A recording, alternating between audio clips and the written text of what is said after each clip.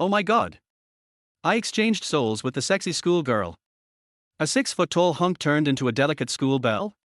Forced to stay in the girls' dorm that night, and ended up getting teased by the school belle. Chapter 1, The Guilt of Facing Su-ru-ru. Lee Moo, please go out with me. Lee Moo stared in disbelief as a girl bowed 90 degrees and handed him a love letter. Su-ru-ru, are you serious? Yes, I am serious. If I can be with you, I'm willing to give everything. Su-ru-ru looked at Lee Moo with dreamy eyes as she confessed. Swallow. Lee Moo gulped. Anything at all. Yes, anything, senior. Anything you want. As Su-ru-ru drew closer, Lee Moo pouted. Meh. Smack. Damn. That hurts. Lee Moo cried out in pain, unwillingly getting up from the floor. A noticeable stain on the bedsheet caught his eye. Sigh, guess I'll have to wash the sheets again. Lee Moo scratched his head helplessly. Yes, he had been single for 19 years. He thought he would finally let loose in college, but by his second year, he hadn't even held a girl's hand. Just now, was that dream about Su-ru-ru. As he recalled the dream, his face turned red. Son, it's time to go to school. His mother, Lee Xiuwan, called from downstairs. Huh? Today is the first day of school. Shit. The first class today is Professor Zhang's. If he finds out I'm late, I don't know what he'll do to me. After a brief 3-second pause, Lee Moo snapped back to reality and quickly put on his clothes. He grabbed a book in a hurry, then snatched a piece of bread from the dining table and shoved it into his mouth. Mom, I'm leaving. Lee Moo rushed out, riding an old bicycle that was even older than him. He sped toward the school. On the first day of sophomore year, he hadn't expected to be late, especially after staying up late studying Japanese. The sun blazed high in the sky, its rays blindingly bright. The scorching heat made beads of sweat form on Lee Moo's forehead. As he turned the corner near the school gate, a husky suddenly dashed out from the roadside. Lee Moo swiftly dodged the dog, but unfortunately, the distraction caused him to lose focus and not notice a girl walking from the other side. Damn. So dangerous. Lee Moo shouted, slamming on the brakes, but it was too late. Their bicycle crashed into the girl, and the two of them lost their balance and fell to the ground. The impact sent them slamming into a tree next to the school gate, and Lee Moo felt dizzy. His heart raced, and his breath quickened as if the entire world were spinning. Suddenly, everything was enveloped by a blinding white light. Birds stopped flapping their wings, leaves hung frozen in the air, and pedestrians appeared frozen in place, as if the world had been paused. A calm, silent atmosphere spread in the air, and time seemed to freeze. After a moment, the white light dispersed, and the world returned to its noisy state, as if nothing had happened. It hurt. So much pain. Lee Moo lay on the ground for a long time, gradually coming back to his senses. He supported himself with his hands and tried to stand up, recalling the collision. Hiss. Did I just crash into someone? Lee Moo looked around, but there was no one in sight. No one responded, and he couldn't find the person he had hit. Lee Moo began to doubt whether what had just happened was just an illusion. He shook his head and bitterly laughed at himself. Damn, I really need to quit this. I'm starting to hallucinate. Huh? Why is my bike so high now? Did I break my leg? He tried to get on the bike, but found it impossible to climb onto the usual bicycle. His heart filled with anxiety as he realized his body felt a little off. He struggled to push the unusually high bike, each step feeling heavy and uncomfortable. What's going on? Did I really get weak? Lee Moo's heart raced with unease, but in order to avoid being late, he bit his teeth and pushed the bike forward with all his strength. Just as Lee Moo was about to leave, a faint cry for help came from a corner of the landscaping area. Help me. Their voice was soft, like a whisper in the breeze, evoking a sense of sympathy and curiosity. Wang Tai hummed a tune as he walked slowly toward the school gate. Just got my living allowance. Hey, tonight I'll invite Moo Ji to have skewers. Wang Tai was Lee Moo's good friend from another class in the same department. His family did a little business and had some money. In their freshman year, Wang Tai had been cornered by some thugs asking for protection money. Just as he felt hopeless, Lee Moo had happened to show up. They thought it would be a story of a hero coming to the rescue, but in reality, both of them ended up getting beaten. But from that day on, Wang Tai had recognized Li Mu as his older brother, treating him with the utmost respect. The faint cry for help from the landscaping area caught Wang Tai's attention. He stopped and curiously looked toward the source of the sound. Carefully, he stepped into the landscaping area, searching for the source of the cry. Under the dense leaves, a young man curled up on the grass, hugging his body with his hands and letting out soft cries of pain. "Damn it, Mu Ji! Who the hell hit you with a black stick? Mu Ji, don't scare me! Mu Ji! Mu Ji!" In front of the teaching building, Li Mu had exerted all his strength to reach the classroom door. He stopped, panting heavily, and leaned his bicycle against a tree beside him. He noticed the students around him staring at him with confused looks, as if they had seen something strange. Has it been a whole summer? Could it be that I've gotten even more handsome? Inside the classroom, roll call was being taken, and Professor Zhang, known for his strictness, had extremely high standards for students in all areas. The number of students who had failed his classes was countless, making him a figure that everyone dreaded. At that moment, Li Mu, like a little mouse, quietly snuck in through the back door of the classroom and took a seat at the back, where no one was sitting. Nervous, he silently prayed that Professor Zhang wouldn't call his name. Zhang Wei. Here. Liu Jie. Here. The roll call continued, making Li Mu's heart race to its peak. Li Mu. Professor Zhang's voice sounded, and Li Mu immediately tensed up.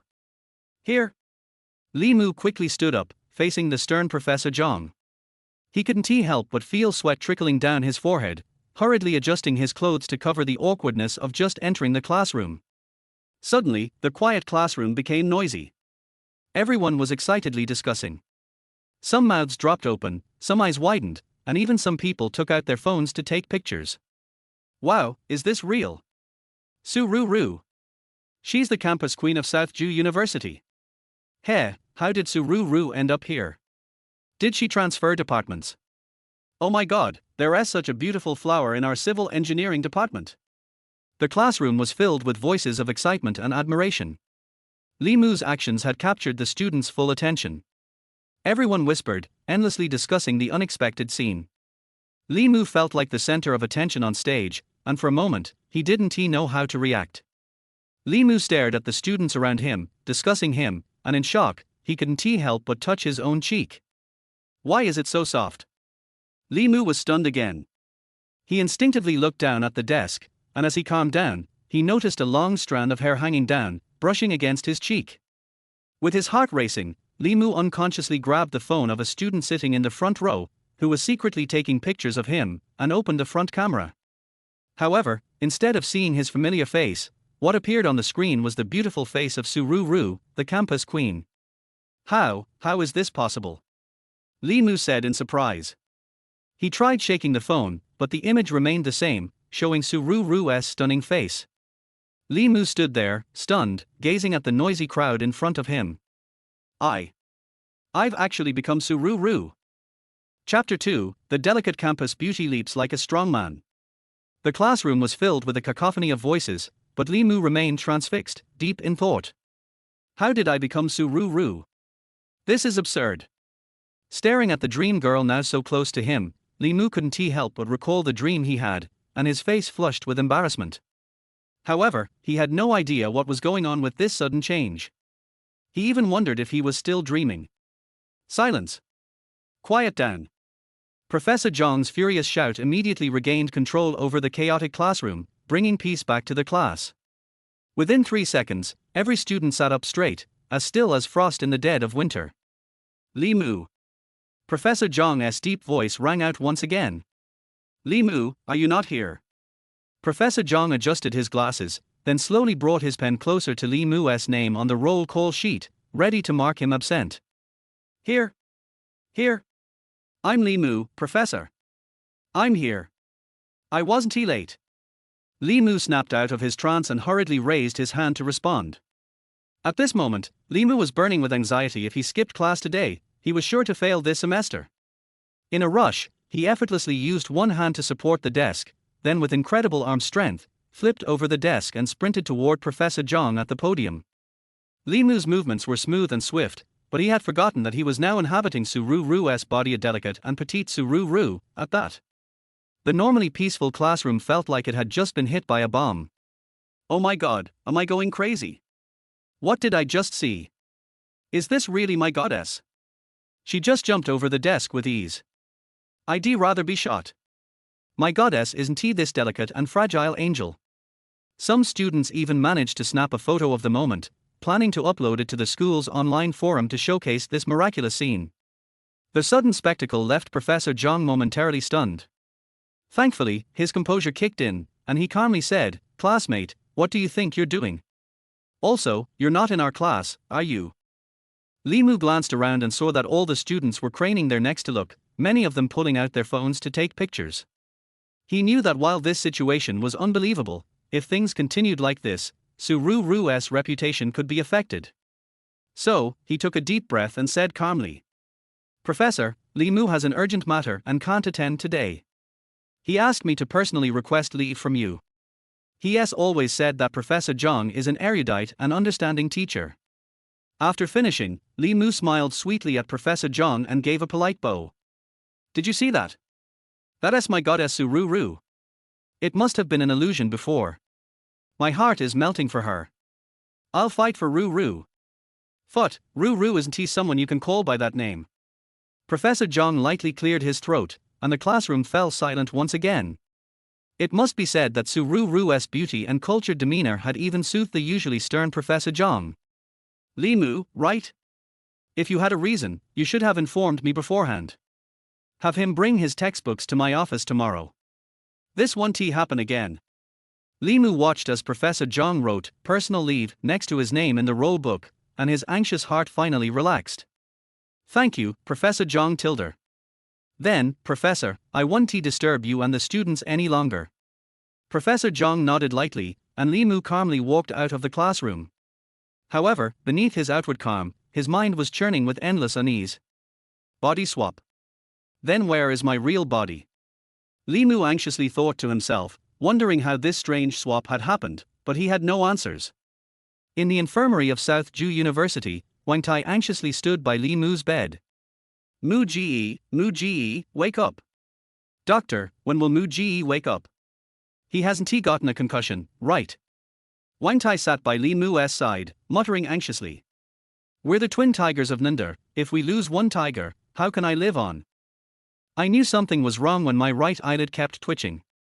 Turns out Mu Ji's in danger.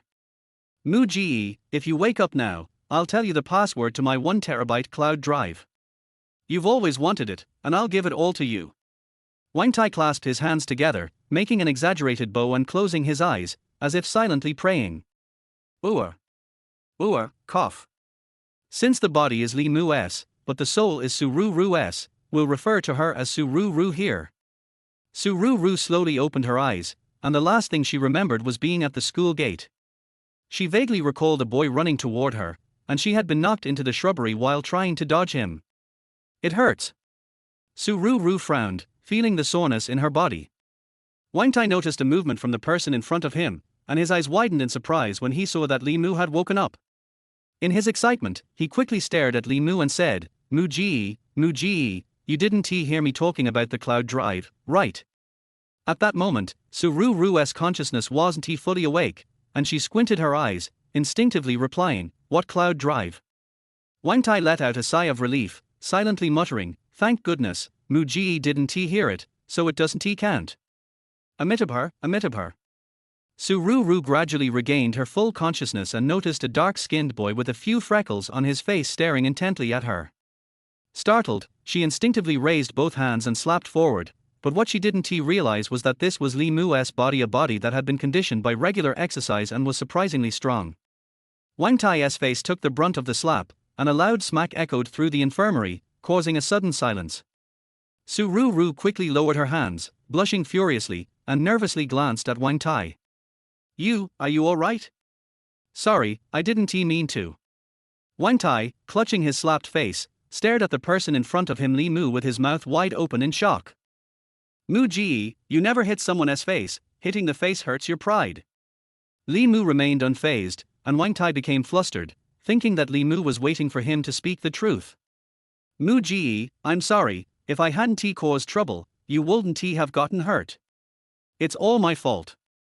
Mu Ji, stop scaring me, I admit I was wrong. Wang Tai was in tears, his voice choked. Last week, someone bumped into me, and I got mad and argued with him. I told him to come find Li Mu from Civil Engineering Class 3. I just wanted to act cool, but I never expected. Those guys really came. Wang Tai was crying and sniffling, feeling like he had dragged Li Mu into trouble. Li Mu? Cloud Drive? Fighting? Gangs? What is all this nonsense? Su Ru watched as this boy kept calling Mu Ji and crying uncontrollably. She instinctively wanted to comfort him, but in that instant, she felt her hands move in front of her. These hands, exposed to the sunlight, were healthy and tanned, with calloused palms and prominent veins that hinted at strength. Without realizing it, Su Ru started swinging her hands in front of her, and the hands in front of her seemed to follow her every movement. For a moment, she felt dizzy. Su Ru, this must be a dream. It's gotta be a dream. Alright, I'll count to 3, close my eyes, and when I open them, we'll be back in reality. 3, 2, 1. Wake up! Wake up! Su Ru's voice grew quieter, trembling as it faltered, and by the end, she couldn't even speak anymore. Oh! How did I become a man? Su Ru screamed in terror, her voice echoing throughout the infirmary. Her eyes frantically scanned the room, and she suddenly saw her reflection in the mirror, an unfamiliar male face, a strong and muscular body, and healthy, sun-kissed hands. Su Ru, at a loss for what to do, grabbed her hair and yanked it hard, only to feel a sharp pain. What's going on? Why did I turn into a man? She screamed desperately. Wang Tai was so shocked by the sudden scream that he froze in place. His voice trembled, barely forming coherent words. He scrambled out of the infirmary, shouting, "Run! Mu Ji's been knocked silly." Chapter 3, Su Ru is not gentle. At this moment, Li Mu was strolling through the campus when he suddenly heard his own voice coming from the infirmary. That voice sounds so familiar, is it my own voice? Li Mu hurriedly walked toward the infirmary. As soon as he stepped through the door, he was shocked to find his body sitting on the hospital bed, and his surprise was evident. Su Ru also noticed the other version of herself, and her eyes widened in disbelief. "You are Li Mu." "Su Ru." They both exclaimed in unison. "Damn it! Give me back my body."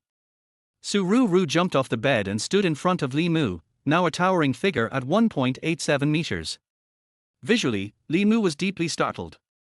After all, he was using Su Ru's body, which stood at only about 1.65 meters. Was I always this fierce?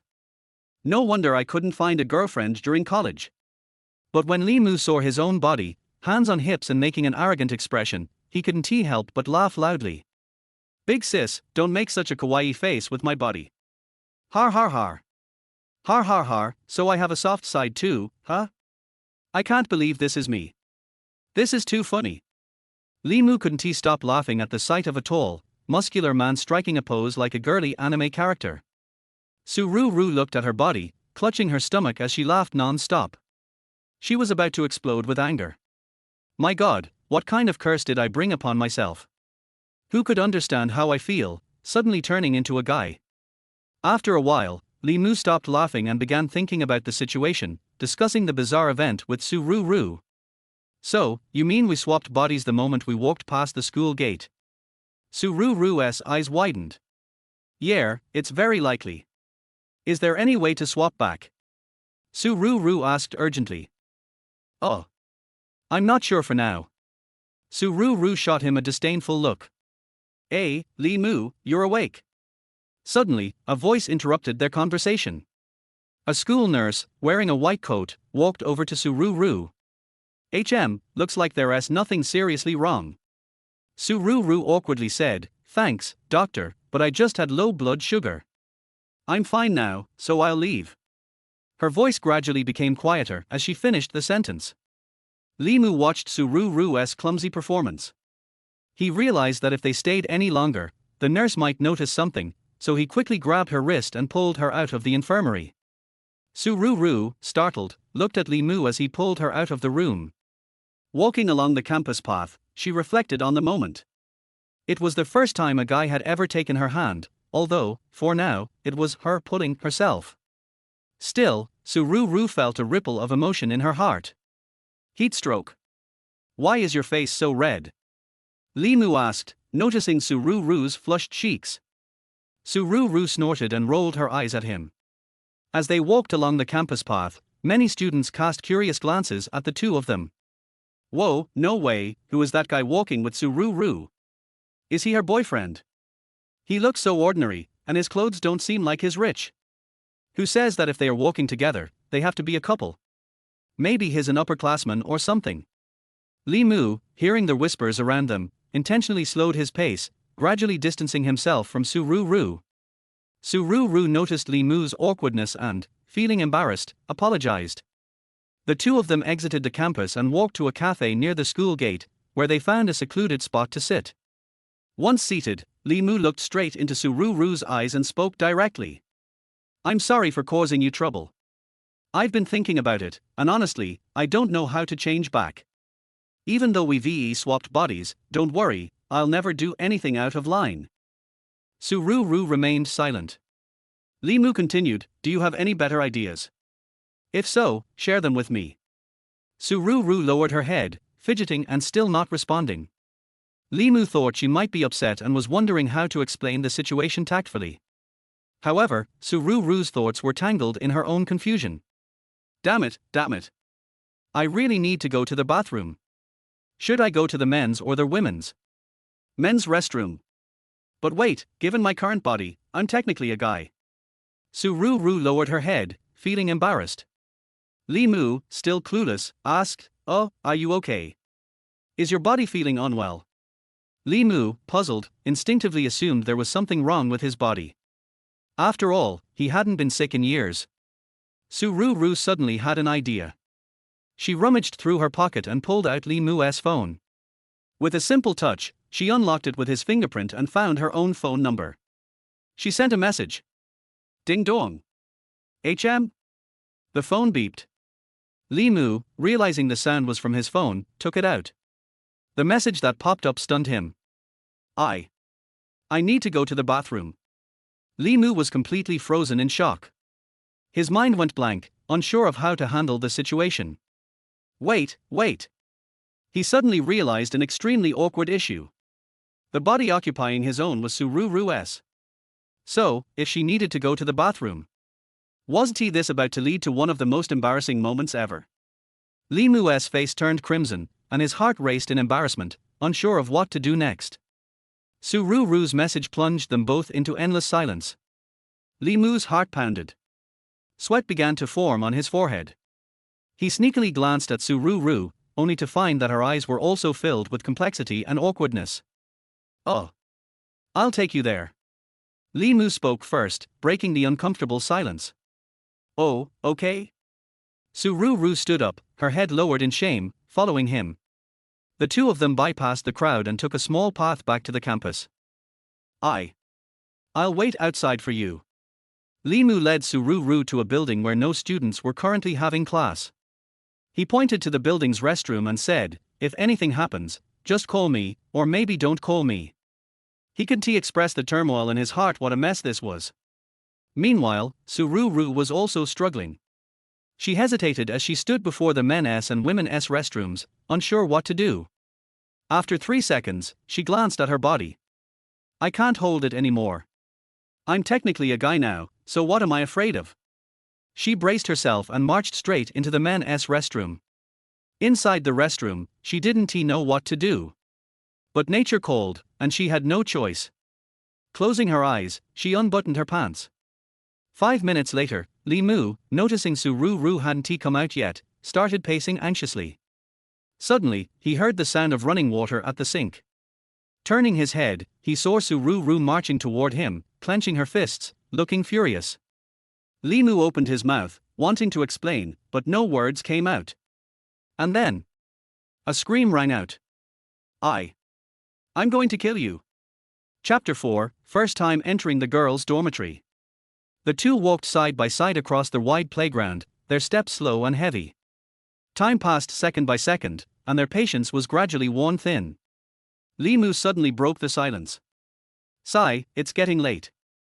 Aren't you heading back?" His voice carried a hint of exhaustion and helplessness. Su Ruoruo seemed still stunned by the sudden change. She widened her mouth in surprise and let out an astonished, "Huh." "It's already past 9 p.m., Li Mu pointed to the sky, then to Su Ruoruo. "I don't mind staying out late, but don't you think it's a bit late for you not to head back?" Su Ruoruo seemed to remember something.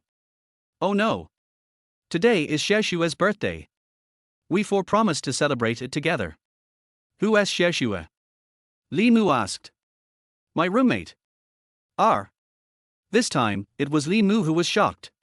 "Then do I have to go back to your dormitory?" "Technically, yes," Su Ruoruo nodded earnestly.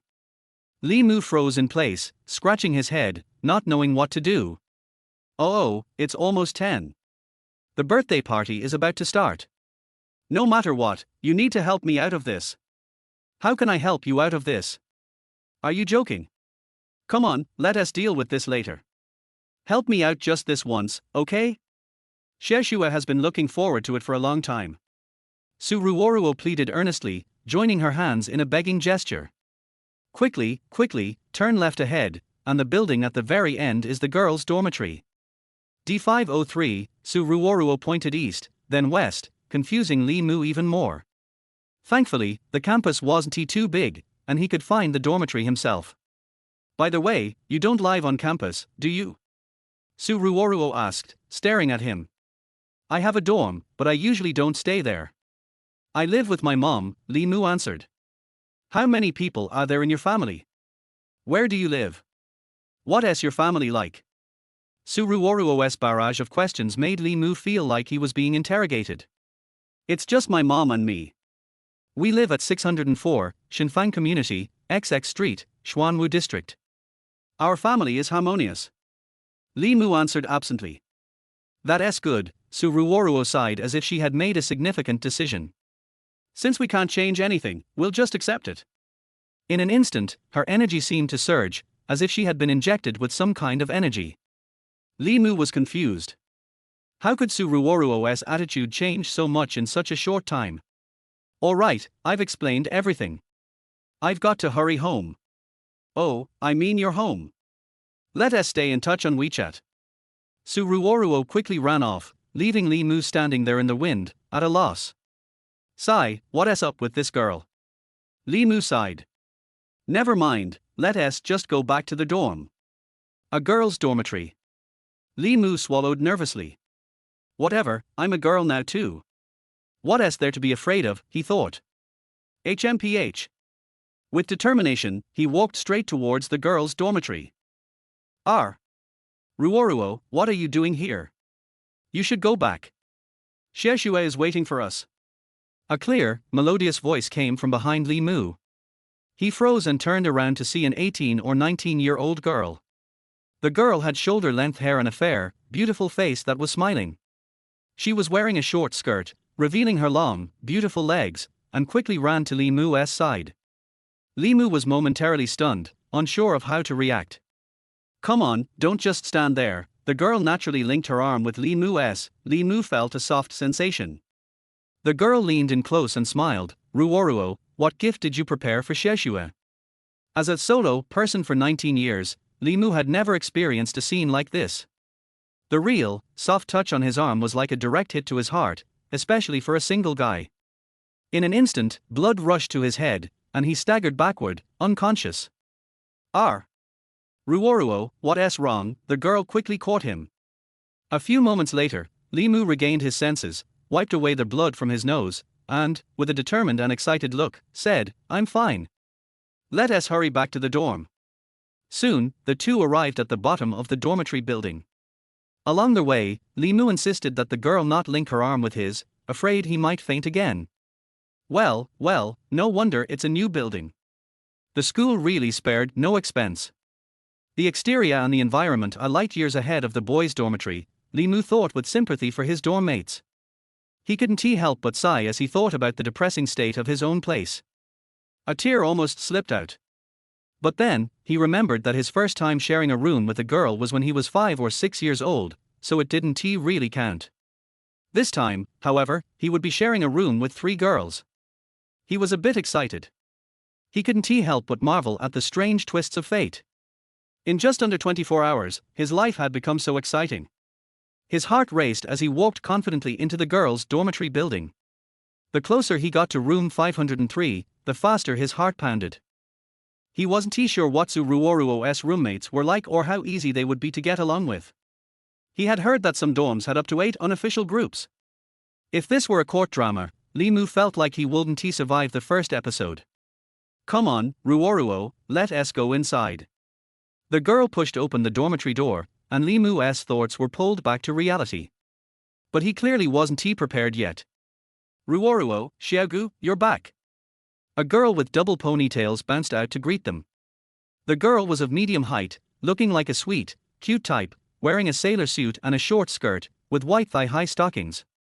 Her sweet smile made people want to protect her. Har har har, what are you saying, 1111? Another girl, tall and elegant with shoulder-length golden hair, dressed in a white polo shirt and a black skirt, gave 1111 a playful glare. Her graceful voice and mature aura were apparent. So, this was Xiexue. Limu had thought Xiexue would be a cute girl, judging by the name. My goodness, what kind of magical dormitory is this? Why is everyone so good-looking? Hey, Ruoruo, what are you saying? Compared to you, we're just the green leaf supporting the flower. 1111 exaggerated dramatically, causing everyone to burst into laughter. As for me? Limu thought to himself, he'd never had much to do with Ruoruo before this incident. If not for the accident, they wouldn't have been so close. Limu walked to the full-length mirror and looked at his reflection. His bright eyes radiated purity, his hair as smooth as silk, his skin fair and delicate, like jade. He exuded a faint floral fragrance. He wore a black short-sleeved t-shirt and denim skirt, showing off a slender, graceful figure. He was indeed a beauty. By the way, where's the cake? 1111's voice snapped Limu out of his thoughts. It's here, waiting for you. 1111 waved her hand, and a 24-inch strawberry cake appeared on the table. This is Xiexue's favorite, strawberry flavor. Let us light the candles and make a wish, Xiexue. Make a wish quickly. 1111 excitedly urged Xiexue. I wish that we, the 503 dorm, will be happy forever. Oh, no, if you say it out loud, it won't come true. Forget it, Xiexue, make a new wish. Just as Xiexue was about to blow out the candles, 1111, who was covering them, made everyone laugh uncontrollably. Limu was swept up in the happy atmosphere, clapping along and singing the birthday song. Soon, everyone began to play around, and everyone's faces were covered in cream. Though Xiexue was the birthday girl, everyone seemed to pay special attention to 1111. She had cream on her face, her clothes, and even on her legs. You guys are bullying me. 1111 complained as she tried to wipe the cream off her face. I'm going to fight back. 1111, with her cream-covered hand, suddenly attacked Limu. Limu, caught off guard, tried to dodge, but at that moment, his body froze, and his face turned as red as a ripe apple. 1111 was also stunned. Chapter 5, What About the Bath? At South Jew University, there is no enforced lights-out time, so the group continued their lively chatter until midnight. I'm full. Tonight's going to be another night of gaining weight, she said, sitting on the carpet with no regard for her image. She patted her round belly and added, Xiaoshui, no more feeding me, I can't eat anymore. HMPH, you're the one who kept grabbing food, no one could stop you, Xiaoshui replied, cleaning up the mess with Jiu Qin. Limu didn't know what to do, so he sat in a chair, scrolling through his phone, hoping to find something useful. Lin Shui, Jiu Qin, Shen Shi. Limu read the names from his contacts. Class 2 of Business Administration. And all 4 of you are in the same class, he thought to himself. Good, that increases the safety factor. After a while, she took off her t-shirt and walked to the bathroom. She turned around and said to the others, who wants to bathe with me? Stop fooling around, just go already. Jiu Qin grabbed a towel and threw it at Shi. In the following hour, everyone gradually took their turns in the shower, but Limu remained sitting, unmoved. Ruru, why aren't you going to shower yet? Lin Shui came out of the bathroom, bending over to dry her hair. She was wearing a black silk nightgown, and her long, slightly damp legs looked even more fair and smooth. It wasn't just her, the other girls had also changed into their nightwear. Lin Shui saw that Li Mu was still unmoving, so while bending down to find the hairdryer, she said, Ruru, hurry up and go, don't catch a cold. However, she didn't realize that as she bent over, her chest swelled and heaved like surging waves. Lin Shui had always been a tall, curvy beauty, and this particular movement only accentuated her allure. Li Mu saw this and felt a rush of heat up his nose. He quickly pressed his hand to his face. Okay. He hurriedly stood up from the chair. I'll go shower now. Without thinking, he grabbed a few clothes from the wardrobe and rushed into the bathroom.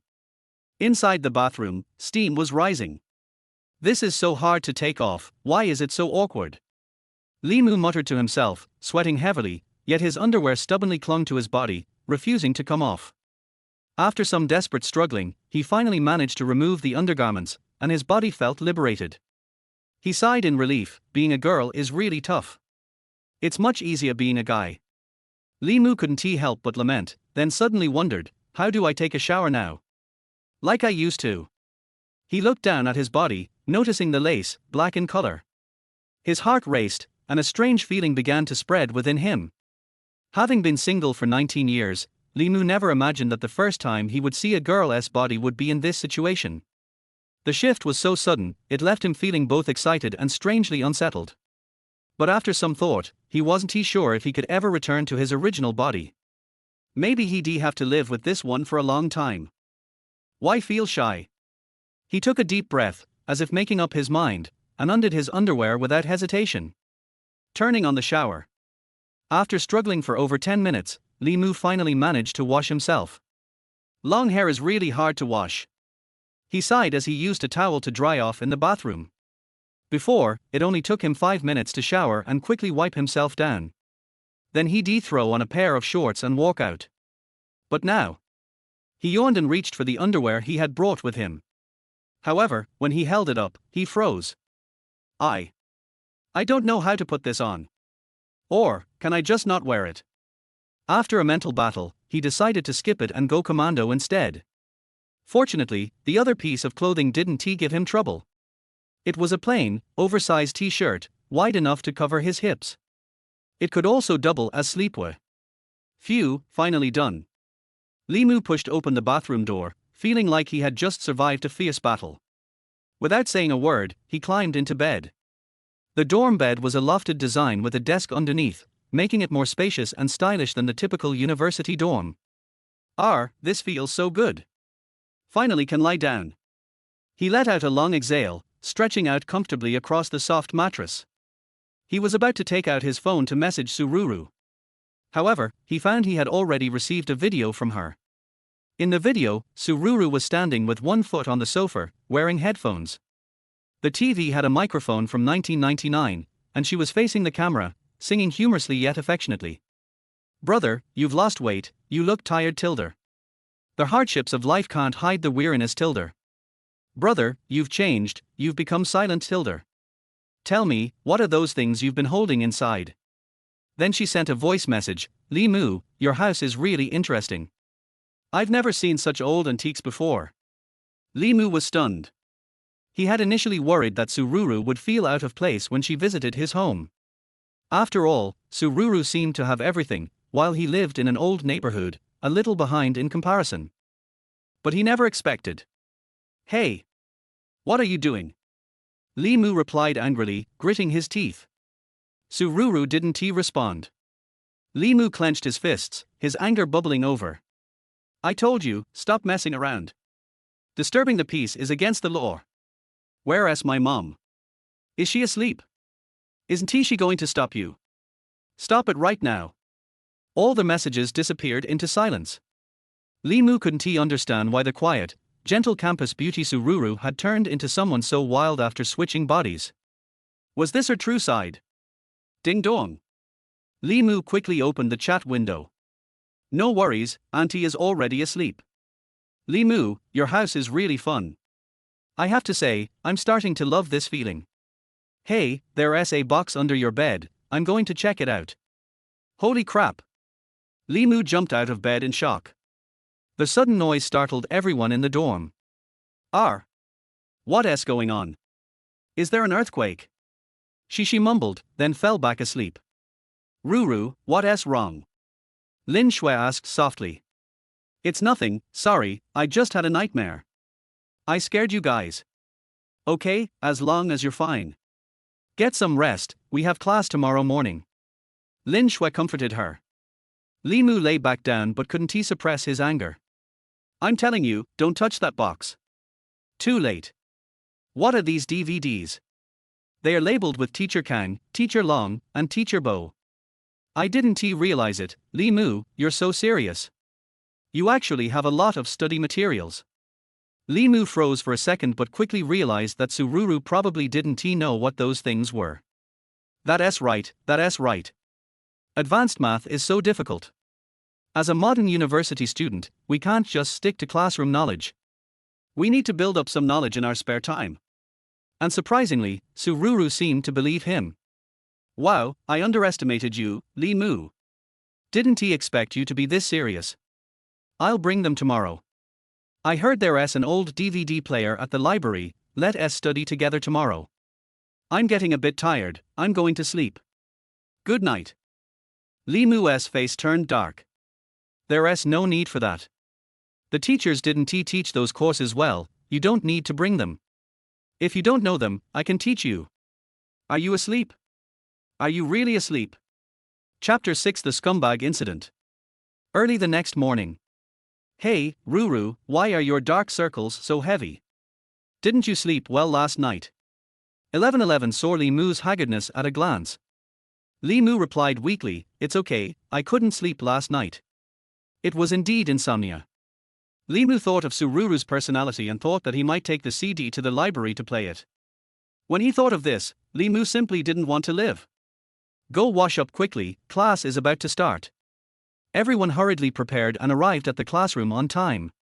However, the moment Li Mu walked into the classroom, an unfriendly word came into his ears. TSK, why are you pretending to be pure? I don't know how much of a bitch you are behind your back. You're really good at pretending. Li Mu turned his head to look for the source of the voice, but the sudden ringing of the class bell interrupted him. Ruru, sit down quickly. Oh, okay. Strange, who was talking just now? Was it me? Or my roommate? Li Mu looked at them. As expected, 1111 had already fallen down. Lin Shui sat upright and flipped through a book, while Ji Yu Qin was concentrating on swiping her phone. Looking around, he did not find anything unusual. University courses usually start and end in boredom. I'm so hungry.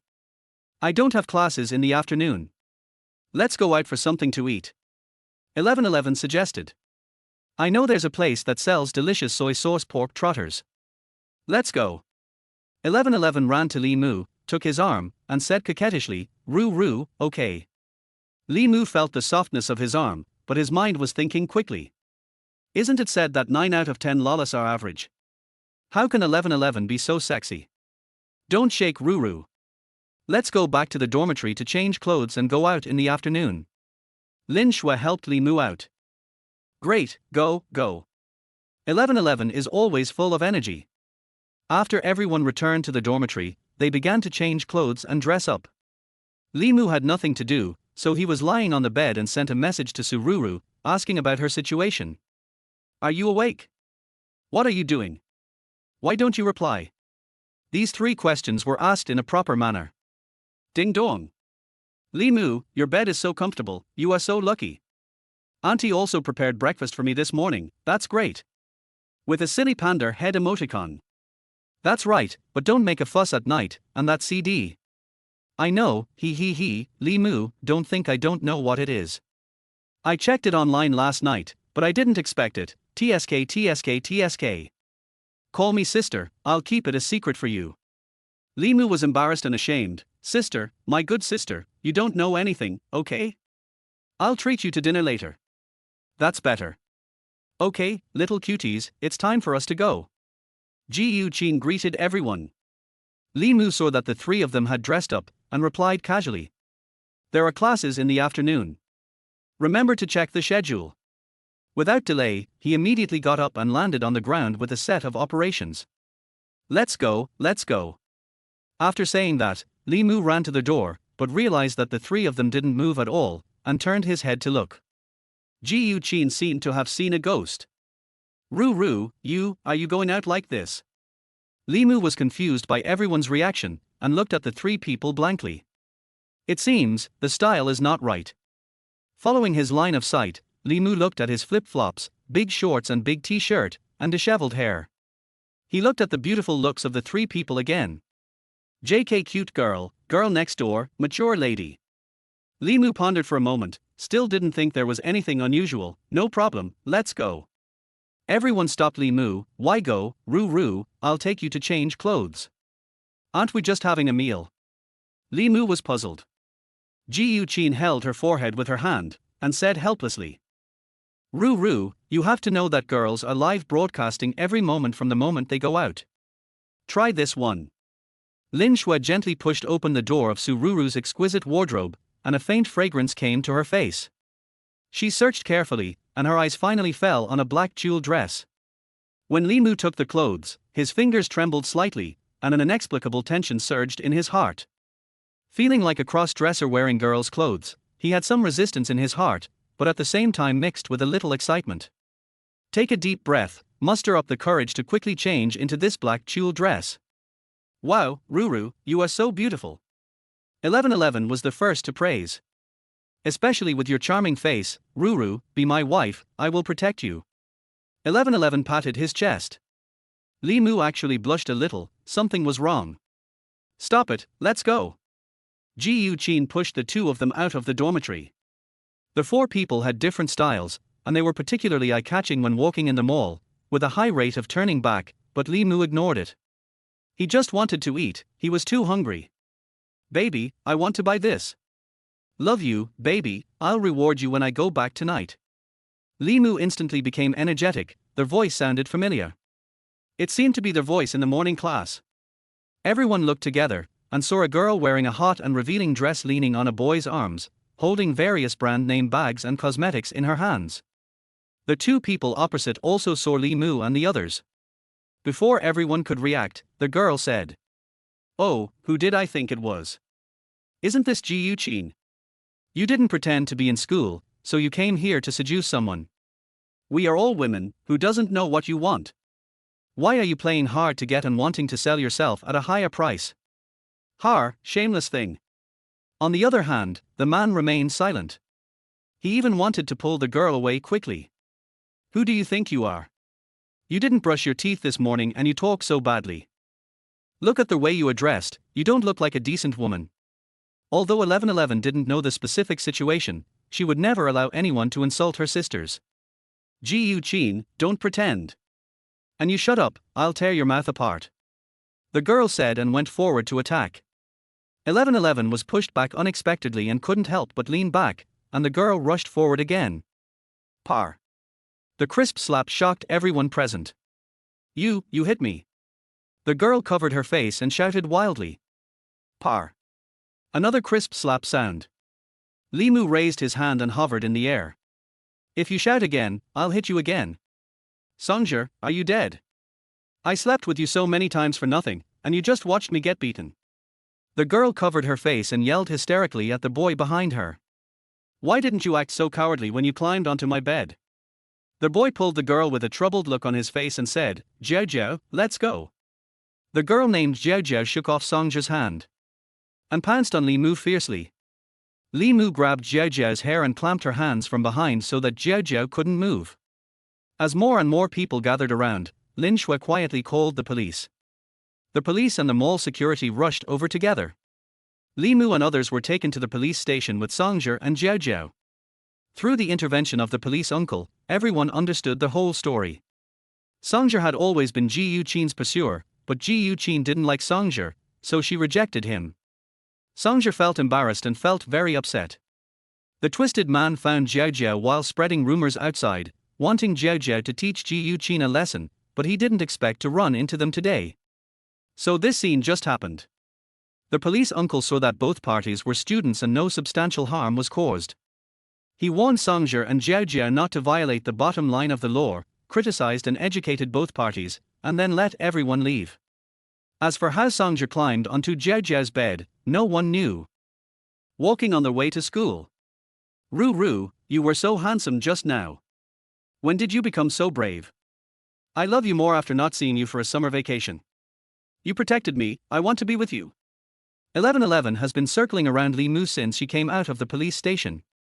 I saw Ruru suddenly take a step forward and slap that bitch in the face. You actually hit me tilde. 1111 imitated Jiaojia's appearance at that time, making everyone present laugh. Ji Yuqin walked quickly in front of everyone and turned to apologize to everyone. I'm sorry, everyone, this happened because of me, and 1111 and Ruru were almost injured. I'm really sorry. Oh, Xiao Jiyu, it's okay. It's not your fault. If you want to blame someone, blame that scumbag. Next time I meet him, watch me tear the scumbag apart. 1111 made a boxing gesture. Hey har. Yes, Xiao Jiyu, this is not your problem. If you meet them alone, it will be very dangerous. Lin Shui also comforted her. Xiao Jiyu, don't take it to heart. You see, we are all fine. Don't worry. Looking at Ji Yuqin's lost look, Li Mu also comforted her. Thank you. Okay, I'm hungry, let's go eat. 1111 led everyone to the food street. Suddenly. Ding dong. Received a short message from Sururu. From now on, hello Sururu, I'm Li Mu. What? Chapter 7, Diary, Li Mu, you won't reject me, will you? My name is Sururu, I'm 18 years old. I'm a sophomore at Nanju University. I came to this university a year ago. I thought my life would be the same as before, but from now on, my new life seems to have begun. My parents are good at business, and their business is booming. They have completed class transition in just a few years. But because of this, I was instilled with the idea of paying attention to my image when I was a child, and maintaining the reputation of my family no matter what I do. I represent not only myself, but also the entire family. They think that their wealth and social status require me to be a flawless child. I have no right to choose and am forced to bear the pressure and expectations. I am like a newly fired porcelain doll, starting from clay and going through dozens of processes. The products are processed, polished, and corrected, and finally labeled as qualified products and displayed in the window. I have never been allowed to have my own interests and dreams since I was a child. Even talking loudly and laughing are strictly controlled. My schedule is made by tutors and private tutors. Every minute is planned to be full, and there is no spare time for myself. Even the time for playing is counted as study time, and every small violation will be beaten and punished. What I can't accept the most is that my friends are also arranged by my parents. They think that interacting with those rich children can improve my social skills and indirectly promote business contacts, so my friends are the children of their various business partners. I don't like this, but if I refuse, what awaits me will be responsibility. I was scolded and taught by others, so I never got the chance to choose my own friends. Every day, I wore custom-made gorgeous clothes, as if I was a princess out of a fairy tale. People praised my beauty, but they didn't know the emptiness and helplessness in my heart. No one cared whether I was really happy, they only cared about appearance and external evaluation. I still remember the moment that once tossed in my heart, when I quietly stepped into the park, my eyes involuntarily fell on the swing in the quiet corner. I sat on the gently swaying wooden chair for the first time. At that moment it seemed as if I had transformed into a butterfly flying freely. I was flying in the sky. I wished to fly in the clouds. Speed up, speed up. I kept flapping my wings. Finally reached the peak. But it was still just a corner of the cage. Bodyguards came upon hearing the news. They dared not do anything to me, but they would send me back to the cage. On their way home, I seemed to catch a glimpse of a butterfly with broken wings. As punishment, I was whipped by my father. That night, I lay in bed, covered with red and swollen scars, and my heart was filled with tears and pain. Every day was like this. I was afraid of the future and longed for my own freedom. I longed to grow up, leave this family that made me feel bound, and find my own destiny. By chance, I overheard my father's conversation. I have encountered some difficulties in my business recently. It won't work this way. In my opinion, Mr. Jiang's youngest son is really good. Ruru met him before. He is young and promising. I heard that he has a good impression of Ruru. Ruru is not young now. If it doesn't work, give them a promise first, and then make plans. Plus being able to promote business exchanges with Mr. Jiang, isn't this problem solved? I thought I would cry, but I felt nothing in my heart. I even felt that this was my destiny. I was the porcelain doll in the window. Now, the buyer came. A sudden and unexpected turn of events came. As far as I know, my father's competitor died in an accident, and the company fell into chaos of internal power struggle. In just 3 months, the competitor unfortunately went bankrupt and was acquired by major companies. My father took the opportunity to successfully acquire the competitor's company, making his company the leading enterprise in Taipei. Because of this, my father cancelled the agreement with Mr. Jiang. I asked my father without hesitation, hoping to go to college in Nansha, although I had already prepared for the answer to be denied. However, what I found incredible was that my father actually agreed to my request. However, this was based on the premise that I had to return to Taipei City 4 years later and obey my father's arrangements. I was willing to make this exchange. For me, it was worth it. I left home without any belongings, because this home itself was not worth my nostalgia. In this world without parental control, I felt free for the first time, but my childhood experiences made it difficult for me to integrate into it.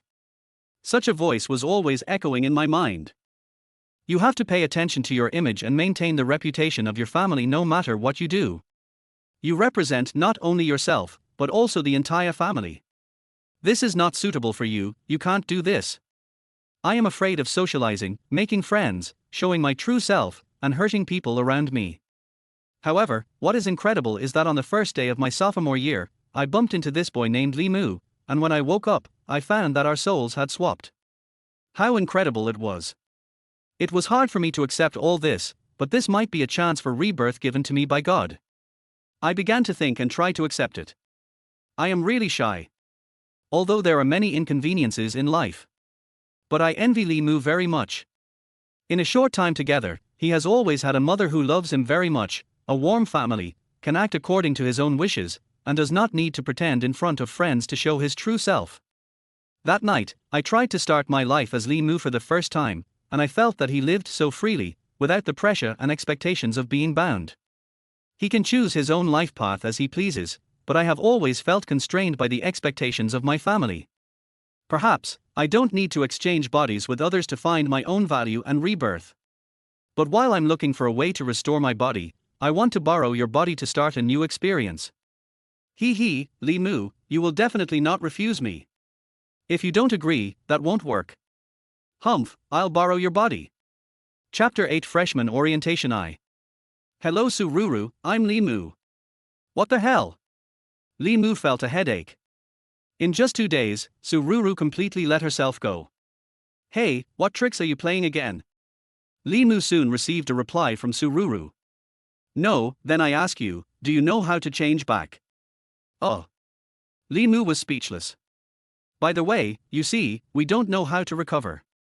In this case, just enjoy your life now. And attached a silly panda head emoticon package, your emoticon package is really ugly. For you, don't have a psychological burden now, just be your own Sururu. By the way, have you taken a shower? My figure is not bad. Li Mu quickly lowered the brightness of his phone. Too shy, I have to buy a privacy screen.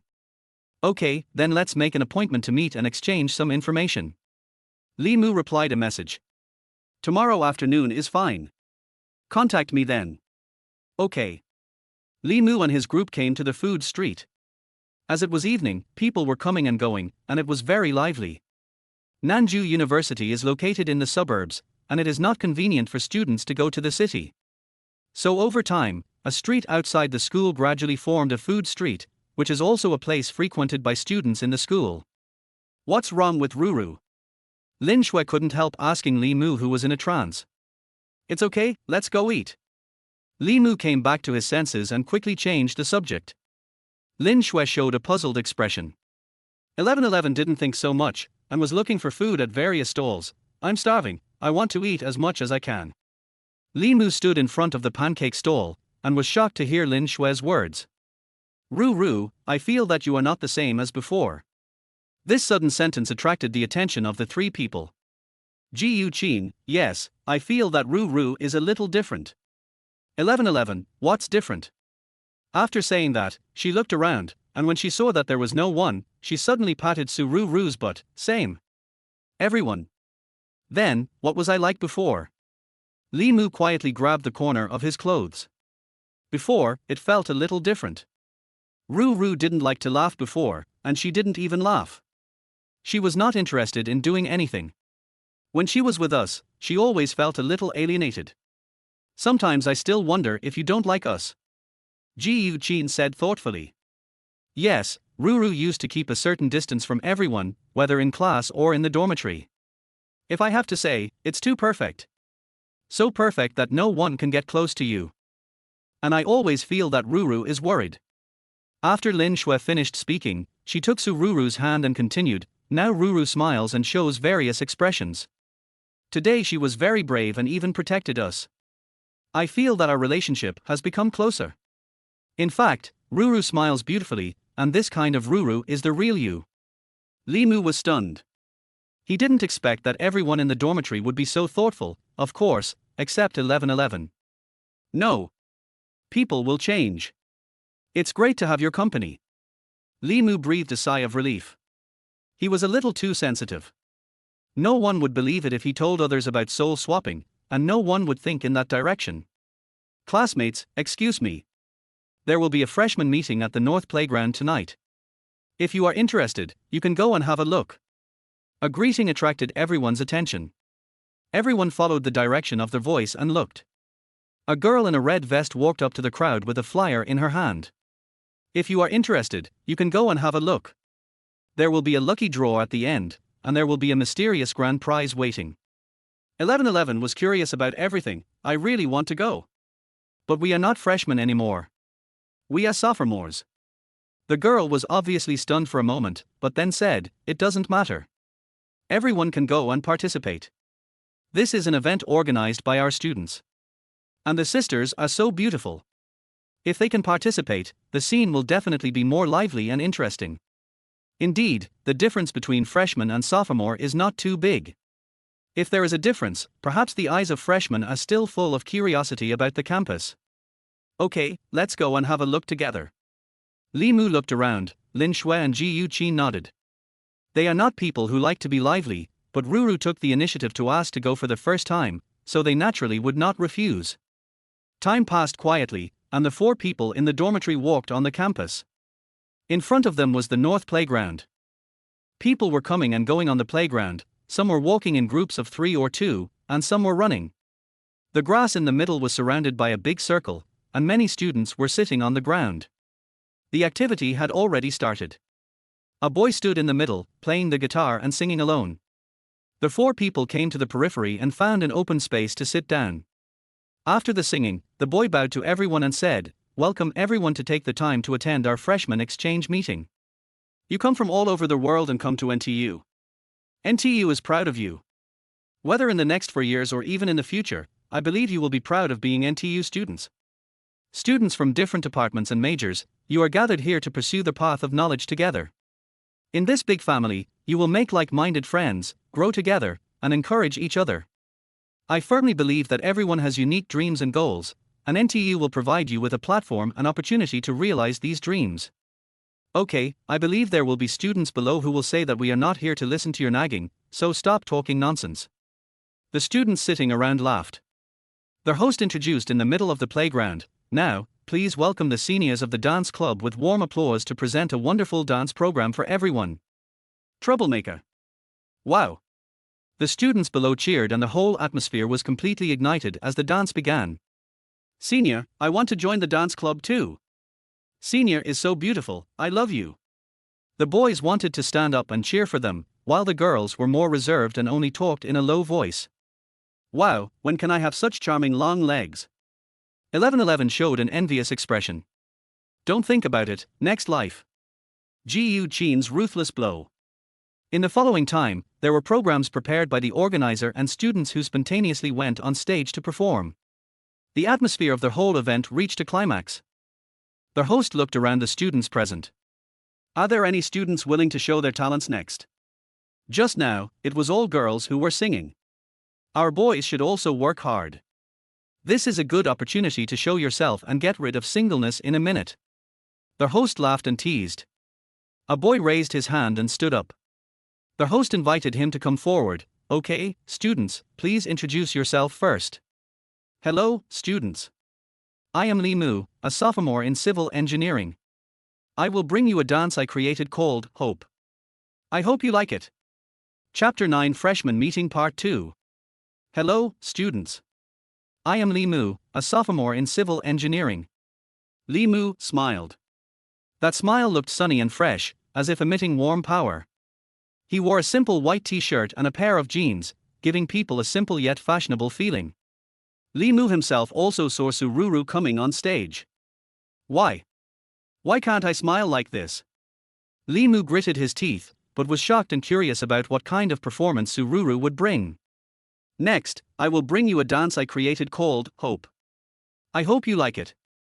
Lee Moo greeted the host in advance, and after arranging everything, he stood in the center waiting for the music. In this world, everyone has a dream.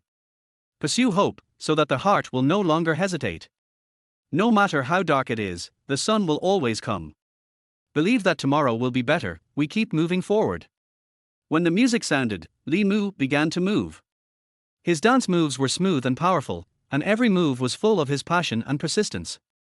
His body was as flexible as a spring, and his dance was graceful and free. When we are confused, hope gives us strength. When we are tired, dreams cheer us up again. His dance was full of hope and passion, as if conveying a positive force. His eyes revealed his love for life and his vision for the future. Wow, this boy is so charming. Yes, very charming. Did you hear that? He is a civil engineer and can dance. He is so awesome. I want to ask for his WeChat. Lee Moo listened to the whispers of the girls around him and clenched his fists in anger. Damn it, damn it, damn it, you are using my body to show off. It's okay to show off, but you actually did it.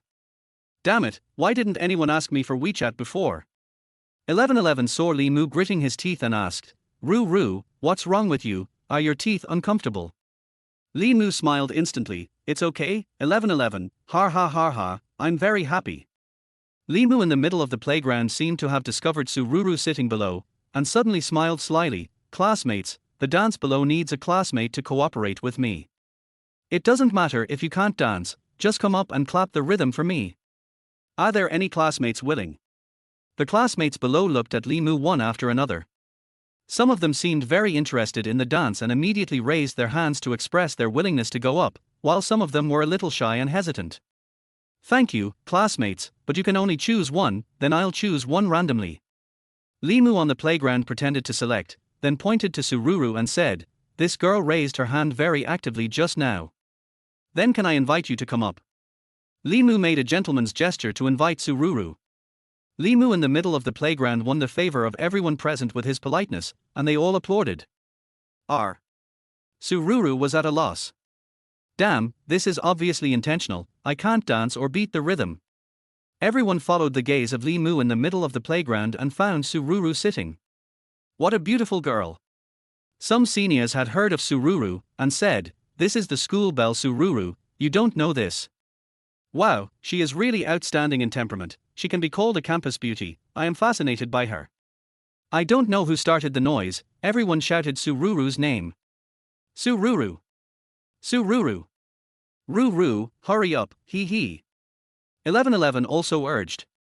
Lee Moo's heart seemed to be trampled by thousands of horses, but seeing everyone's enthusiasm and the other party's invitation, he had to stand up awkwardly and walk towards the center of the playground. Oh!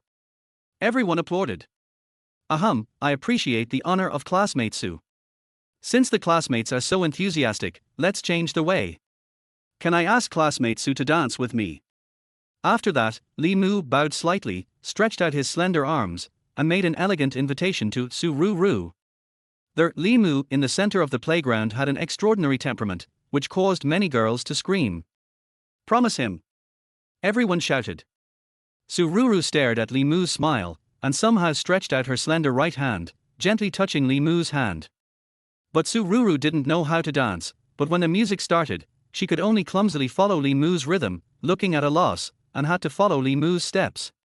Although she was a little clumsy, she tried her best to dance to the rhythm of the music with a bright smile. Li Mu took Sururu around for a few circles, and then slowly guided her to dance the basic movements of the dance. He gently taught Sururu how to step, turn, and spin, so that she gradually found the feeling of dance. The students on the playground began to applaud and cheer. They were attracted by this sudden dance performance and took out their mobile phones to record this wonderful moment. Time seemed to stand still, forgetting the hustle and bustle around them. Only the two of them were dancing on the playground. They were immersed in the world of dance and forgot their hustle and bustle around them. Their dance moves gradually became smoother, as if two angels were dancing. Finally, with the end of the music, Li Mu and Sururu stopped dancing, clasped their hands tightly together, and stood face to face on the playground. Everyone burst into warm applause again. They were moved by this sudden dance performance. Great! Senior Li Mu, you are so handsome. Senior Sururu is so beautiful too. Senior sister, let's make friends. Li Mu and Sururu smiled at each other, and the embarrassment between them had been resolved by this dance performance. The atmosphere in the whole venue reached its peak, and the host walked out and said, "Thank you for the performance of the seniors. This is a visual feast. I hope everyone can cherish this wonderful memory." Next, it is everyone's favorite lucky draw session. Students can scan the QR code on the screen to participate. Seeing this, Li Mu and Sururu smiled at the audience, then left the center of the playground stage and walked towards 1111 and others. Wow, Ruru, you are so outstanding, I am attracted to you. 1111 immediately rushed forward to hug Sururu, and Lin Shui and others also praised, "Ruru, it turns out that you are also good at dancing, it's really amazing." Li Mu smiled awkwardly. He didn't know how to dance, and he probably never thought that a rough guy like him would dance. But when he stepped on it, he was gently guided by Li Mu, and he unconsciously danced his body, following the rhythm of the music, and completed this performance. Lin Shui turned to Li Mu and said, "Hello, classmate.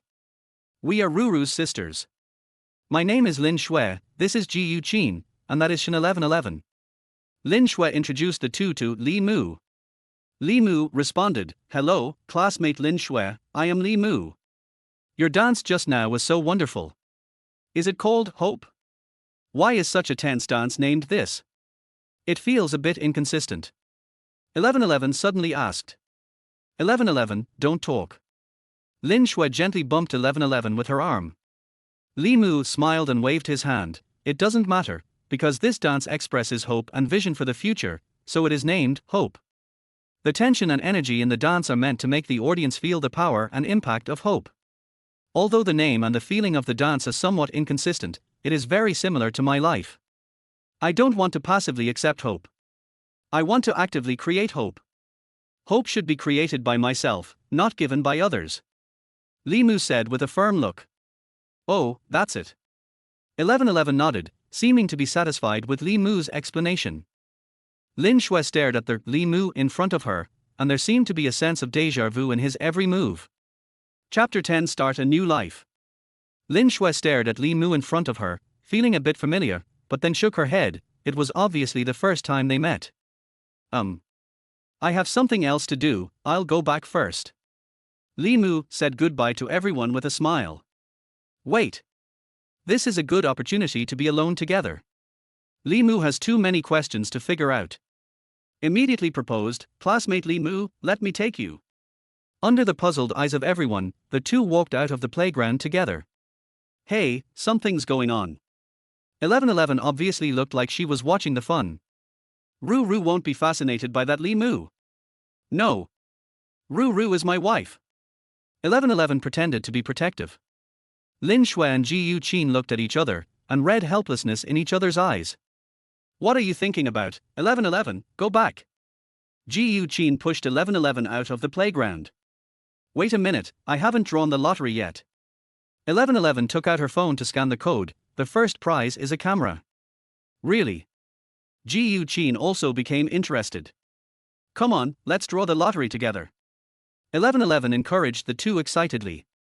At this time, Sururu and Li Mu had already walked out of the playground. Li Mu spoke first. Good Sururu, you did it on purpose, I was almost killed by you. What? I see you are also very happy. Sururu responded with a grin. How about it? How does it feel to be a girl? Will it feel different? Li Mu cleared his throat and looked like a gentleman. As a serious person, please don't make such jokes. Oh, really? Sururu suddenly stepped forward with a sly smile on her face. Li Mu was stunned for a moment, not expecting Sururu to approach suddenly. But as a 7-foot man who is still a man in his soul, he naturally can't be stage frightened. By the way, we talked about exchanging information last time. Sururu's eyes suddenly became sharp, as if she had changed into a different person. Since we are now living with each other's identities and studying in the same school, we will definitely have to interact with each other in the future, so from now on, you have to call me Li Mu, and I will call you Sururu. Also, let me emphasize that this is the first time we meet. As she spoke, Sururu raised her right hand and made a "to" gesture. Li Mu seemed to be considering, but Sururu stared at his face and continued, no one will believe if you tell others about the soul exchange, and you don't want this to affect your current life, do you? Okay, you make sense. Li Mu held his forehead with one hand and sighed helplessly, then, hello, classmate Li Mu. Sururu was obviously stunned when she heard what Li Mu said. She stared at Li Mu with wide eyes and a surprised expression on her face. However, she soon reacted and couldn't help laughing. Har har, you win, classmate Sururu. Sururu said to Li Mu while laughing, you got into it so quickly, it seems that you are more suitable to be a girl than me. You? Sururu spread her hands, that can't be helped, but I won't forget that I was a 7-foot tall man. Har har har, okay, now you are the real Sururu, and I am Li Mu. Yes, cool, liberated. What did you say? No. The two walked side by side. Okay, the sudden silence made the atmosphere a little subtle. Li Mu turned around and held Sururu's jade hand in an instant, staring into Sururu's eyes and saying words that only the two of them could hear. Li Mu, thank you so much. You sacrificed your small family for everyone, I am so touched. As a reward, my body temporarily belongs to you, you can do whatever you want. Really? Oh, fake. Sururu rolled her eyes at him. Pretending, thinking about it, why do I feel like I have fallen into a trap, but I can't tell what's wrong? Under the dim light, couples in groups of 3 or 2 were holding hands and hugging, and some were kissing passionately. The two walked side by side on the campus path. Li Mu was a little embarrassed. Although he was now a boy's body and he was no longer as shy as before, he was still a little girl who had never experienced the world in his heart. Sururu was completely different, and even wanted to stare at other couples. A couple couldn't stand being stared at like this, so they said a Chinese quintessence directly and pulled the couple away. Unconsciously, we arrived at the bottom of the girls' dormitory. I'm here, I'll go up first. Sururu said goodbye to Li Mu. Li Mu waved his hand and left. I still miss you, my little Ruru. Ji Chin and others had just arrived at the bottom of the dormitory. Seeing Sururu standing there for a long time, they joked, you've been seduced just after meeting. Sururu was startled, why are you back too? He, did I disturb you? Xiao Jiu, what are you thinking about? Sururu waved her hand quickly, but then she thought, that's not right, why shouldn't I admit it, it's my body, what am I afraid of, it would be so face-saving if it gets out. Yes. I fell in love with Li Mu at first sight. He is tall, handsome, versatile, gentlemanly and polite. That's right, I tell you, I like Li Mu, I want to pursue him. Sururu held her face with both hands, her eyes were full of stars, and she even lowered her head shyly when Li Mu's name was mentioned, just like a little girl falling in love with her lover. 1111 and Ji Chin were completely petrified, and even the usually calm Lin Shui was shocked and speechless. Ji Chin, who reacted, hugged Sururu, sorry, Ruru, I'm not joking, don't be angry. Sururu broke free from Ji Chin's arms, is Li Mu not good? I think Li Mu is the most charming man in the world. From the first moment I saw him, I felt that he was very special. His smile and his eyes made my heart beat. Sururu said, the shy expression on her face became more obvious. I made myself sick. Silence. Silence is Cambridge tonight. Sururu saw everyone staring in disbelief, and she was overjoyed. After living for nearly 20 years, she was finally confessed by a school beauty. I, Lee Moo, will die without regrets. Mom. Your son has made a tear streaming down my face. Then she turned around and said to everyone, ahem, don't be too surprised. Let's go upstairs. He tilde. Sururu was in a good mood and jumped upstairs lightly. Everyone watched Sururu's back and stood there in a daze. Ji Chin's mouth twitched, and she thought to herself, Ruru is joking. Lin Shui walked quietly to 1111 and patted her shoulder gently. 1111, happy breakup. Woo woo woo, I'm out of favor, damn Li Moo, you're trying to steal my wife from me. If I see you again next time, I'll beat you up. Li Moo, who had just left the school, sneezed. Hiss, why is it still a bit cold in September? I need to put on a coat. Chapter 11 Sudden Accident. The morning sun shone through the curtains into the dormitory, like a warm spring breeze. A scream resounded throughout the dormitory like thunder. It broke the silence. Ru, xiao shui, xiao jiu. I won the prize. 1111 shouted excitedly, dancing with excitement. Ru, I won the prize. Xiao shui, I won the prize. Xiao jiu, I won the prize. 1111 excitedly lay down on the bed of everyone one by one, excitedly sharing the good news. Sururu was the first to open her hazy eyes and yawn. 1111, what's wrong? What prize did you win that makes you so happy? 1111 saw that Sururu had woken up, and couldn't wait to come to Sururu's bed to share. Ruru, look. 1111 handed the phone to Sururu, looking very proud. First prize at the freshman meeting. A camera worth 7,000 yuan. Sururu was also stunned. Har, I am indeed the chosen one, the lucky star. 1111 smiled proudly, and then sat in the recliner humming a little tune and thinking about how to receive the prize. Everyone lost their sleepiness after being woken up by 1111. Today is Thursday, and it is the crazy shopping day in the dormitory. The crazy shopping day is also the product of 1111. 1111 likes to eat snacks very much, but it is always not enough. She simply proposed that the whole dormitory go out to buy daily necessities every Thursday. In fact, it is just buying snacks for herself. It is called Crazy Thursday in the dormitory. Everyone washed up, changed clothes and went downstairs. They came to the school supermarket. 1111 excitedly rushed into the snack area on the 4th floor and began to choose her favorite snacks. Ji Qin and Lin Shui walked into the daily necessities area on the 2nd floor together. Sururu was not as crazy as others in shopping. She walked quietly on the 1st floor of the supermarket, observing the people and goods around her. She didn't pursue shopping too much, and her dormitory had everything. She preferred to think and observe. Suddenly at a corner, a girl blocked Sururu's sight. She looked closely and saw that it was Jiao who made trouble in the mall last time. Sururu was furious and was about to turn around and leave, but Jiao immediately stepped forward to stop Sururu. Hello Sururu, I'm so sorry for that day, can I apologize to you? Sururu didn't have a good impression of Jiao, and just replied lightly, it's nothing, don't worry about it. Yes, it's all misunderstandings, we are all alumni, and I was also deceived by Songzhe. If it weren't for this misunderstanding, maybe we could become good sisters. But this flattering face made Sururu feel sick. She couldn't help but turn her head away, pretending to concentrate on picking up the goods on the shelf next to her, and replied coldly, if it's okay, I'll go back first. As if she noticed Sururu's impatience, Jiao didn't give up easily, but continued to pester, that. Sururu, how about I treat you to a meal? I just want to apologize to you in person. Her words were full of earnestness. No, it's really unnecessary. Sururu refused decisively. She really didn't want to have too much contact with Jiao anymore. After saying that, he turned and walked towards the exit, leaving Jiao standing there in astonishment. Sururu, are you afraid to go? Why should I be afraid to go? Sururu stopped, turned around and looked at Jiao coldly with her arms folded. Well, I don't mean anything else. I also invited Ji Qin and the others. I just want to apologize to you.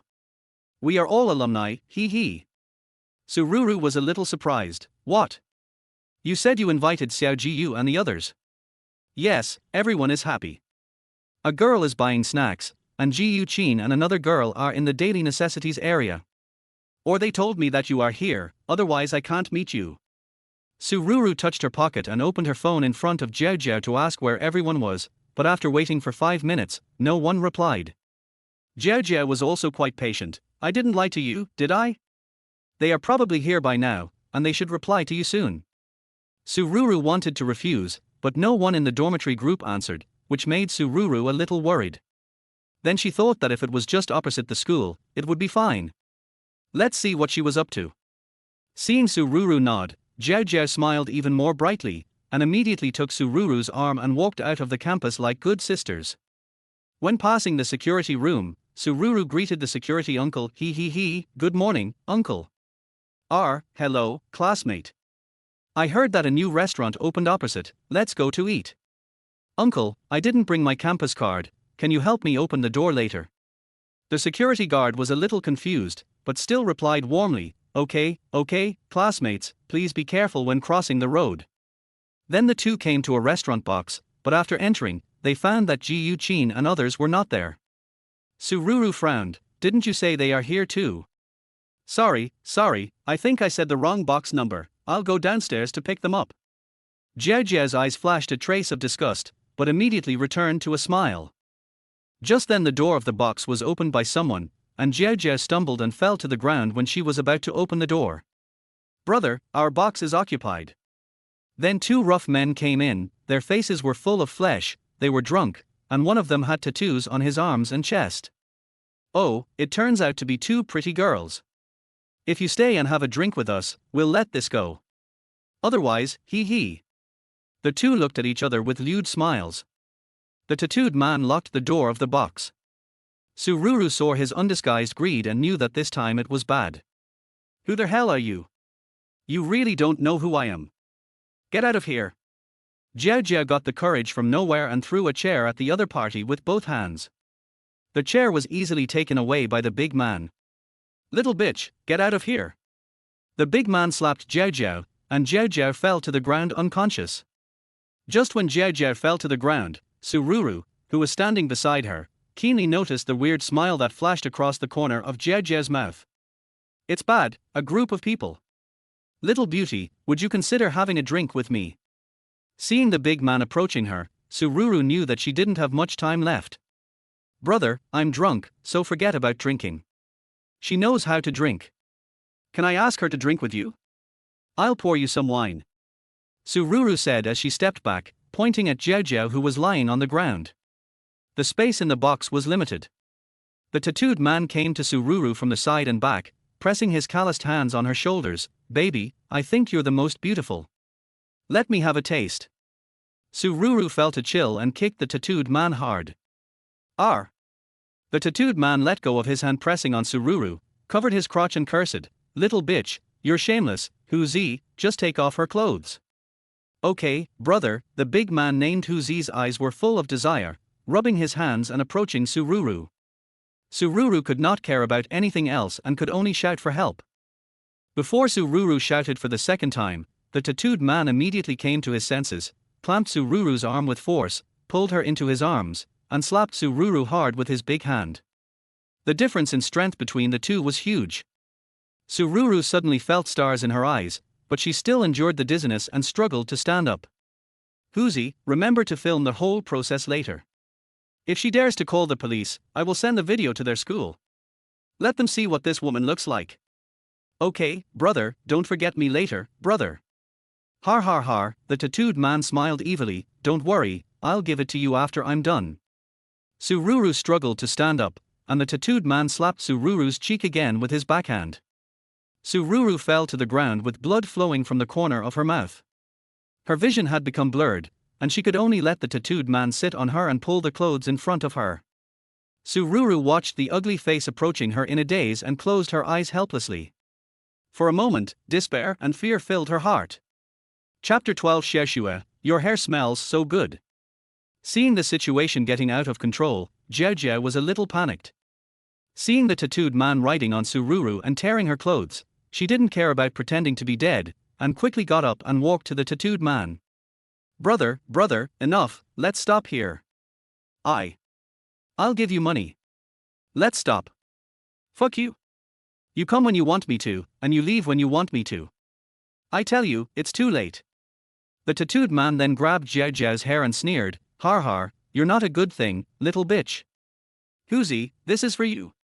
Then he threw Jiao Jiao over. Jiao Jiao was also completely panicked, fear surged in her heart, and she shouted for help with her hair disheveled. "What are you arguing about? I'll come to you after I finish this." The tattooed man stared at Sururu, who was lying on the ground, with a lewd smile on his face, and his right hand was impatiently unbuckling his belt. "Sururu! Sururu! Are you in there?" Sururu vaguely heard Li Mu's voice, and then the door was broken open in an instant. A large group of people rushed into the box, and the tattooed man and Huzi in the box were pinned to the ground by several policemen and security guards, but at this moment Sururu's eyes were blurred, and she couldn't tell whether it was an illusion or reality. "Sururu, are you okay? I'll take you to the hospital." Li Mu picked up Sururu anxiously, and at the same time noticed Jiao Jiao, who was terrified in the corner, and immediately understood the whole story. Li Mu stared at Jiao Jiao coldly. "She is someone you can't afford to offend. If Ruru is hurt in any way, I will never let you go. Bitch! You're dead." 11:11, Lin Shui and others rushed in one after another, and slapped Jiao Jiao. "Do you have any shame?" Even Lin Shui, who was always calm, looked serious at this time, and did not stop 11:11 from coming forward. Jiao Jiao's eyes were wide open, her mouth was open but she couldn't speak. She was dazed because of fear. She was indifferent to 11:11's beating and scolding, and just mechanically repeated, "It's over, it's over, it's over." Li Mu held Sururu and avoided the crowd. He walked downstairs and opened the car door, urging them to drive to the hospital. Sururu only felt that she was lifted up by a pair of strong hands and was sent to the car in a daze. "Is it Li Mu?" When Sururu woke up again, she saw the white curtains and the pungent smell of disinfectant. "Hiss, my face hurts." The first thing Sururu felt after waking up was that her face must be swollen. Looking around, this is a single ward, but she can't move and can only lie quietly. After a while, the door of the ward was opened, and Lin Shui came in with a fruit basket, but was surprised to find that Sururu had woken up. After a moment of hesitation, she immediately stepped forward and said with concern, Ru, you are awake, are you feeling uncomfortable? I'll call the doctor." "Xiaoxue, no need, just help me pour a glass of water." Sururu answered hoarsely. Lin Shui poured a glass of water and helped Sururu sit up. After drinking the water, Sururu's eyes gradually brightened. "What's going on? How did I get here again? Ru, you really scared us to death. But this is also our fault. We were shopping in the supermarket at the time." 11:11 later insisted that we go to receive the prize together, which was the winning camera. Xiao Jiyu and I accompanied 11:11 to the student union. 11:11 said she wanted to come back to give you a surprise, so we quickened our pace and wanted to come back early, so we didn't see your message in the group at the first time. Later, when we came back, we couldn't find you, and then we found out that you said Jiao asked you to go to a restaurant outside the school. We called you again but couldn't get through. We happened to meet Li Mu, who was jogging in the morning, and he took us out of the school gate to find you. Lin Shui held Sururu's hand guiltily. Her eyes were red. "Ruru, I'm sorry, if we had paid more attention at that time, this wouldn't have happened. Okay, Xiaoxue, it's not your fault. I was careless." "What happened next?" "After that, Li Mu took us to find you. The uncle from the security department said that 2 little girls had just left the school gate, and the girl greeted her, so he had some impression of her. Then we always felt something was wrong, so we called the security uncle and the police in the guard room to find you together. Later, when we found this place, the restaurant owner said that the 4 of you came to eat so early, but no one ordered food for a long time, so we knew something must have happened. We didn't care so much at the time, so we just kicked the door." Lin Shui hugged Sururu with a worried look on her face. Ru, fortunately you are okay, otherwise. It's okay, I'm fine." Sururu patted Lin Shui's back. "Xiaoxue, let's go back to school." "That won't do, you haven't fully recovered yet, and it's dark outside now." Sururu touched the phone under the pillow. 11:20. "I've been lying down all day." Sururu was no longer calm now. "Yes, we all came to see you, but it was too late, so I asked them to go back first. Hee hee, Xiexue, you are so nice. Come and stick with me. I don't know if it's because time has passed, I feel more and more like a girl, even my heart has become more delicate. Xiexue, let's go to bed. Hee hee. Sururu looked at Lin Shui delicately with her big sparkling eyes. Come on, she said, and made some space inside. Okay, Xiexue. Lin Shui was a little shy, and under Sururu's soft and hard persuasion, she turned off the lights and lay down beside Sururu. It smells so good, girl's hair smells so good. Xiexue, you smell so good. Sururu hugged Lin Shui and took a deep breath. Lin Shui did not respond, but in the dark, her cheeks flushed slightly, and she unconsciously clenched her little fists. Ru, stop making trouble. Lin Shui took Sururu's little hand away from her chest. Ru. After confirming that Sururu was asleep, Lin Shui quietly sent a text message. Mr. Su, Ruru is awake. After what happened during the day, she can still sleep so soundly now. Feeling the steady breathing beside her, Lin Shui gently touched Sururu's hair. I will never let anyone hurt you again. Ru, good night. Chapter 13 Airborne Exchange Student. Early the next morning, the two packed up and prepared to take a taxi back to school. As soon as Sururu went out, she received a text message from Li Mu. Are you awake? I'm sorry I couldn't go to the hospital to accompany you yesterday because I had class. I'm in the police station now. You need to come to the police station in person to deal with yesterday's matter. I'll send you the location. Sururu snorted. Xiexue, let's go to the police station first. There's a good show to watch. Xiexue nodded and went to the police station with Sururu. On their way, Sururu turned on the location and confirmed the address sent by Li Mu. Not long after, the two arrived at the police station. Entering their hall, Sururu saw Li Mu, 1111 and Ji Yu Qin were sitting aside, looking a little anxious. Li Mu saw Sururu at first sight and stood up quickly. You are okay? Do you think my face looks okay? Sururu pointed to her face that was swollen like a bun. Li Mu's expression was a little embarrassed, and he didn't know what to say for a while. Poochie, I'm teasing you, but I still have to thank you, otherwise I would be really finished. Just then, a policeman came over and saw Sururu and Lin Shui and asked, Excuse me, who is Sururu? We need your help to investigate yesterday's incident. Please follow me. Sururu took a step forward and followed the police into an office. Several policemen were checking surveillance video in the office. When they saw Sururu coming in, a policeman came over and handed her some photos. Excuse me, do you know these people? The policeman asked. Sururu took the photos and saw the photos of Jiao Jiao, the tattooed man and Huzi. She nodded, I know them. The police nodded and took the photos back. They continued to ask Sururu about what happened yesterday, and Sururu answered one by one without hiding anything. After the investigation went on for a while, the police told Sururu that Xie Bing the tattooed man and Xie Hu Tiger had confessed that it was Jiao Jiao who contacted them and asked them to take indecent photos of themselves with 3,000 yuan. They currently have solid evidence to accuse Jiao Jiao and others of instigating others to rape. Hearing this news, Sururu felt angry and helpless. They are all college students, why is there such a big gap between people? The police told Sururu that they had taken the suspect to another interrogation room, and now Sururu needed to confirm it. Sururu nodded and followed the police to the interrogation room.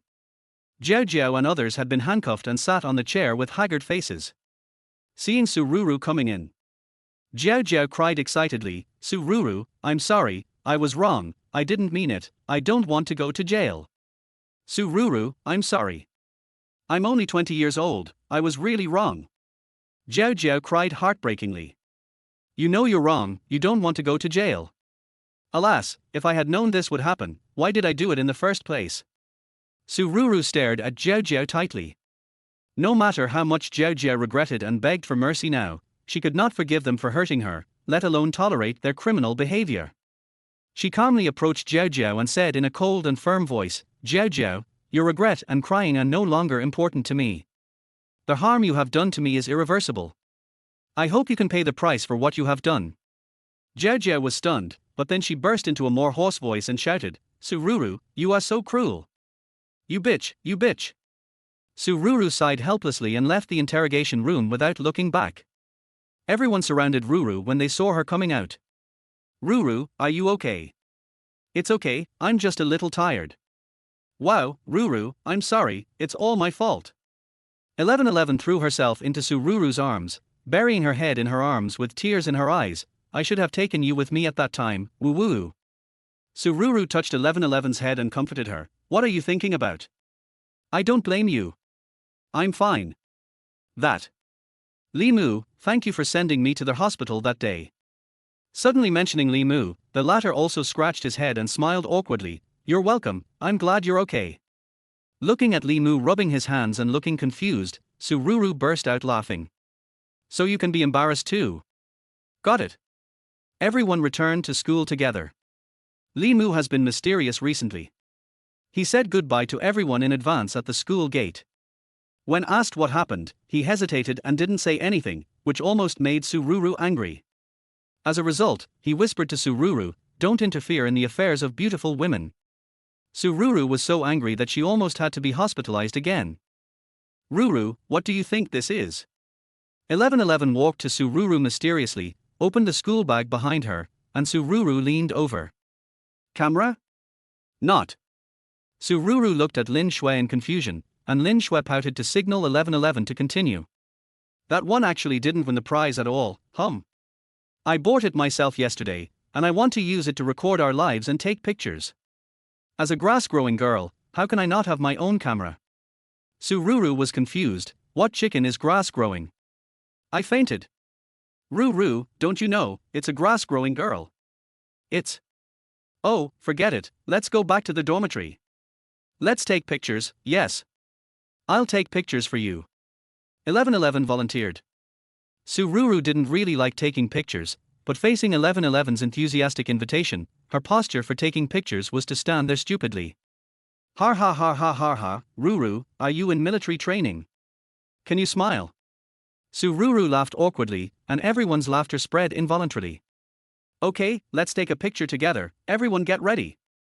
1111 fixed the camera, ready to leave a beautiful memory of this happy moment. 1, 2, 3, eggplant. 1111 shouted loudly, and the four of them made their own funny expressions at the same time, and the flashlights lit up instantly, freezing the happiness of this moment. Look, this one will be posted on WeChat Moments, it will definitely be a hit. 1111 looked at the photo she had just taken proudly. Lin Shui and Xiao Jiyu also laughed, and the laughter of the crowd attracted the attention of passers-by around them. After all, the four of them were so dazzling and eye-catching. Classmate, is this Nanju University? Just as they were immersed in the joy of taking photos, a strange boy came over. Sururu subconsciously turned around and saw that the boy in front of her had delicate and three-dimensional features, and a hint of gentleness between his eyebrows. He exuded a unique charm, like a literary youth. The boy smiled, and there was a touch of politeness and friendliness in his eyes. Any girl would probably be overwhelmed by him. But Sururu was unmoved in her heart. Brother, you are already in the school, and you still ask me if this is Nanju University.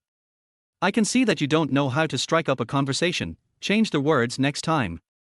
Yes, classmate, this is Nanju University tilde, Sururu said gently with her eyes blinking. That's good, I'm a new exchange student, I'm not familiar with this place, can you take me to the cafeteria? It's time to show off, no more pretending. Oh, sorry, I'm playing with my little sister now, sorry classmate. Sururu replied with a smile. Brother, how can you flirt with a girl and ask her to take you to the cafeteria? There is no atmosphere at all. Sururu smiled awkwardly and walked forward quickly with 1111 and others. Ruru, it's been 12 years, and we meet again. Chapter 14. Hello, I am Jiangshu. R tilde 1111, be gentle. It hurts, it hurts. Ruru, bear with it, it will be fine soon, I'm very gentle tilde. The picture of dormitory 502 in the early morning is not right. You two, stop it. Lin Shui couldn't bear it any longer. Ruru, why don't you ask for leave? I won't. Sururu protested quietly while lying on the bed, while 1111 gently applied a cold towel to her swollen face and said with a smile, Ruru, you now look like the puppy emoji that was stung by a bee. Har ha har har. Why is my face swollen again after waking up? It was almost gone yesterday. This thing has a rebound effect. Sururu was puzzled. Is Ruru feeling better? No. Then let's go to class. Can you take a leave and rest in the dormitory? I don't. Sururu got up from the bed and muttered, let's go to class. Lin Shui sighed, let's go. Don't look at me if you can't see me. Sururu was sandwiched between the three people, using Lin Shui as a cover. She finally came to the classroom and found a seat to sit down. After class, today's class was a professional class. The professor was giving a lecture, but 1111 was still sleeping in it, while Lin Shui and Ji Yu Qin were taking notes seriously, which was in sharp contrast to 1111. And our Sururu is also writing furiously. But her phone browser records exposed her. How to quickly reduce swelling on face. 10 tips to reduce swelling. How much compensation can I get if I am hospitalized? Recommended beautiful skirts for girls. I'm a man, and I feel like I'm becoming more and more like a girl. What should I do? Sururu held her cheek with her hand, thinking. Hello, teacher. I am a new student. My name is Jiangshu. The sudden voice attracted the attention of the whole class. Sururu also subconsciously looked towards the classroom door. Fuck, it's actually him. The boy was carrying a shoulder bag, holding a new book in his hand, and wearing casual sportswear. His sunny and friendly smile won the favor of many girls present. Wow. So handsome, is he from our class? You're so tall. I think you can have the cutest height difference with me. I'm a little excited and want to get to know you. Many girls started to discuss quietly, their eyes focused on Jiangshu, while the boys, as if their status was threatened, began to make noises. The teacher nodded. It was impossible for a university teacher to know every student personally, so he motioned for Jiangshu to find a seat to sit down. Jiangshu looked around with a smile, and finally sat down in the empty seat next to Sururu under the gaze of everyone. Sururu looked puzzled. There were so many empty seats and you sat next to me, which made me even more certain that this boy had bad intentions. Sururu took the book back from the next table, leaned over the table and tilted her head away, supporting herself with her arms, obviously not wanting to pay attention to him. Jiangshu saw Sururu's hostile actions, but he was not angry and still smiled. Hey, hello, classmate. My name is Jiangshu. Jiangshu greeted Sururu in a low voice, but Sururu did not respond. Jiangshu remained calm and neither angry. Seeing that he was getting bored, he simply opened the textbook and started listening to the class. Sururu saw that Jiangshu didn't make any movement and thought that Jiangshu was mad at her. When she turned around, Jiangshu also turned his head to look at Sururu. Hello, I'm Jiangshu. Jiangshu greeted Sururu again with a smile on his face. Sururu was a little embarrassed and responded softly, Hello, I'm Sururu. Yeah. I know, I finally found you. The bell rang for the end of get out of class, and the noise of everyone getting up and leaving the classroom made Sururu unable to hear Jiangshu's words clearly. What did you say? Jiangshu shook his head, indicating that it was nothing serious. Sururu didn't care either. She took 1111's arm and walked out of the classroom with everyone. After a short period of time, the students in the classroom left one after another, leaving Jiangshu alone sitting in his seat. He closed his eyes and leaned back in his chair, seeming to be lost in thought. The sunlight shone through the window onto his face, slightly blinding him, and he covered his eyes with his hands, as if immersed in some memory. As time passed, he seemed to have made up his mind. He sighed deeply, looked out the window at the direction where Sururu left, took out his phone and edited a text message. Dad, I don't want to go to Germany anymore. However, the slender fingers were reluctant to press the send button and stayed there for a long time. After a long time, it seemed that the message was finally sent. Jiangshu stood up and left the classroom neatly. I'm so tired. Sururu returned to the dormitory, and the first thing she did was to turn on the air conditioner and change her clothes. Nansha is still hot in September. Every time Sururu complains, it's so hot. I really want to take off my clothes. It would be better if I were a boy. Come on, Ruru, I'll help you take it off. 1111 came over with shining eyes. Seeing 1111's wretched appearance, Sururu rolled her eyes and said, Go. Go play somewhere else. Sis doesn't like me, so I'll just leave. If I were 1/10 as charming as my brother today, I would definitely be able to win your heart. 1111 pinched the tissue with her orchid fingers and pretended to cover her face and cry. Faint. 1111, believe it or not, I will beat you up. If you like, go after her. It's none of my business. 1111's little face changed into various looks in Sururu's hands. Do you know that I only have eyes for Li Mu? Everyone thought Sururu was joking, so Lin Shui interrupted and said, but the boy today is really good. He is very attractive in all aspects. Who of you likes him? I will ask for his WeChat for you. Goodbye. You didn't see the look in his eyes when he looked at Ruru today. He was really eager to see her. His eyes were full of love. Ji Yuqin said while eating potato chips. How is that possible? I don't even know him. Sururu immediately retorted, but this name sounds familiar. I feel like I've seen it somewhere.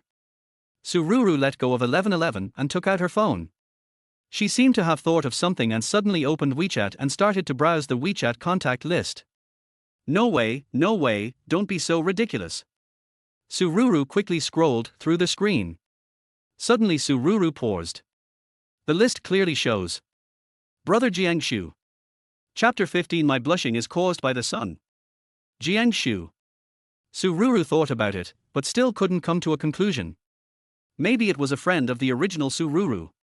She was about to send a message to Li Mu, but she didn't expect Li Mu to send it first. Wow, a busy person actually contacted me. I wonder where he has been. Sururu snorted and opened the chat box. Where are you? Do you have time to come out? Oh, Wang Tai is here too, come and save the day. Wang Tai. Sururu took a deep breath. Apart from her family, he was the person she spent the most time with in college. She was afraid that Li Mu would not be able to handle it. If something really happened, she would have to go and smooth things over quickly. Where are you? I'll come to you right away, Sururu asked hurriedly. I'll send you the location. I won't say anything for now. But at this moment, outside the amusement park, two boys were squatting on the roadside drinking iced tea and eating popsicles, looking so leisurely. Brother Mu, are you serious?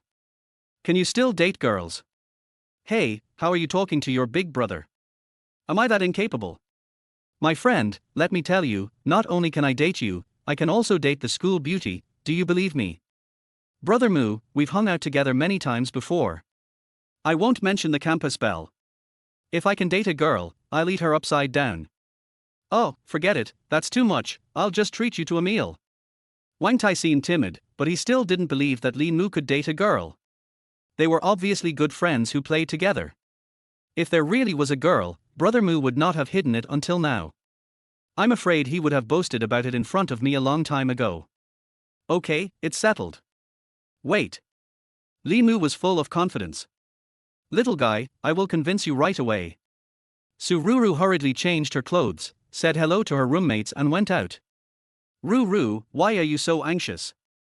I don't know, Ruru, be careful Tilder, Ji Yuqin shouted loudly outside the dormitory. I know Tilder. Sururu sprinted at full speed, jogging all the way, attracting the attention of many boys, and one boy even chased her and asked for her WeChat. She waved her hands awkwardly. Fortunately, the dormitory was only a few hundred meters away from the school gate. Sururu quickly arrived at the school gate, hailed a taxi, and rushed to the location Li Mu sent her. Soon, Sururu arrived at the amusement park. Since it was not the weekend, there were not many people in the park, and it was even a little deserted. Li Mu and Wang Tai saw Sururu coming towards them at first sight. Wang Tai opened his eyes wide in shock, showing an extremely surprised expression, and punched Li Mu on the shoulder. Brother Mu, you are awesome. But the distance was too far, and what Sururu saw was. Wang Tai seemed to suddenly punch Li Mu. Sururu's face changed. It was over. Could it be that the soul swap was discovered? It's over, it's over. It's obvious that they are calling me here for a face-to-face confrontation. If things go wrong today, I'll end up here. She walked towards them stiffly, with an awkward smile on her face, thinking about how to explain all this. Li Mu suddenly stepped forward and pulled up the corner of Sururu's clothes, and they both came to Wang Tai together. Li Mu couldn't stop smiling, and looked up at Wang Tai with an expression of taking advantage of someone. Are you convinced? I am convinced. What? Can't hear. Clothes. Wang Tai bowed. Brother Mu, please accept my respect. Ha ha ha ha ha ha. Li Mu couldn't suppress the pride on his face. Sururu also reacted. You are so good, Li Mu, you are taking advantage of me and making me worry about you so much. Snort. Sururu put her hands on her hips, pouted her lips, and looked angry. Don't be angry, this is just a small incident. I wanted to ask you out to play today, and Wang Tai just happened to be there. Wang Tai? If you do this again next time, I won't care about you. Okay, let's go in first, little buddy, go. Wang Tai gave Li Mu the middle finger and walked towards the ticket office with small steps. Afterwards, the three of them entered the amusement park together. Li Mu pulled Sururu to the big pendulum, his eyes sparkling with golden stars. This. Play with this. No. Li Mu said disdainfully, are you afraid? What's there to be afraid of? I vomited when I was a kid. Come on. Sururu pulled Li Mu to line up. When it was their turn to perform, Li Mu and Sururu sat on the pendulum, while Wang Tai was afraid of heights, so he sat in the audience seats nearby and watched. The pendulum began to swing, and Li Mu screamed in excitement. He felt like he was thrown into the sky, and then suddenly fell down, as if he was about to fly out. Sururu held the handrail tightly without saying a word. But her cheeks were flushed, and her eyes were full of excitement and fear. She turned to look at Li Mu, who opened his arms and cheered loudly. The feeling of weightlessness made him extremely excited. This seems to be the first time I see Li Mu so happy. After a while, the pendulum stopped, and the two of them stood up from their seats, panting. Li Mu's face was flushed, but his eyes were full of excitement and satisfaction. It's so exciting, let's do it again. Li Mu said to Sururu excitedly. Sururu looked at him with some fear, but finally nodded in agreement. They lined up again and got on the pendulum.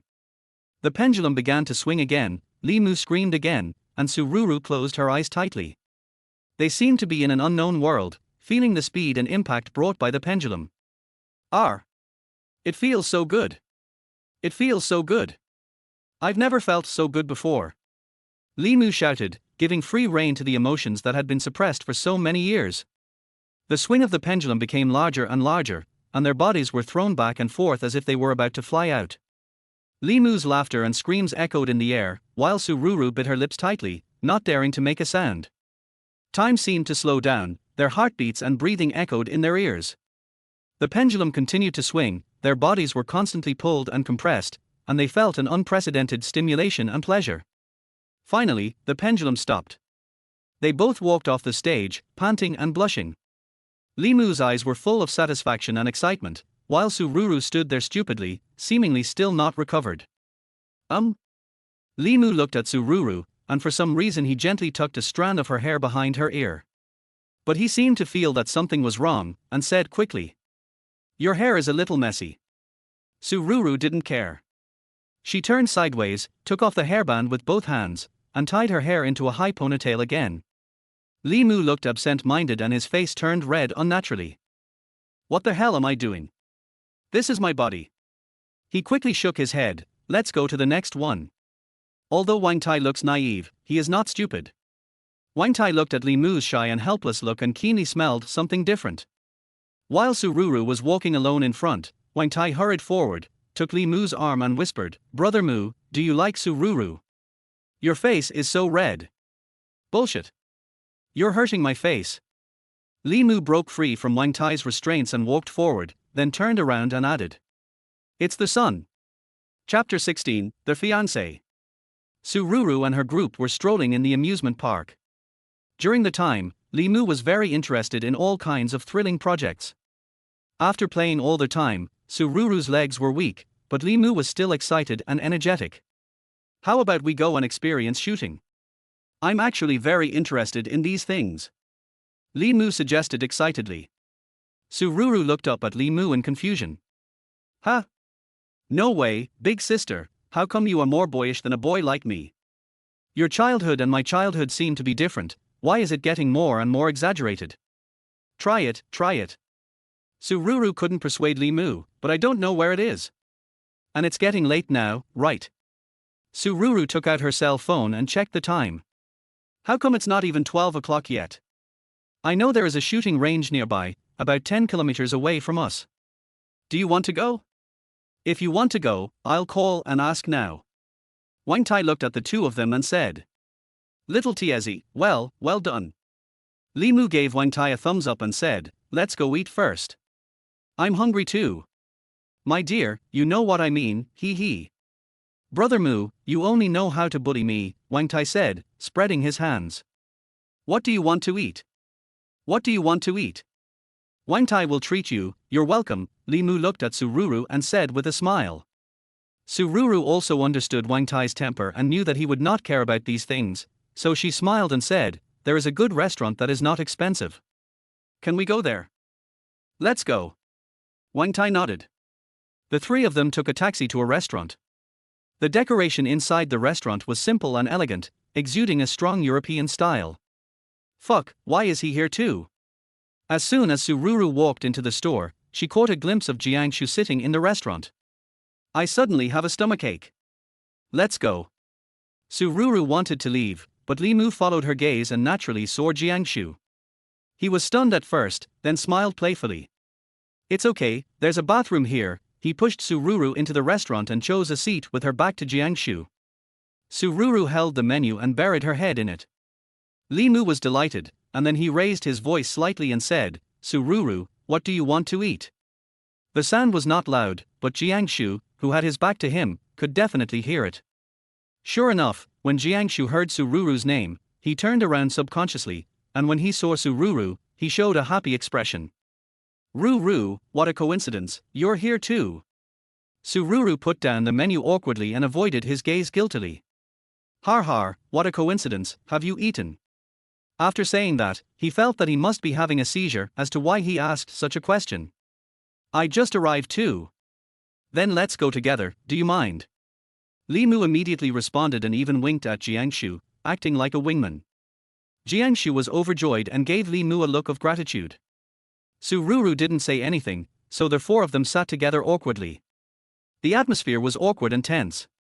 After they ordered the food, Sururu tried to calm herself down and not think too much. Jiangshu spoke first. Ruru, I really didn't expect you to come to NTU to study. We haven't seen each other for many years, right? Why didn't you contact me later?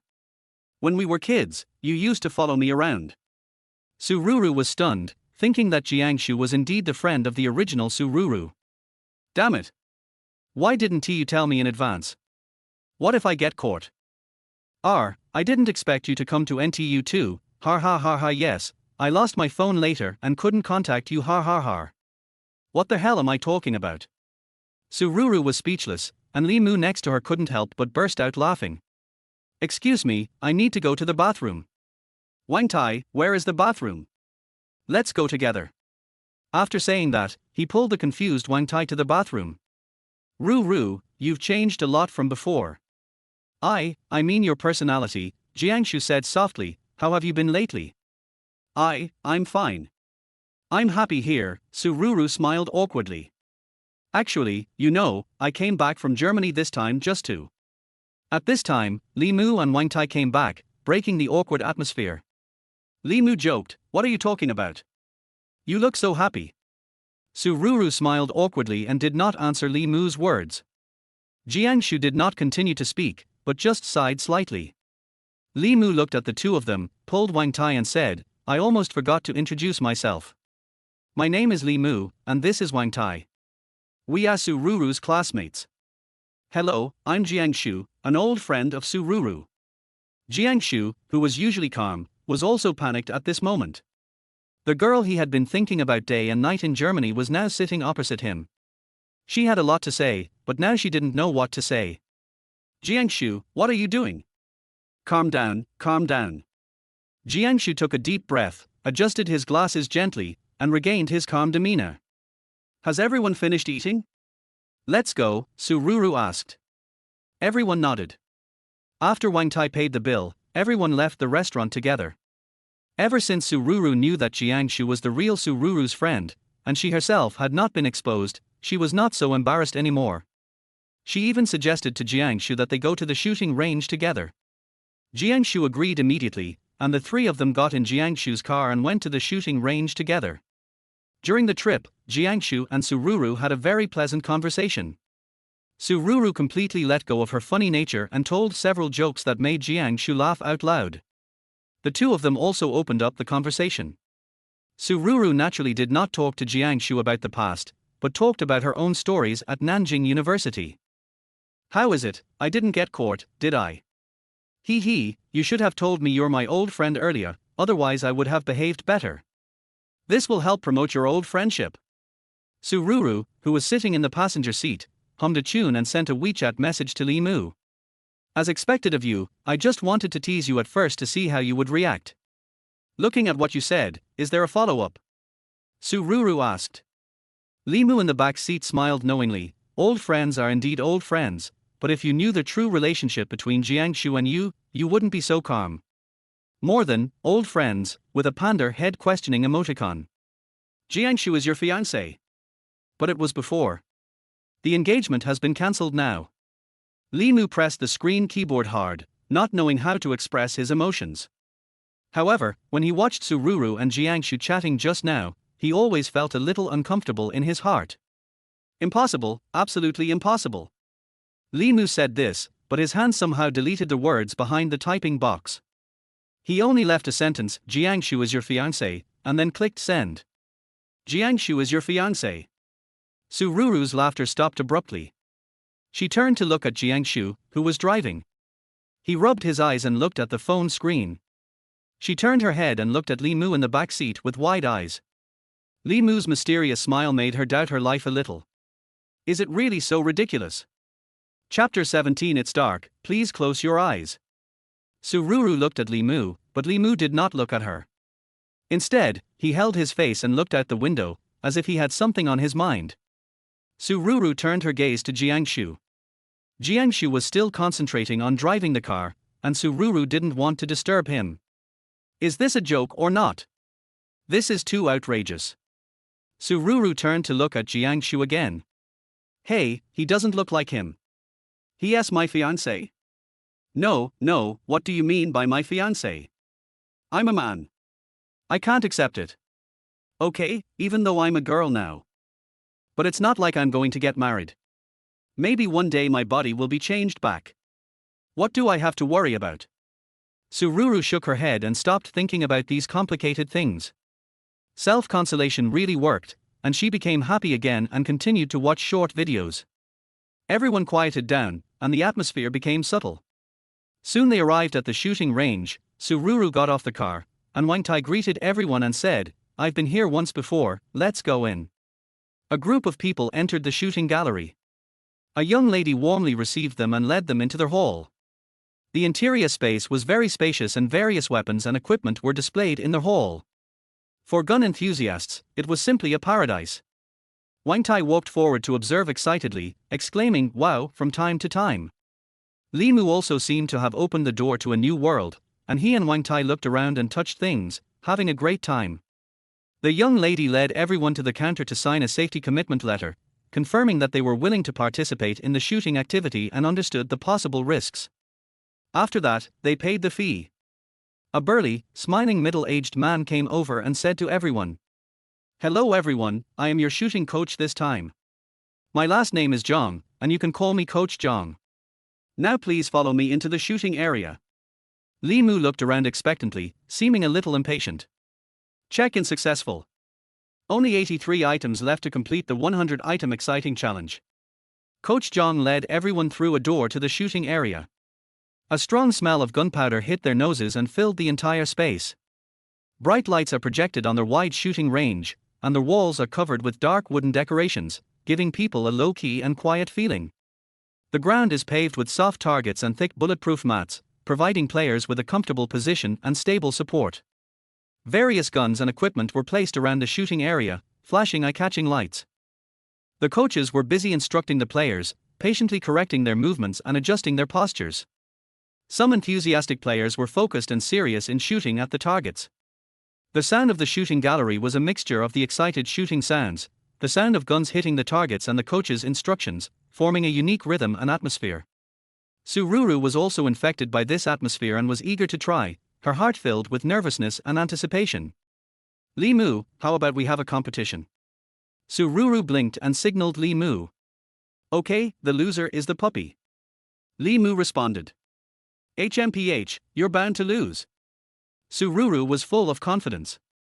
After all, she was a grown-up boy in the past, so how could she not beat a little girl like you? Coach Zhang introduced the basic knowledge of shooting, safety rules and how to use guns, and then led everyone to choose guns. Sururu picked up a pistol, tried the feel of it, and felt it was pretty good. This is a Beretta M87, which uses 9mm short-powered potential ammunition. However, the bullets here should be 22 caliber, and the power is far below the standard. Jiangshu analyzed while looking at the pistol in Sururu's hand. Oh, the boy is a military fan. Coach Zhang smiled and said, but the shooting range is mostly filled with ordinary people. It's good to just experience it. Young man, do you want to try this? Coach Zhang took out an AK-47 and motioned Jiangshu to come forward and try it. Jiangshu smiled and said, come on, it's been a while since I last touched you. Coach Zhang fixed the safety lock and left the stage to Jiangshu. Jiangshu touched the gun and his eyes became firm instantly. He turned on the safety, loaded the bullet and did it all in one go. He put the AK-47 against his shoulder, held the handle and cheek support with both hands, aimed his sight at the chest ring target on the sight, and lightly pressed the trigger with his index finger. Bang! Bang! Bang! After a few gunshots, the system announced 10 rings, 10 rings, 10 rings, 10 rings, 9 rings, and 10 rings. Jiangshu, you are so powerful. You are so amazing. You haven't just returned from military service, have you? Sururu's words amused Jiangshu. No, I just used to practice with my friends in Germany. I got familiar with it naturally after playing it many times. Come on, Li Mu. Sururu pouted, indicating that it was his turn. Li Mu responded with a TSK. He did not choose any other gun, but walked to the position where Jiangshu had just shot, picked up the AK-47, checked the gun, then opened the safety, loaded the bullet, and after a few seconds, stabilized his breathing, prepared his posture and aiming point, and then slowly pulled the trigger. Bang! Bang! Bang! The system announces 10 rings, 10 rings, 10 rings, 10 rings, 10 rings, 10 rings. Li Mu took off his earmuffs, calmly put down his gun, and walked aside. Everyone was shocked, and even the surrounding players applauded. Li Mu was calm and thought to himself, oh my god. Fortunately, I made up for the shooting tutorial last night. I got all 10 rings. It was really luck. Wow, Li Mu, you are so awesome, you didn't play this game often before. Li Mu replied calmly, no, it's the first time. In fact, he was thinking, little guy, I can't stop charming you. You're so good even for the first time. I won't compete with you anymore. I admit defeat. Sururu pouted, looking aggrieved. Li Mu stepped forward and touched Sururu's head. Well, just admit your defeat. Call me brother and let it go. Roll.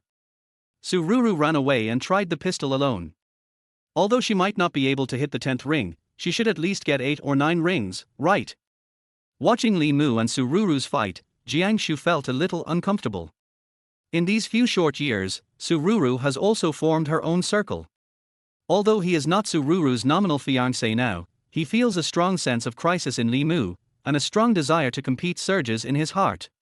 From childhood to adulthood, he has always wanted to be the first in everything, and he also got the first place, but why does he feel so frustrated this time? Little sister, you have to aim like this, come on. Coach Zhang walked to Sururu and started special training. Very good, hold this position and pull the trigger. Bang, bang, bang. A series of gunshots rang out. Miss the target, miss the target, miss the target, 6 rings, miss the target, 6 rings. Har har har har har, har har har har. Sururu, did you play with your eyes closed? Har har har. When Li Mu saw Sururu's result, he laughed out loud. But, to get this result with your eyes closed is actually pretty impressive. Jiangshu comforted her, Ru, don't shoot with your eyes closed. It's very dangerous. Li Mu. Har har har har, buddy, you're so funny, did you do that on purpose or by accident? Li Mu was almost rolling on the ground holding his stomach. It would have been fine if this wasn't comforting. Hearing this, Sururu was furious. don't listen to Li Mu's nonsense. I didn't close my eyes. Jiangshu looked at Sururu awkwardly. Did I say something wrong? Chapter 18. Who is the most beautiful woman in the world? As dusk approached, everyone left the shooting range reluctantly. The happiest people were Li Mu and Wang Tai. After getting in the car, they kept discussing various firearms knowledge. Sururu saw it and felt angry. Damn it, I'm so embarrassed today. Later, Sururu tried 3 rounds again, and her best score was only 8 rings. Although everyone said that this result was already very good for a newcomer's first shooting, she was furious when she saw Li Mu's smug face. Ruru, let me take you back to school, Jiangshu said to Sururu while driving. Sururu nodded.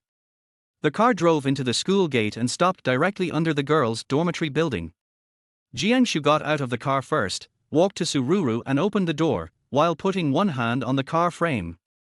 Sururu got out of the car, turned around and said to Jiangshu, "Thank you, Jiangshu," then looked in the direction of Li Mu and Wang Tai, "And these two may have to trouble you too." "Of course not. If you need any help from me in school, just feel free to contact me." Jiangshu's voice was very magnetic, making people feel like spring breeze. After saying goodbye to Jiangshu, Sururu walked into the dormitory gate, and Jiangshu returned to the car. "You too, I'll take you back." Wang Tai looked around through the glass. "Can you take us to the north gate?" "Of course you can. You are Ruru's friends, which means you are my friends. I say the same thing. If you need my help with anything at school, just come to me." Jiangshu smiled and sent the two of them to the north gate. After Wang Tai and Li Mu got out of the car, Jiangshu stepped on the accelerator and drove away. Brother Mu, Jiangshu is not easy to deal with. The two walked side by side, and Wang Tai was seriously analyzing the current situation for Li Mu. "If you were 100% sure, Brother Mu, but is handsome, you have to reduce it by 20%. Their family seems to be rich, so they can reduce it by 20%. The point is that you and Sururu are old acquaintances. Brother Mu, you still have to reduce your salary by 20%. As the saying goes, the one who is close to the water gets the moon first, and the relationship between old friends warms up when they reminisce about the past." OMG. Wang Tai jumped up excitedly while counting on his fingers. "Brother Mu, you have no hope. Fuck you." Li Mu raised his leg and kicked Wang Tai in the butt. "Did I say I want to pursue Sururu? Even if she's the only one left in the world, I won't even look at her, okay?" Wang Tai listened to Li Mu's words and looked at him with disdain. "TSK, I don't believe it. Hey, the door is not closed." Sururu looked at the half-open dormitory door, feeling puzzled. Just as she was about to push the door open, she heard the rustling sounds of Jiu Qin and 1111 coming from inside. "Xiao Jiu, keep your voice down. Don't let others hear our plan." But will Ruru agree? This is too revealing." "Oh, it's okay. I have a good idea when the time comes." Sururu listened to the noise inside and suddenly pushed the door open. "What's your plan?" "Oops. 1111 and Jiu Qin were frightened and quickly hid the things behind their backs, smiling guiltily. Ruru, why did you come back so early?" "Har har har." Sururu raised the corners of her mouth slightly, and pressed 1111 step by step. "Xiao 1111, what are you doing behind my back?" "No. No. Har har har." 1111 stepped back and was forced into the corner. The thing in her hand fell to the ground. Sururu was quick-eyed and quick-handed, and picked up the thing while 1111 was distracted. "Huh? What is this?" "Clothes." Sururu fiddled with the item in her hand that looked like clothes. 1111 was about to continue quibbling when Jiu Qin said, "Oh, 1111, just say it straight. You will have to say it when the time comes anyway." 1111's eyes revealed excitement. Ruru, this is not an ordinary piece of clothing. It's our magic weapon for victory." After that, she continued to take down a few more pieces from the bed and handed them to Sururu. "Wow, there are 4 short skirts in total, so beautiful and sexy. This." Sururu looked puzzled, and 1111 pouted and said, "Ruru tilde help me tilde you are the best tilde Ruru tilde." Stop. What's going on?" It's that, I." Seeing that 1111 couldn't hold back a complete sentence for a long time, Jiu Qin couldn't bear it any longer. "Actually, 1111 spent all her living expenses on buying a camera last time. There will be a campus dance competition next month, and everyone is encouraged to participate. The first prize is 10,000, the second prize is 5,000, and the third prize is 2,000. 1111 wants to sign up. No, she wants to get us to sign up together. But I can't dance. Sururu was puzzled. Well, you hit the nail on the head. So we're going to find another way. 50% of the scores for this competition are in the hands of the audience. If we can get as much of this 50% of audience scores as possible, it won't be a problem for us to win the second or third prize. So how do we get audience ratings? NAO, what you have in your hand is our magic weapon. Let's split the bonus equally. 1111 said confidently. Sururu recalled the balance in her wallet and decided to participate in the competition without any hesitation. Did Xiaoxue agree? Sururu asked suddenly, and 1111 and Ji Yuqin were stunned at the same time. This is our plan B. After you agree, Ruru, the three of us will go talk to Xiaoxue and try to win her over. 1111 said somewhat awkwardly. Faint. I don't have any problem. I'll talk to Xiaoxue when she comes back. Yeah, Ruru, you are the best. I now declare that you are the most beautiful woman in the world. Come on, give me a kiss.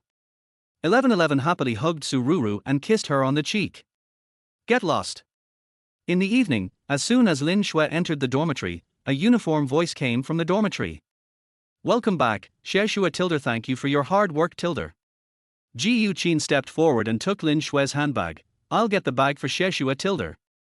1111 picked up the slippers and gently placed them in front of Lin Shui. I'll change Xiaoxue's shoes tilde. Sururu walked behind Lin Shui and said, I'll massage Xiaoxue's shoulders tilde. Wrong dormitory. While Lin Shui was stunned, 1111 pulled Lin Shui into the dormitory, closed the door, and the three of them surrounded Lin Shui. Seeing the three people's hopeful eyes, he immediately reacted. Do you want to ask me something? 1111 looked at Lin Shui with tears in her eyes, and then expressed the thoughts of the three people. Lin Shui sighed and patted 1111 on the head. I told you not to spend ahead of time. Just this once, and don't do it again. Yeah, Xiaoxue, you're the best. I now declare that you are the most beautiful woman in the world. Sururu, why do I seem to have heard this somewhere before? Chapter 19 Playground Confession. Oh, by the way, Li Mu danced very well on the playground last time. Ruru, you can ask him to teach you. Ji Yuqin seemed to have discovered a new world. It can also enhance your relationship, he tilde. Don't mention Li Mu, humph. She became furious when she thought of Li Mu's asking, Sururu, did you shoot with your eyes closed? Even if I jump down from here and break my legs, I won't let him teach me to dance. Sururu said viciously, clenching her fists. I don't have K, dinosaurs fight wolves tilde. 1111 was puzzled, whose phone is ringing? The ringtone is so dynamic. Sorry, mine. Sururu smiled awkwardly. Huh? Is it Li Mu calling? Everyone gathered around and signaled Sururu to answer the call quickly. Hello tilde. Sururu answered the phone and pressed the hands-free button. Hello tilde. 1111 imitated Sururu's tone when answering the phone. Little clip, look at the sword. Sururu, are you okay now? It's okay, what's wrong? I want to tell you something, but, never mind. Is it convenient now? I'll wait for you at the playground. Sururu looked at everyone, and everyone nodded in unison. Sururu replied, okay, I'll be down in a moment. Li Mu nodded and hung up the phone. Tilde confession tilde. 1111 and Ji Yuqin cheered in unison. What are you talking about? Maybe he has something to do. Why can't you say it over the phone? Why do you have to say it in person? And it's so late at night. Walking in the playground and confessing in the woods, how romantic tilde. Ji Yuqin fanned the flames. Hurry up, Ruru, this outfit doesn't look good. Change it quickly. Before Sururu could react, Ji Yuqin took out a white dress with small floral patterns from her closet. Ruru is wearing this, it's a first love style, I'll help you change into it and keep it for tonight. 5 minutes later, Ji Yuqin sent Sururu, who had dressed up, to the dormitory door. Come on, Ruru. But you must be reserved at first, politely refuse first, and then agree. Go quickly, Tilda. Sururu went downstairs a little nervously. She didn't think about it in this direction at first, but Ji Yuqin and 1111 kept teasing her. She was so confused that she didn't remember a single word. She only remembered 2 sentences, refuse first, then agree. I walked towards the playground nervously. Students, we are from the Campus Stray Cat Protection Association. $1 can help us donate a small bag of cat food. Limu was walking back and forth on the playground, thinking about how to explain the matter of Jiangshu. A sudden voice interrupted his thoughts. Looking back, he saw 2 boys wearing vests with the words, Love Club, on them, smiling and greeting Limu. What are you doing? One of the boys explained enthusiastically, we are volunteers of the Love Club. Our main task is to pay attention to stray cats on campus and provide them with food and medical help. We raise funds through various channels, such as collecting donations from students, holding charity sales, and seeking donations from caring people outside the school. The yuan donation for a small bag of cat food activity we just mentioned is one of our ways to raise money for feeding. Limu nodded, showing his understanding. It feels good. He felt his pocket and found a coin, so he handed it to the boy. The boy took the money and expressed his gratitude. Thank you for your support, classmates. Every donation is very important to us. After that, he waved to another female volunteer on the playground in the distance. The female volunteer trotted over, took a bouquet of flowers from the bundle in her hand and handed it to Limu. Thank you for your support. These flowers are also sponsored by the gardening club. Please accept them, classmate Tilda. Limu took the flowers and the volunteers waved goodbye to Limu with a smile. Hey, isn't that the school beauty Sururu? Oh my god, will the goddess come to visit the playground too? It's so beautiful, like my first love. Par, stop swearing, okay. Sururu walked into the entrance of the playground and looked at Limu's figure. Among the people coming and going, there were also sharp-eyed boys who recognized that this was Sururu from the business school. Sururu was wearing a dress embellished with floral patterns. Her long hair fell on her shoulders like a waterfall. She walked like flowing water, lightly and gracefully. Every smile revealed her moving charm. Limu also saw Sururu stopping in the playground, as if looking for him, so he trotted over to meet up with Sururu. Wow, what's wrong with that guy? He ran towards Sururu with flowers. Fuck, big news, someone is going to confess his love to Sururu on the playground. What? Sururu is in love. The noises around were getting louder and louder. There were people coming and going at the entrance, and the news spread quickly. Soon, a large group of onlookers gathered at the playground. Limu, who was completely unaware of the situation, looked at the dense crowd. He just stopped and someone seemed to push him from behind. He vaguely heard a sentence. Brother, I will help you till here. I wish you happiness. Before he could react, he staggered in front of Sururu. Sururu had never seen such a scene before, especially when she saw Limu coming with flowers. Her face turned red with embarrassment and she was so shy that she didn't know what to do. Limu looked around, then at the environment he was in, and subconsciously looked at the flowers in his hand. Even if he was slow-witted, he would know what was going on. Well, actually. Limu was interrupted just as he was about to speak. Promise him. Promise him. Some unknown onlookers began to shout slogans, the sound was deafening. Limu looked at Sururu, whose cheeks were like ripe red apples, and she lowered her head and dared not raise it. At this moment, Sururu's mind reappeared Ji Yuqin's words, refuse first, then agree. Agree first, then refuse. Agree. Reject. Reject. Agree. It's too fast to be together now, I'm not ready yet. No, how can I like him, I'm a man. How can I be confessed to? On second thought, Limu is pretty good. He protected me last time and he cares about me usually. Stop, what am I thinking about? It's over, Sururu, you were kicked out of KTV. Forget how he bullied you. Did he laugh at you? In just a dozen seconds, Sururu had already conceived countless plots and scenes in her mind. I don't know what happened, but in front of everyone present, I said. Wow, bastard Limu, you only know how to bully me every day. Chapter 20 Late Night Communication. Wow, bastard Limu, you only know how to bully me every day. Sururu stomped her feet, and her voice with a hint of crying stunned everyone present. Limu also stood there in a daze. Sister, what are you doing? Limu suddenly felt a chill on his back and a hint of murderous intent coming from behind him. He was sure that as long as someone took the lead at this time, someone would definitely rush up and tear his skin into pieces. Sururu, are you okay? Limu asked cautiously.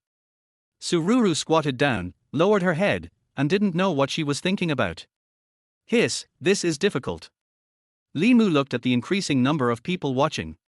This was not a solution, so he decided to go all out. He walked up to Sururu, embraced her in his big hands and carried her like a princess. Sururu screamed instinctively, and Limu felt that he could go to the hospital's ear department for an ear treatment tomorrow.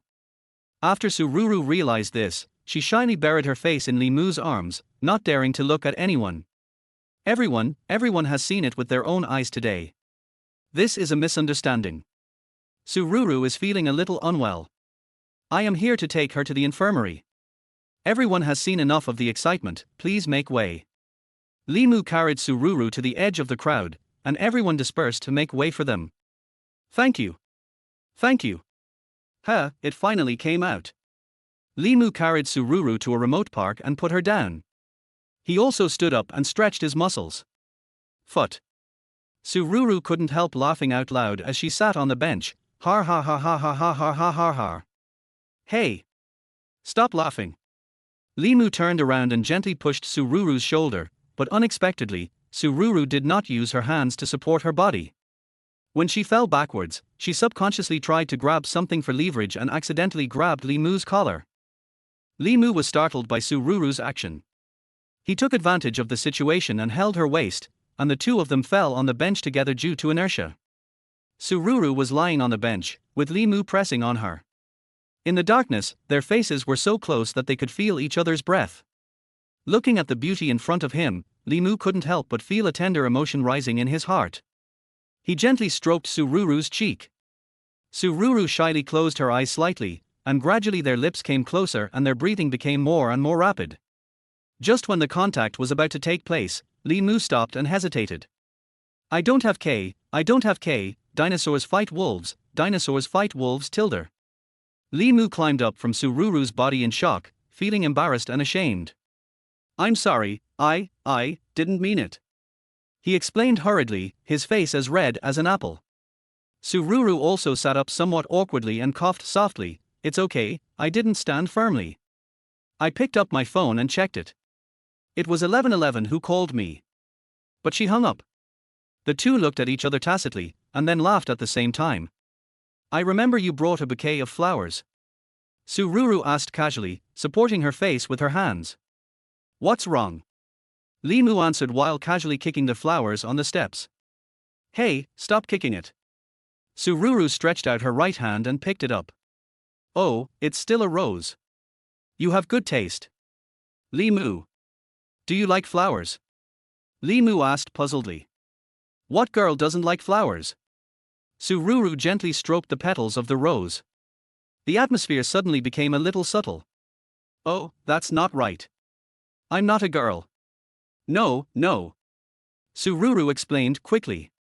Limu was also stunned. Har ha har ha, it seems that you are more suitable to be a girl than me. Shut up. I'm a real man. Sururu glared at him shyly. The two of them leaned on the bench, the moonlight sprinkled on the lake, creating ripples, the gentle breeze caressed their cheeks, and they silently enjoyed the happiness and tranquility.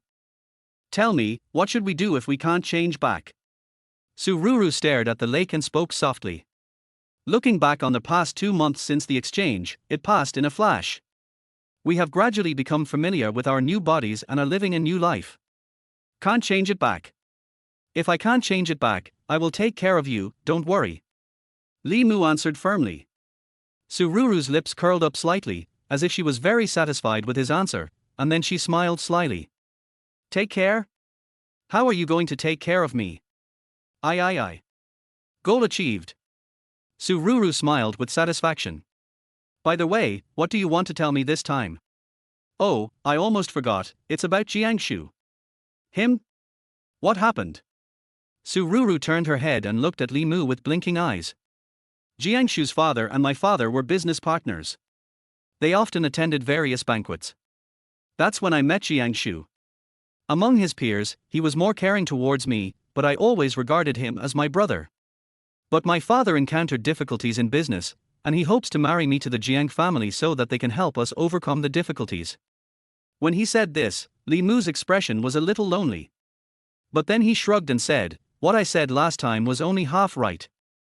Jiangshu was indeed engaged to me, no, to Sururu, that is, you." Li Mu pointed at Sururu and said, "We were engaged, but due to some special reasons, the engagement has been cancelled. Don't worry, you will not marry Jiangshu." "Oh. Li Mu. No way, why aren't you shocked at all?" Li Mu jumped up and looked at Sururu in disbelief. Sururu hugged her legs with her arms and looked at the lake. "You also said that it was just an arrangement between adults, and we should live according to our own ideas." After listening to Sururu's words, Li Mu fell into deep thought. He suddenly understood what Sururu meant. He had been bound by the interests of his family for the first 18 years, but deep down he did not want to be controlled by these arrangements. He also hoped to be able to choose his own life path and live out his true self. "You're right." Li Mu sighed and sat down relaxed. "We are all living people and should not be restricted by other people's arrangements. I don't have K, dinosaurs fight wolves, tilde." Suddenly. A sudden sound suddenly sounded in the darkness. Li Mu frowned. "No, sister, can we change the ringtone?" Sururu signaled for silence and pressed the answer button. "Hello, Ruru, where are you?" 1111's anxious voice came from the other end of the phone. Sururu looked around. "I'm in the school park, what's wrong? Come back quickly.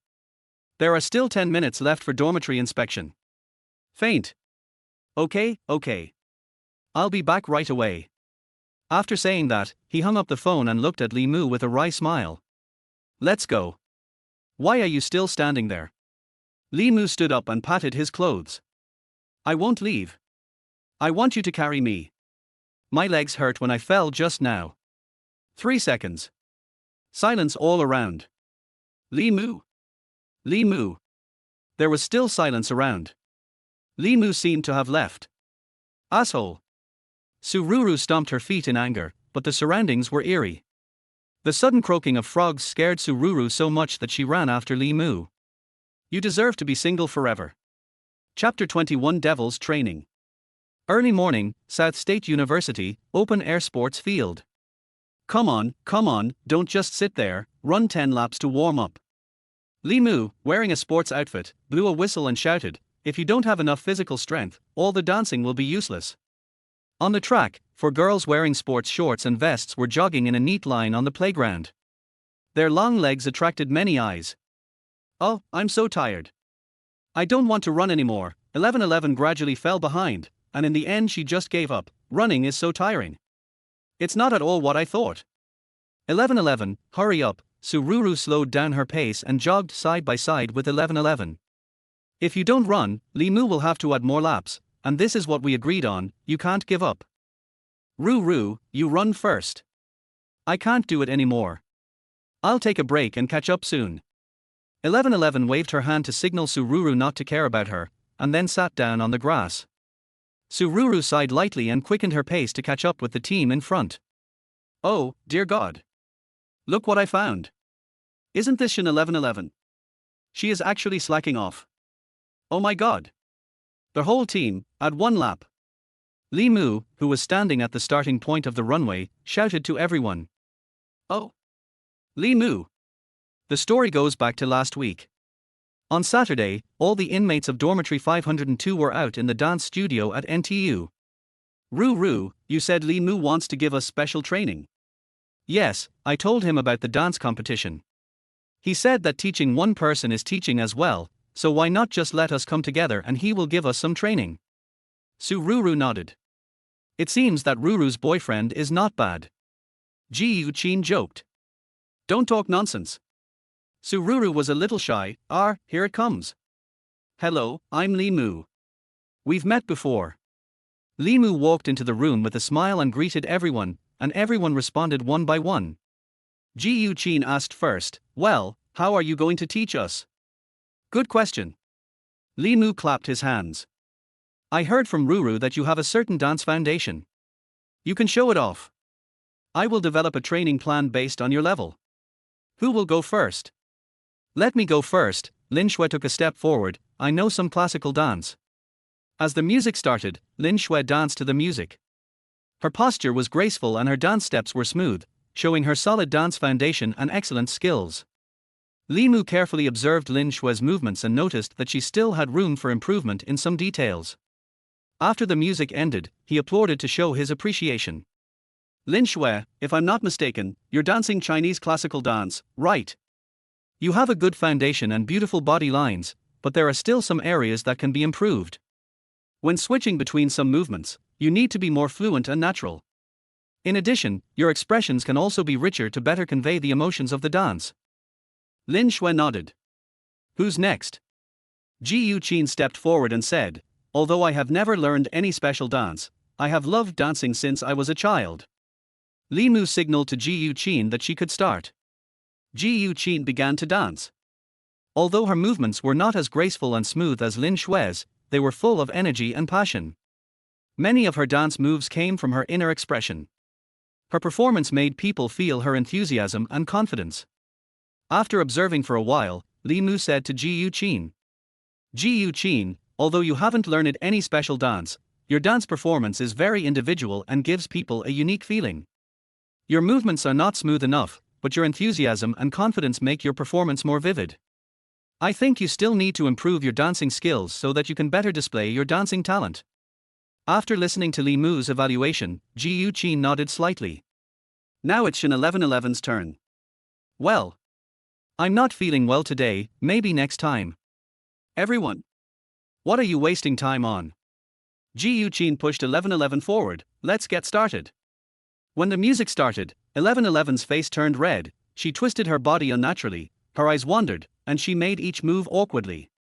Her dance looked very stiff and unnatural, and she didn't show any dance foundation at all. Li Mu frowned and thought seriously, Shin 1111, what dance were you just doing? Robot dance.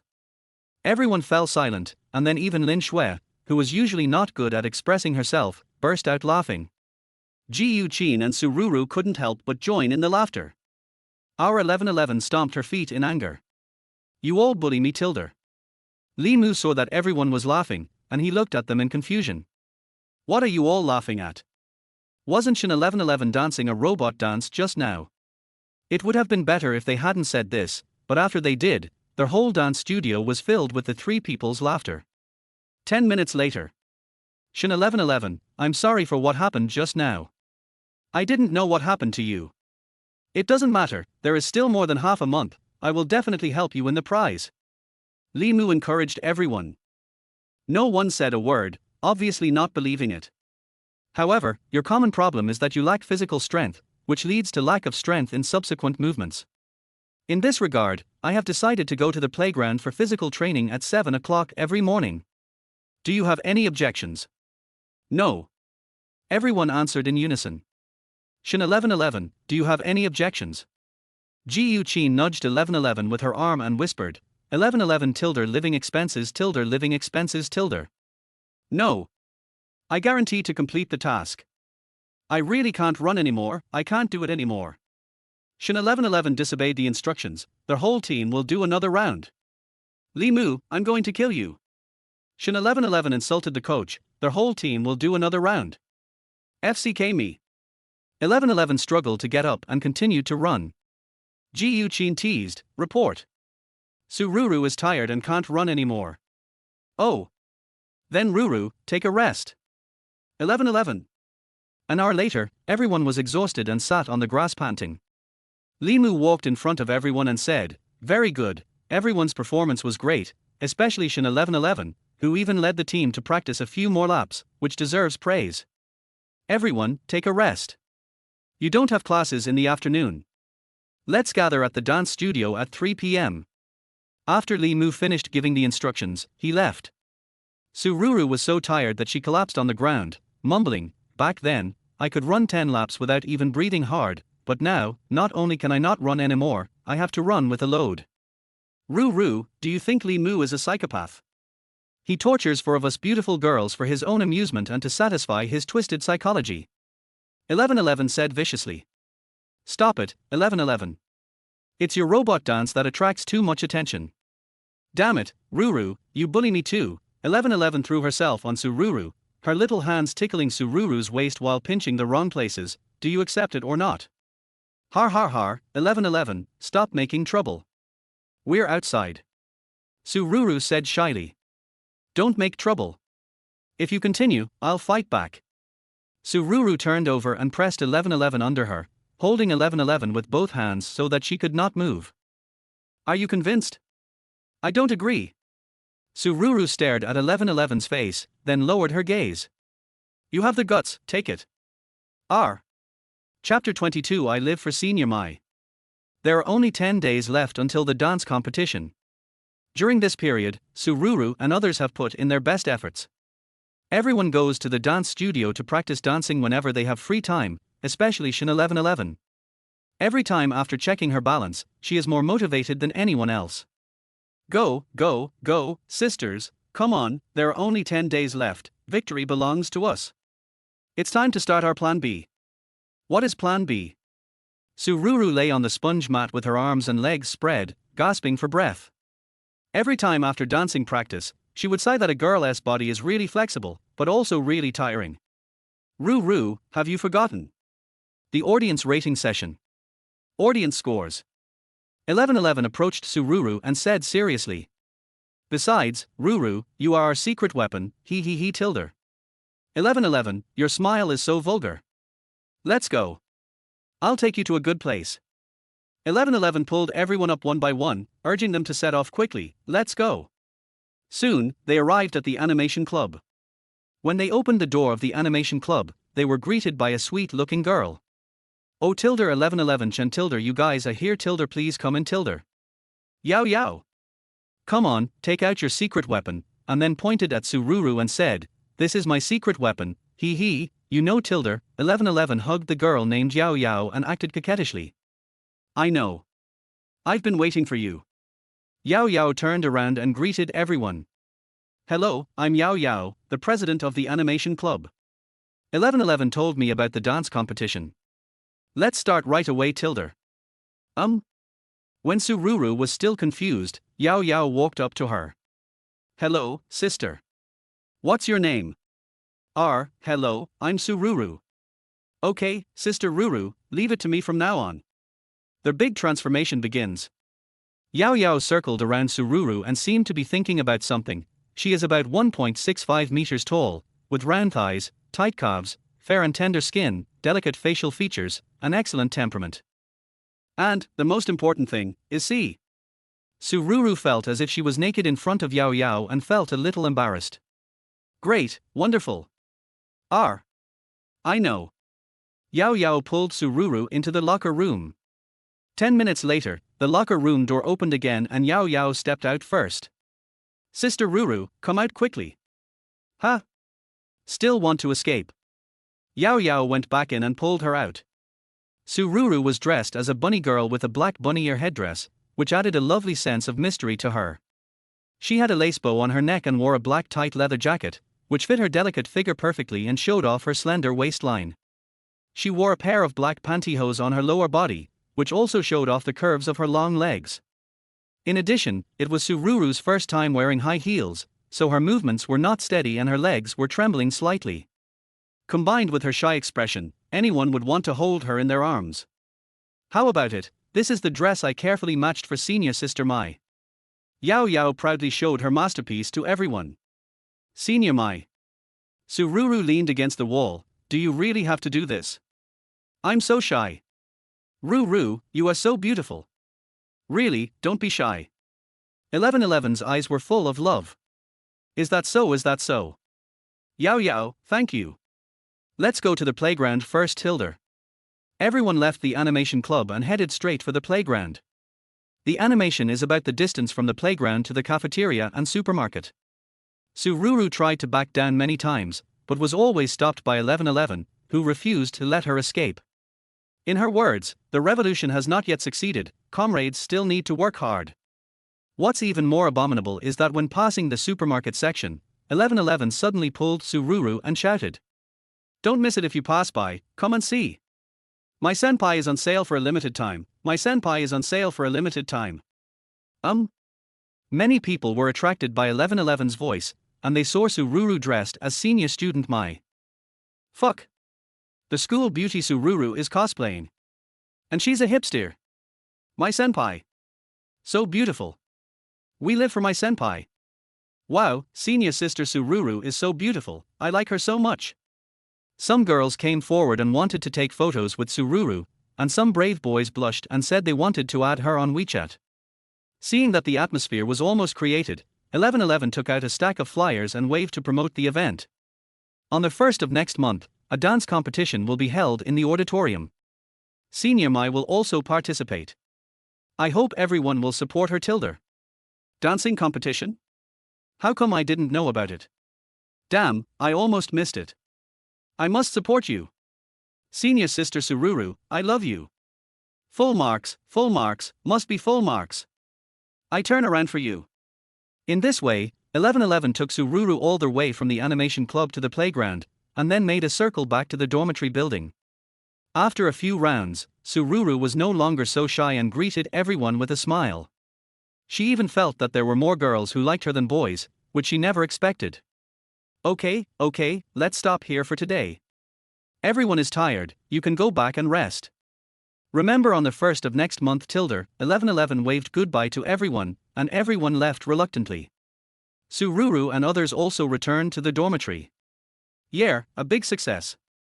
1111 jumped up excitedly. Ruru is so lucky today thanks to you, I love you so much.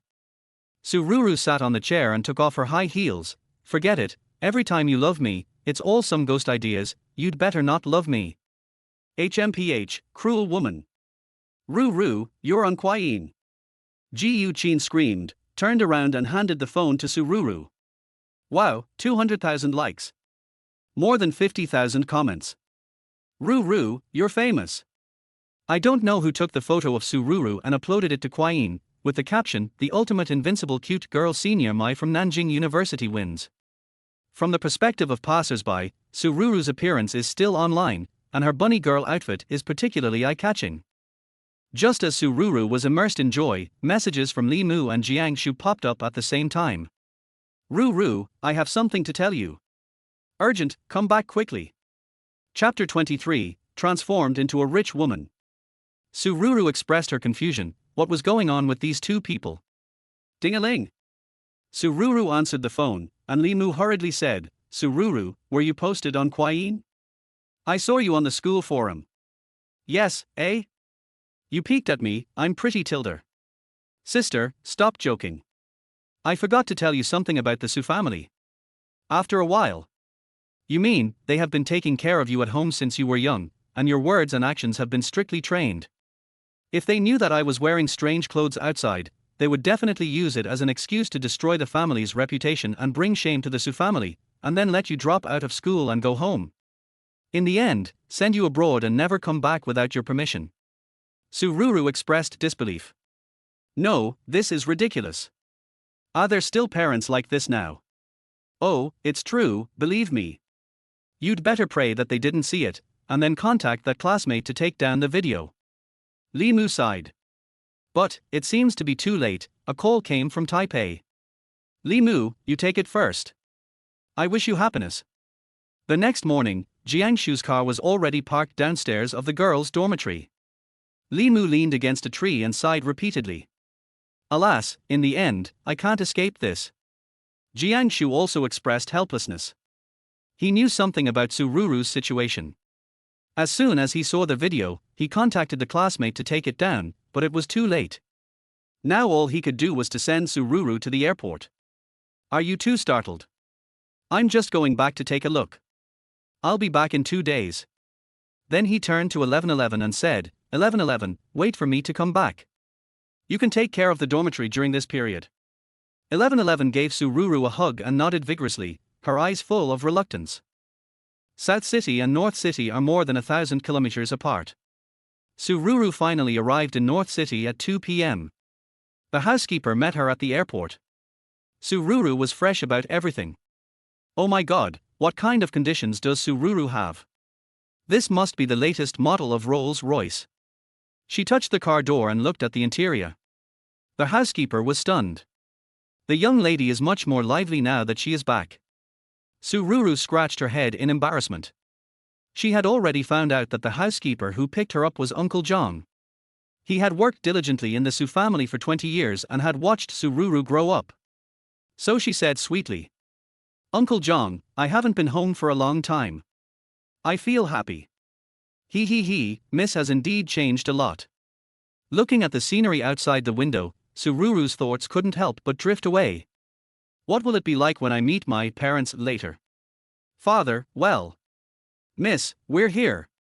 The butler opened the car door and reminded Sururu that she could get off. What caught Sururu's eyes was an elegant and unique Chinese-style villa with red glazed tiles on the exterior walls and exquisite stone carvings on the eaves. She followed the housekeeper across the arch bridge, through the garden, and came to the main entrance of the villa. Following the butler into the villa, I saw that the hall was filled with antique furniture and famous paintings, exuding a strong cultural atmosphere. Sururu was excited. She didn't know much about classical culture, but what she did know was, this was too powerful. "Miss, madam is waiting for you in the study," said the butler respectfully. Sururu followed the housekeeper to a gorgeous study room filled with bookshelves and ancient books. A beautiful middle-aged woman was sitting at the desk reading a book. She should be Sururu's mother, Songshin. "It's over. I'm so nervous and feel an inexplicable sense of oppression." Sururu was extremely anxious and blurted out, "Mom. I'm back." The beautiful woman in front of him trembled and the book fell uncontrollably on the desk. "What did you just call me?" It's over. Is it too late to run now?" Sururu subconsciously took a step back, ready to run away at any time. The housekeeper Wenbo actually closed the door. Songshin walked quickly to Sururu and hugged her excitedly, tears streaming down her face. "Ruru. This is the first time you've called me mom in 10 years. What? Sururu stood there in a daze, allowing Songshin to hold her. "I'm sorry, Ruru, mommy just missed you so much, can you call me mommy again?" "Mom." Sururu felt like she was being strangled to death, gasping for breath. "Ruru, mommy loves you too. I've waited for this day for so long. Are you hungry? What do you want to eat? Have you been bullied at school? By the way, kid, you never ask for money from your family. Did you spend all the 5 million I secretly transferred to you last month? If it's not enough, ask mom for more, okay?" Is that true?" Sururu instantly perked up. Suddenly my waist and legs stopped hurting. After searching for the mobile phone software, I finally found the mobile banking in the hidden software. After opening it, the balance showed 6,255,712.37. 3 seconds later. Mom, dear mom, I love you so much, Mom, I love you the most, Mom, I will take care of you in your old age." Songshin smiled happily and let Sururu hug her and act coquettishly. Although she was not Sururu's biological mother, this was the first time in 10 years that Sururu called her mother. She hugged Sururu gently, her eyes full of happiness and satisfaction. "Mom, this is called cosplay. It's very popular among young people. Isn't it beautiful? This, and this. It's a little bit pretty, what is this?" "This is walnut, which is also very popular." Late at night, Su Chengwen returned home. As he walked in the yard, he heard the giggling voices of Sururu and Songshin in the house. He pushed the door open in confusion. His daughter was actually lying on the sofa with his wife, and the two of them were talking and laughing in front of their iPads. This was normal in any family, but it was absolutely unrealistic in their Su family. Su Chengwen coughed lightly, and the two women said in unison, "Dad, you're back. Hubby, you're back." Su Chengwen was stunned, his legs went limp, and he stumbled into the entrance. 16 years ago, Su Chengwen's family was still squeezed in a basement of less than 10 square meters. At that time, little Ruru needed someone to take care of her, and Su Chengwen was the only one who supported her. Although he took on business and was busy with social events every day, every time he returned home, his lovely daughter and wife would warmly welcome him home. "Dad, you're back. Hubby, you're back. Every time at this moment, he would feel that no matter how hard or tired he was, it was all worth it. But since Ruru's biological mother passed away unexpectedly, there has been no more laughter and joy in the family. So many years have passed, and now he seems to feel the warmth of home again, and his thoughts are inevitably a little dazed. Ahem, yes, I'm back. Sururu and Songshin quickly stood up, turned off the iPad, and came to Suchengwen. Dad, what's wrong with you? Are you okay? Sururu asked with concern. Songshin supported Suchengwen's arm and said with concern, You are so grown up, but you are still like a child. Suchengwen waved his hand and walked to the sofa and sat down. He leaned back and closed his eyes, then slowly said, Ruru, have you hated Daddy all these years? Chapter 24, Confusing. Ruru, have you hated Daddy all these years? Sururu asked Li Mu about his childhood story and answered without hesitation. Of course not, you are my father, how could I hate you? However, when Sururu turned her gaze to Suchengwen, she was stunned. The man who was so proud of himself in the business world was now curled up on the sofa like a child, sobbing silently. I destroyed this family. Malian, I'm sorry for you and our daughter. Songshin understood that Malian that Suchengwen mentioned was Sururu's biological mother, but she didn't say anything. She just hugged Suchengwen gently, because she knew that even her usually strong husband needed a hug at this moment. Suchengwen's sudden loss of composure moved Sururu a little. Before the accident, he also lived with his mother. As a single-parent family, he had never felt fatherly love, but he didn't care. Now he has grown up and can take care of himself and his mother.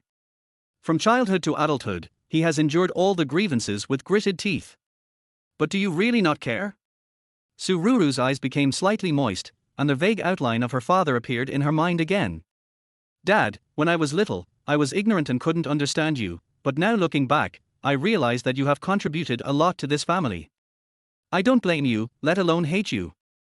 You forced me to learn etiquette and manners, forced me to receive a well-rounded education, and forced me to have a sense of responsibility and independence from an early age. I used to think that you were too demanding and that you didn't care about me enough, but now I understand that you are doing this for my own good and are teaching me how to be a good person. Although you have never said you love me, I can feel the fatherly love revealed in your dedication and care. Suchengwen listened to Sururu's words, and his eyes became moist. He never thought that he would hear such words from his daughter. This was the voice he had always wanted to hear the most. He hugged Sururu gently, and tears rolled down her shoulders. Thank you, Ruru. Suchengwen's voice was trembling. I apologize to you. I was very extreme before. I thought that the company's affairs were the most important things. I did a lot of wrong things and neglected this family. I also lacked a lot of patience in caring for you. I'm sorry for making you suffer. Sururu shook her head and said softly, Dad, the past is the past. It is the best arrangement for our family to be together in health and safety. Songshin stood quietly by the side, her heart filled with emotion and relief. She married Suchengwen, worked hard with him so much, took care of him and Ruru without regrets, and now she has everything she has now. Even when Suchengwen felt sorry for her and suggested having another child to keep her company, she shook her head and refused, saying that it would be unfair to Ruru. Ruru, I'm sorry, Dad was wrong, please don't blame me. Sururu gently held Suchengwen's hand and comforted him, Dad, I don't blame you, really. I know you've been working hard, but sometimes we are too busy, and we all neglect things sometimes. Okay, Dad. It's rare for our family to get together, so let's have some fun. Sururu said with a smile. Suchengwen and Songshin also smiled. My dear daughter, what cosplay were you talking about just now? It's the video about me on Kwaiyin. Didn't you and Mom see it? Uncle John called me and said there was something urgent and asked me to come back quickly. Isn't it because of this? Sururu answered puzzledly. Suchengwen frowned, I don't know what cosplay is, nor do I know what Kwaiyin video is. I didn't ask you to come back this time because of this. At this moment, Sururu opened her mouth in surprise. 3 people sat together in the living room. Suchengwen also put away his emotions at this moment, crossed his hands in front of his chest and clenched his fists and said, Ruru, you know who Jiao Jiao, right? Who, Jiao Jiao? Sururu thought about it for a moment. It's Jiao Jiao from your school, The girl who hurt you before. Songshin added. I know. It's her. Wasn't she arrested? No, how did you know? Sururu shrank back, feeling a little guilty. How can parents not care about their daughter? You didn't tell us about such a big thing, but later we heard that you were fine and handled things well. We were very relieved and felt that you have grown up. Su Chengwen and Songshin looked at each other and smiled. But the key to the matter happened right here. When I went to investigate Hu Jiaojiao again, she had already been released on bail. What? Bail? Su Chengwen nodded slightly. Yes, the people below told me that the two brothers Xie Bing and Xie Hu suddenly changed their confessions and changed their testimonies. The reason is that the two brothers had evil thoughts about you in the mall before. They happened to be drunk that day. When they were not sober, they threatened Hu Jiaojiao and asked her to take you out of the school, otherwise they would hurt her family. Hu Jiaojiao was forced to agree. When Xie Bing and Xie Hu were harming you, Hu Jiaojiao tried to stop them. Based on these alone, Xie Bing and Xie Hu have pushed all the responsibility onto themselves. Hu Jiaojiao is at most an accomplice. Impossible. They are lying. It was Hu Jiaojiao who did it, and she admitted it at the time. Sururu was greatly shocked. What you see is not necessarily the truth. Su Chengwen folded his arms, leaned back and said, when I went to investigate again, there was no news about Hu Jiaojiao, and her family was nowhere to be found, as if they had disappeared from this world. Besides, all clues point in one direction. What direction? The Jiang family. Jiang family. Sururu stood up subconsciously in shock. Jiang Shu's Jiang family. Su Chengwen answered directly, just looked at Sururu quietly, and said softly. Whether this matter is related to the Jiang family or not, I can't let you stay in Nankai University any longer. Chapter 25 Return to South City. Jiangshu. Sururu was in deep thought. Su Chengwen stood up and said soothingly, don't worry, no one in Beixia can shake the status of my Su family. No, I'm going back to South City tomorrow. If it was the Jiang family who did this, and I'm hiding in North City, they will definitely think that they've been exposed and stop there, and it will be more difficult to find them in the future. Sururu looked at Su Chengwen, her eyes showing determination and decisiveness. Now the enemy is in the dark and we are in the light. We cannot restrict our actions or cut off our own hands and feet. A slight surprise flashed in Su Chengwen's eyes. He knew this kind of look too well. When he was young, he was also full of fighting spirit and ruthlessness, which eventually enabled him to carve out a name for himself in the business world full of intrigue. Okay, it's late, go to bed. Su Chengwen nodded, patted Sururu's shoulder, and then walked upstairs. My daughter has grown up. Late at night, Sururu tossed and turned. Things were not as simple as she had imagined. Jiangshu, the Jiang family, the Su family, Li Mu, Hu Jiaojiao, and Lin Shui, all of these seemed to be shrouded in a fog, difficult to grasp. There was a knock on the door. Who is it? Sururu stood up and stared at the door. Ruru, it's Mom. Mom, the door is not locked. Songshin walked to Sururu's bed and sat down, looking at her daughter happily. Ruru, Dad and Mom have things to deal with tomorrow, so they can't send you off in person. Take this. Your dad is embarrassed to give it to you, so let me pass it to you. What caught my eye was a yellowed notebook, the cover of which was already worn out. Ruru, be careful when you return to school. If you miss home, come back anytime. Songshin hugged Sururu tightly, tears streaming down her face uncontrollably. Sururu knew that Songshin had already regarded her as her own daughter. She also hugged Songshin tightly and said softly, Mom, thank you. Early the next morning, Sururu said goodbye to her parents and boarded the plane back to Nansha. She did not choose to keep a low profile, but instead sent a message to tell everyone that she was back. The most puzzled person was Li Mu, because based on his understanding of his parents, this was not something they would do. Li Mu and Sururu were walking in the park. In the 20 minutes since he picked up Sururu, Li Mu was still looking at her as if she had seen a ghost. You're back just like that. That's it, don't you see who I am, huh? Li Mu gave a thumbs up. Great, I'm afraid you are the only one who can calm them down. In November, the temperature in Nansha gradually turned cooler. The two of them walked along the path in the park, where the ground was covered with golden fallen leaves. Actually, the reason I came back is very simple. I just wanted to see you. Limu was stunned for a moment, his expression changed slightly, but soon he showed a sly smile again. Where are you thinking, Xiao Ruru? Su Ruru blushed. Pervert. I'm not going to talk to you anymore. Limu chuckled, what did I say? Don't wrongly accuse an honest man. Su Ruru rolled her eyes at her, and they continued their stroll, enjoying the tranquility of autumn. Suddenly, Su Ruru stopped and stared at the lake in the distance. What's wrong? Limu asked curiously. Su Ruru turned her head and looked at Limu, then took out a notebook from her bag and handed it to him. I'll watch it when I get home, okay? Limu took the notebook casually. What is so mysterious? If I look at it now, what can you do to me? But when he looked up and saw the murderous intent in Su Ruru's eyes, he smiled awkwardly. Okay, I'll go home and watch it later. Don't look at me like that. It's creepy. Hee, that's good tilde pat on the head tilde. Su Ruru regained her former vitality, running and jumping forward happily. Limu looked at Su Ruru's departing back and was involuntarily attracted to her.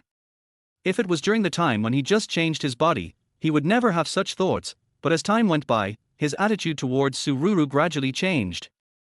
When I saw Su Ruru and Jiangshu talking enthusiastically, I couldn't help feeling a little uncomfortable. When I learned that Su Ruru might not come back, a trace of worry and sadness flashed through my heart. He realized that his feelings for Su Ruru might no longer be that of classmates or friends, but rather some special feelings. Wait for me. Limu took a deep breath, put away his notebook, and started to catch up. Har, come and chase me. Ruru, why didn't you tell me what time you would arrive in Nancha so I could pick you up? It's okay. They scolded me when they got back this time, and I completely broke up with them. I ran away secretly and I'm back in the dormitory now. Don't worry. Su Ruru replied to Jiangshu's message and walked straight into the dormitory. Jiangshu, please don't let me down. Oh, Ruru is back, I missed you so much. 1111 spotted Su Ruru at the dormitory door and rushed forward to hug her. I miss you so much, Ruru. It's only been one day. By the way, where are Xiaoxue and Xiaogu? 1111 let go of her hand and said, they knew you were coming back, so they went to reserve a seat in advance. They'll welcome you tonight. Oh, Xiaoxue sent me a message saying it's already been booked. I told them you're back and we can go straight over. The two walked out of the dormitory building together and came to a Chinese restaurant inside the school. Ruru, this way. Lin Shui and Ji Yu Qin waved to Su Ruru happily. Su Ruru also waved in response and then sat down next to them. Ruru, you're finally back. This saves me from having someone nagging me 24 hours a day about why you haven't come back yet. Lin Shui said. Yes, Ruru, when you were not around, 1111 hugged your pillow and said she missed you. Xiao Jiyu, what are you talking about? How can it be so exaggerated? I am just expressing my longing for you. Ji Yu Qin's words drove 1111 crazy. Everyone was laughing. Su Ruru felt the warmth and care. She felt warm in her heart. It was really a blessing to have a group of such good sisters. By the way, Ruru, after the Kwaiyin video went viral, a shopping mall contacted us. If you weren't here, we would have responded for you. The city gymnasium is going to hold an anime festival next month. We hope you can be their official cosplayer and help promote it. 1111 looked at Su Ruru excitedly, it's so lucky to be noticed by the authorities tilde. I'm not interested. I'm not going. Su Ruru said casually while enjoying the ice cream in front of her. Oh, what a pity. I can only turn it down. It's a pity for the 50,000 yuan. All Su Ruru heard was Guji bala Guji 5080 boom Guji. 50,000. 1111, why didn't you tell me about this good news earlier? Give me the contact information. Send me the address. Quick. Although he is now a millionaire, Su Ruru will never touch him. He has to find a chance to return it to Li Mu so that he won't feel itchy every day. Ding dong. Su Ruru glanced at her phone, then said to everyone with difficulty. I have two pieces of bad news. Which one do you want to hear first? Of course I'd like to hear the good news first, eh? 1111 widened her eyes. 1111, stop making trouble.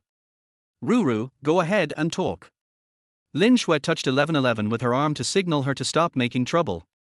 That's right, my living expenses have all been spent on the round-trip airfare this time. Ruru looked embarrassed, and her voice became smaller and smaller. When the time comes, I will need your help. Lin Shui nodded, and Ji Yuqin waved her hand. What am I supposed to do? I'll give it to you later. Xiao Jiyu, you are biased. I don't have any living expenses anymore. Why don't you lend me some?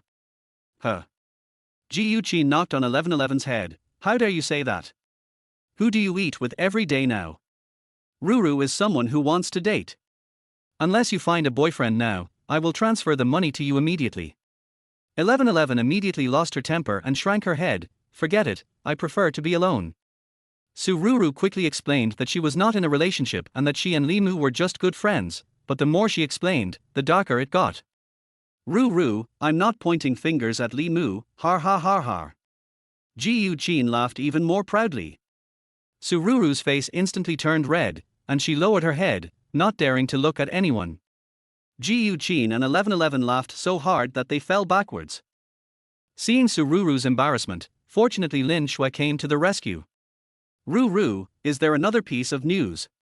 Ruru looked around at everyone and said solemnly. The notice said, the organizers said that they took into account the different rest time schedules for students of different grades. So, the dance competition has been moved to this Sunday, which is the day after tomorrow. Chapter 26, Men are unreliable. Men are reliable. Ji Yuqin and 1111's laughter stopped abruptly. They raised their heads at the same time, with a hint of surprise and nervousness in their eyes. Ruru. Are you kidding? 1111's voice trembled a little. She obviously didn't expect the competition to come so soon. Ruru nodded with difficulty. Looking at 1111's expression, she knew that this competition was probably over. Let's get ready to go to the comic convention. It's okay. We still have tomorrow. We will definitely be able to do it. Ji Yuqin encouraged, but her voice also revealed a hint of uncertainty. Ruru took a deep breath and dialed a number that she could recite by heart. Beep, beep, beep, after a few beeps. Hello? What's up? Hearing Li Mu's voice, Ruru actually felt a little relieved. Hey, Li Mu, the dance competition has been moved up. There's only one day left tomorrow. Can you come over and give us some more guidance? Ruru muttered softly, even with a hint of coquettishness. Oh, I'm busy. I'm going fishing with Wang Tai tomorrow. Li Mu's voice suddenly rose a few degrees, and he seemed to be getting excited. Hey! Speaking of fishing, let me tell you, there is a science to fishing, such as when to put the hook. Before Li Mu finished speaking, Ruru hung up the phone and said to everyone with a smile, Sisters, men are unreliable. We have to rely on ourselves. After everyone finished eating, they left the restaurant and returned to the dormitory. 1111 and Ruru sat together and began to carefully discuss the next plan. Ruru Tilder, I'm counting on you, okay Tilder? When Ruru heard this, she knew that 1111 was up to something again. Before she could reply, 1111 continued. Last time, Ruru became popular from the perspective of passers-by. If you ask me, Ruru, you should create a Quine account and start a live broadcast, and promote the competition the day after tomorrow. The effect will definitely be good. If it were before, Ruru would definitely not be willing, but special treatment is required for special times, for that little bonus. Okay. I agree. Ruru really agreed. There is a saying that goes, a penny can make a hero fall. After a while, Ruru put away her phone and started the live broadcast. Title: The charming schoolgirl from NTU mentioned you. 1111, the title you wrote is so perverted. A tilde. Ruru, you don't understand. This is called marketing. Just wait and see. 1111 raised her head proudly. The invincible handsome guy entered the live broadcast room. Huh? Is this our junior from Nanjing University? I feel so excited. The crazy big bison entered the live broadcast room. I remember now, this is Senior Mai from 2 days ago. Senior Mai is so beautiful. Crazy big bison shared the live broadcast room. Less than 5 minutes after the broadcast started, more than 300 people entered the live broadcast room. Sururu was not at all nervous and sang in unison with 1111. My dear family members, if you haven't followed us, please pay attention. Senior Mai's true identity is revealed for the first time. Light up the little stars. 1111 shouted hard. By the way, I heard that Sururu will be participating in a dance competition the day after tomorrow. I really want to go and watch. At this moment, a barrage of comments passed by, and Ji Yu-chin was sitting in her seat and laughing. It was obvious that she was the internet troll. Oh my, don't expose my whereabouts. I don't want to dance in front of so many people. Sururu covered her face shyly while performing. The host is so interesting. I will definitely go watch it the day after tomorrow. Just a quick question, can I go watch the show outside the school? I don't mean anything special, I just have been very interested in dance since I was a child. Upstairs, I heard your calculations at home. As more and more people entered the live broadcast room, Sururu and 1111 also smiled. The number of comments suddenly increased, and the number of people in the live broadcast room exceeded 1,000. Does their host have any talent show? Yeah, dance for us. That won't work. There won't be any surprises if we dance now. You can come to the auditorium the day after tomorrow to watch. My good sisters will also be there. Sururu replied to every comment seriously. The atmosphere in the live broadcast room became more and more lively, with barrages of comments constantly emerging, and the audience showed great interest and expectations in Sururu's dance competition. Sururu, come on. I will definitely come to cheer you on. Someone posted this comment. I was rewarded with roses by your brother Mu 99. I am your brother Mu, who gave me a gift of roses 88. Sururu looked at the name and smiled slightly. Thank you, brother Mu, for the roses tilde. Sururu blinked playfully and showed a lovely smile. Oh my god, I clicked the wrong button. At this time, Li Mu hurriedly exited the live broadcast room. He originally just wanted to peek at the screen, but accidentally clicked on the gift sending button. Suddenly, he felt embarrassed as if he had been discovered while spying. I'm too embarrassed to see anyone. Li Mu buried his head in the quilt, wailing in pain. But then, he couldn't help but sneak into the live broadcast room. Host, do you have any other talents to perform? Someone else asked curiously. Sururu thought about it for a moment, and an idea flashed through her mind. Actually, I can draw a little bit. If you are interested, I can draw a picture for you during the live broadcast. There was an immediate burst of approval on the barrage. Great. The anchor is drawing. Show us now. Sururu smiled, took out a piece of drawing paper and a pencil from the bedside drawer, and then began to demonstrate her painting skills in the live broadcast room.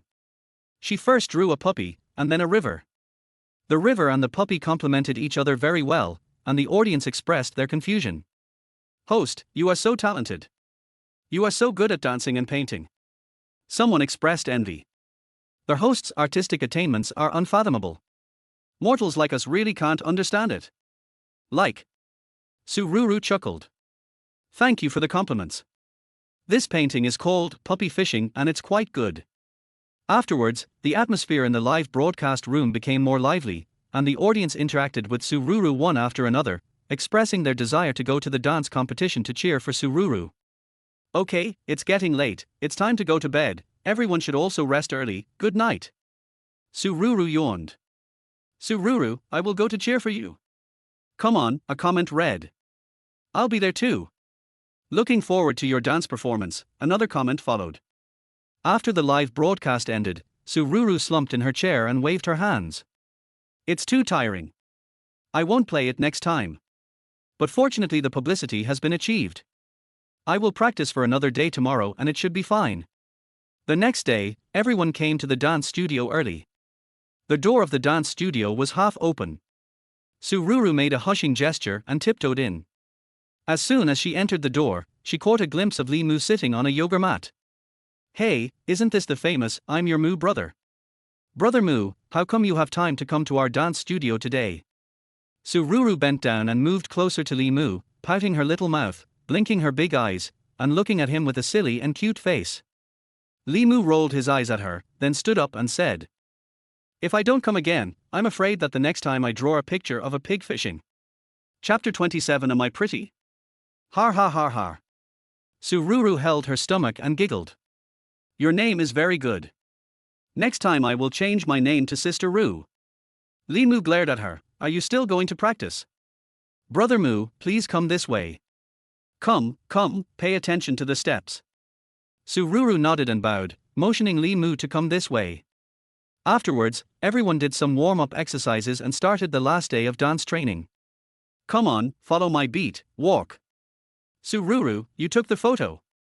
Shin 1111, you're almost stepping on Yu Qin's foot. Move a little to the right. Shin 1111, are you performing the Thomas spiral with me? Time passed by, and the dance studio was filled with everyone's sweat and enthusiasm. Everyone was trying their best, constantly correcting their movements, and pursuing perfection.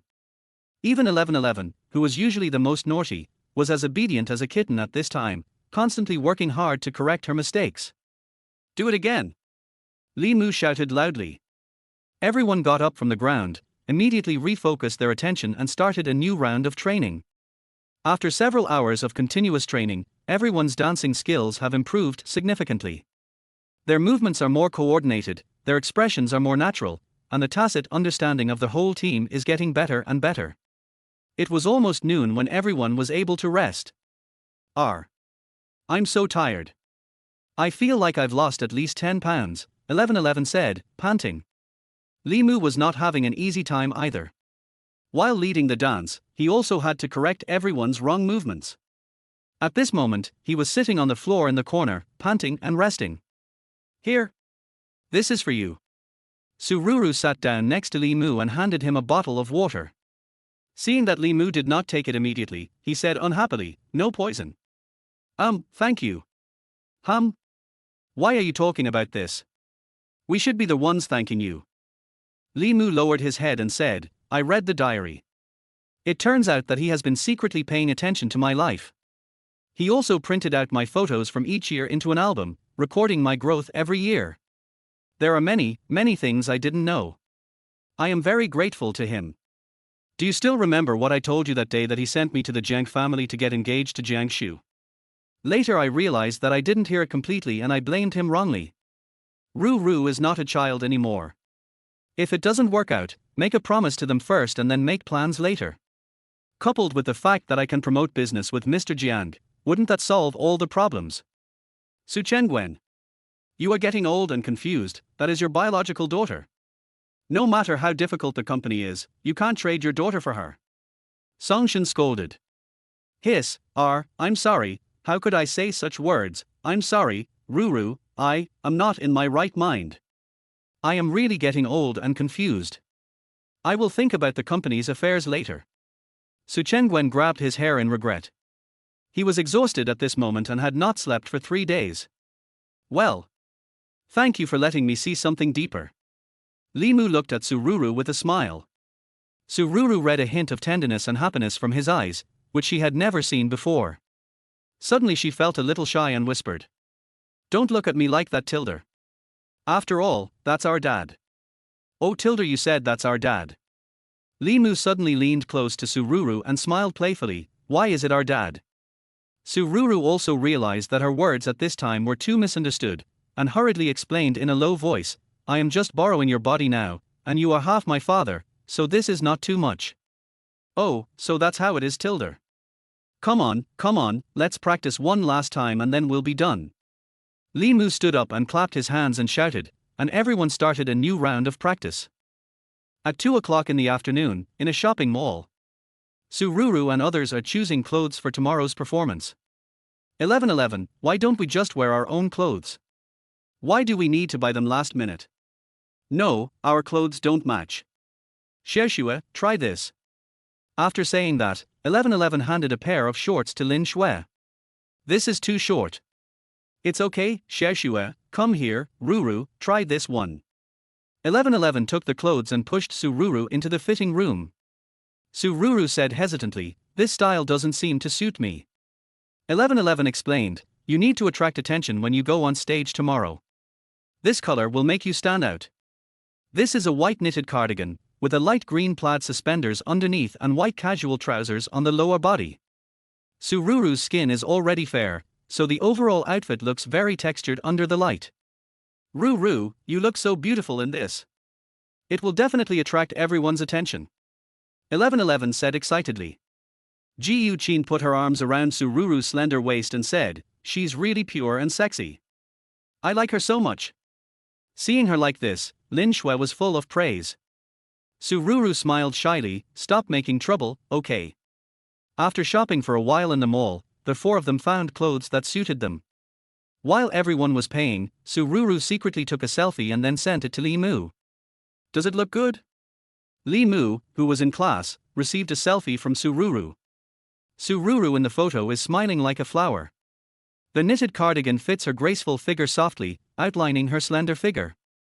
The thin shoulder straps gently outline her fair skin, and her rosy lips are slightly open, making Sururu look even more charming.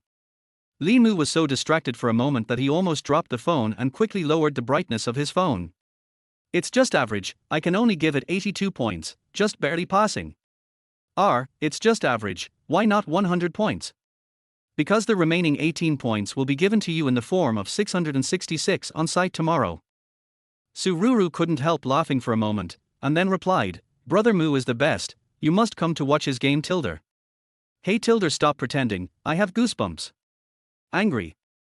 Looking at Li Mu's reply, Sururu smiled sweetly, which made everyone present feel moved. Chapter 28, Stunning the Audience. Nanju University, lounge behind the auditorium.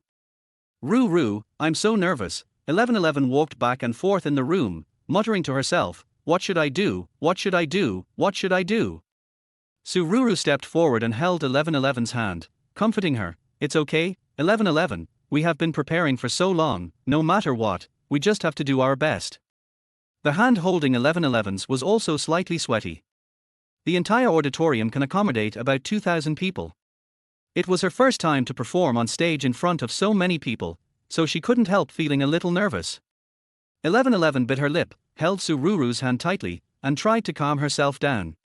She knew that she must not make any mistakes and must not hold back the entire team. Lin Shui and Ji Yuqin also encouraged, okay, don't think too much, just believe in yourself. Don't be nervous later. Just follow what I teach you. It will be fine.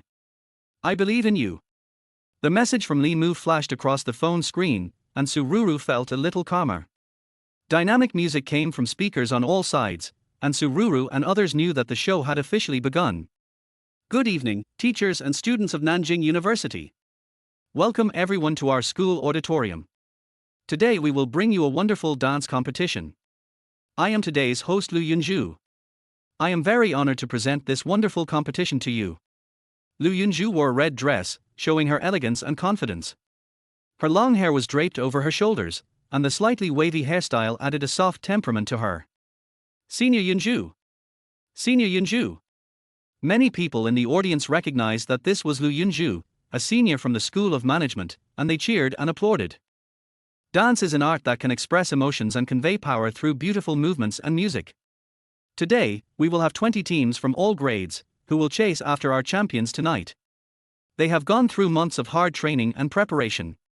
In order to show their talents on this stage, they have put in countless sweat and efforts. Let us applaud and pay tribute to them. At the same time, we have also invited a team of professional judges who will score based on dance skills, creativity and expressiveness. Our audience can also log into the campus official website on their mobile phones to rate their favorite team, from 1 to 10, with a full score of 10. The judges' scores plus the audience's scores will eventually select the champion, runner-up and third place of this competition. Finally, I hope everyone can enjoy today's dance feast and feel the charm of dance and the power of art. Let us give warm applause and cheers to every dancer and let them feel the warmth and support of our school family. Lu Yunju's words were very infectious and brought the atmosphere to a climax. In order to ensure fairness and justice, we have invited 20 captains to come on stage to draw lots and choose the order of performance. 1111 urged Sururu, Ruru, hurry up, it's your turn. It's okay as long as you're not the first one. The moment she stepped onto the stage, Sururu realized that sitting in the audience and standing on the stage were two completely different concepts. She felt countless pairs of eyes cast upon her. The empty large stage and the bright spotlights made her nowhere to hide in front of the audience. At this moment, any of her micro-expressions and movements would be displayed to the audience in full view. She couldn't help but become nervous. Lu Yunju's voice rang out in the microphone, "Captains, please pick up the lottery paper and choose your own order." Sururu took a deep breath, stretched out her shaking hands, and gently pulled out a piece of paper from the lottery box. She unfolded the paper and saw the number 3 written on it. Number 3. 1111 is right, as long as it's not number 1. I don't know who started it, but the audience cheered Sururu's name and shouted for her. Some enthusiastic audiences also waved and greeted Sururu. Sururu felt a hint of warmth, bowed gently to the audience, then walked off the stage and returned to the lounge. In the lounge, 1111 rushed over impatiently and hugged Sururu excitedly. "Great, we are number 3, woo-woo, it's okay if it's not number 1. Next, we invite team number 1 to perform the dance Breaking the Limit. This is a multi-person team with 6 sexy and charming girls wearing hot tights, showing off their perfect body curves. They stood in the center of the stage, gazing at the audience eagerly, ready to show off their passionate dance. As the music started, their bodies seemed to be injected with electricity, instantly full of vitality, and every movement was as fast and accurate as lightning. They spun, rolled and jumped at an incredible speed, and their dance steps exuded a strong energy. The audience was conquered by the stunning dance scene and applauded enthusiastically. Number 1. Number 1. R. Tilder. Su and Tilder champion. Su and Tilder champion. The audience below the stage cheered continuously, and the atmosphere was instantly blown away. 1111 opened her mouth wide. "This one is so talented, it's like a professional dance troupe. It turns out their center is called Suwen, so amazing." Lin Shui also remained silent, with a complicated expression, as if she was thinking about a countermeasure. Sururu and the others saw the dance performance of team number 1 on the display screen in the lounge and couldn't help but frown. If every participating team was at this level, then they would have absolutely no hope. Change of plan, implement plan B. Sururu looked at the message from Li Mu, looking embarrassed, not knowing what to do. Lin Shui noticed that Sururu was a little hesitant, so she asked, "Ru, what's wrong with you?" Li Mu said, "Implement plan B. R." Fortunately, there are only a few teams with such strong strength, and the number 2 team took the field and performed fairly well. Perhaps it was because Team 1's dance was too explosive that Team 2 simply couldn't reach the same level. Team number 2's dance is still outstanding, so will Team number 3 be able to bring us a different and wonderful performance? Sururu. Sururu. Senior Ruru, I love you. Senior Mai. People live for Sakurajima Mai. There were cheers and thunderous applause from the audience, and the scene was very lively. Lu Yunju smiled and said, "It seems that our team number 3 is very popular. I believe they will bring us a different and wonderful performance. Let's invite team number 3 to the stage. The music and dance they will bring to us is." Lu Yunming was obviously stunned, but with her years of experience in controlling the situation, she immediately regained her normal tone and said in a high voice, "The music and dance they brought us was I Offer Oil to My Motherland." Chapter 29. Tell me if you like me. When Lu Yunju said that the dance of team number 3 was I Offer Oil to the Motherland, everyone present was stunned. The entire auditorium fell into silence for 3 seconds, and then burst into thunderous applause. Wow, that's unique. This is probably the grand finale. We must see it. There were many viewers who didn't know what was going on, but seeing the excited expressions of the people around them, they also joined in the applause. Sururu temporarily changed into a red dress and stood solemnly in the center of the stage. Lin Shui, 1111 and Ji Yu Qin changed into yellow dresses, stood behind Sururu, lowered their heads slightly, ready to go. The music started, accompanied by the passionate melody. Sururu raised her head, smiled, looked firmly at the audience and began to sing. Beautiful scenery. The construction of the motherland. How glorious it is to be an oil worker.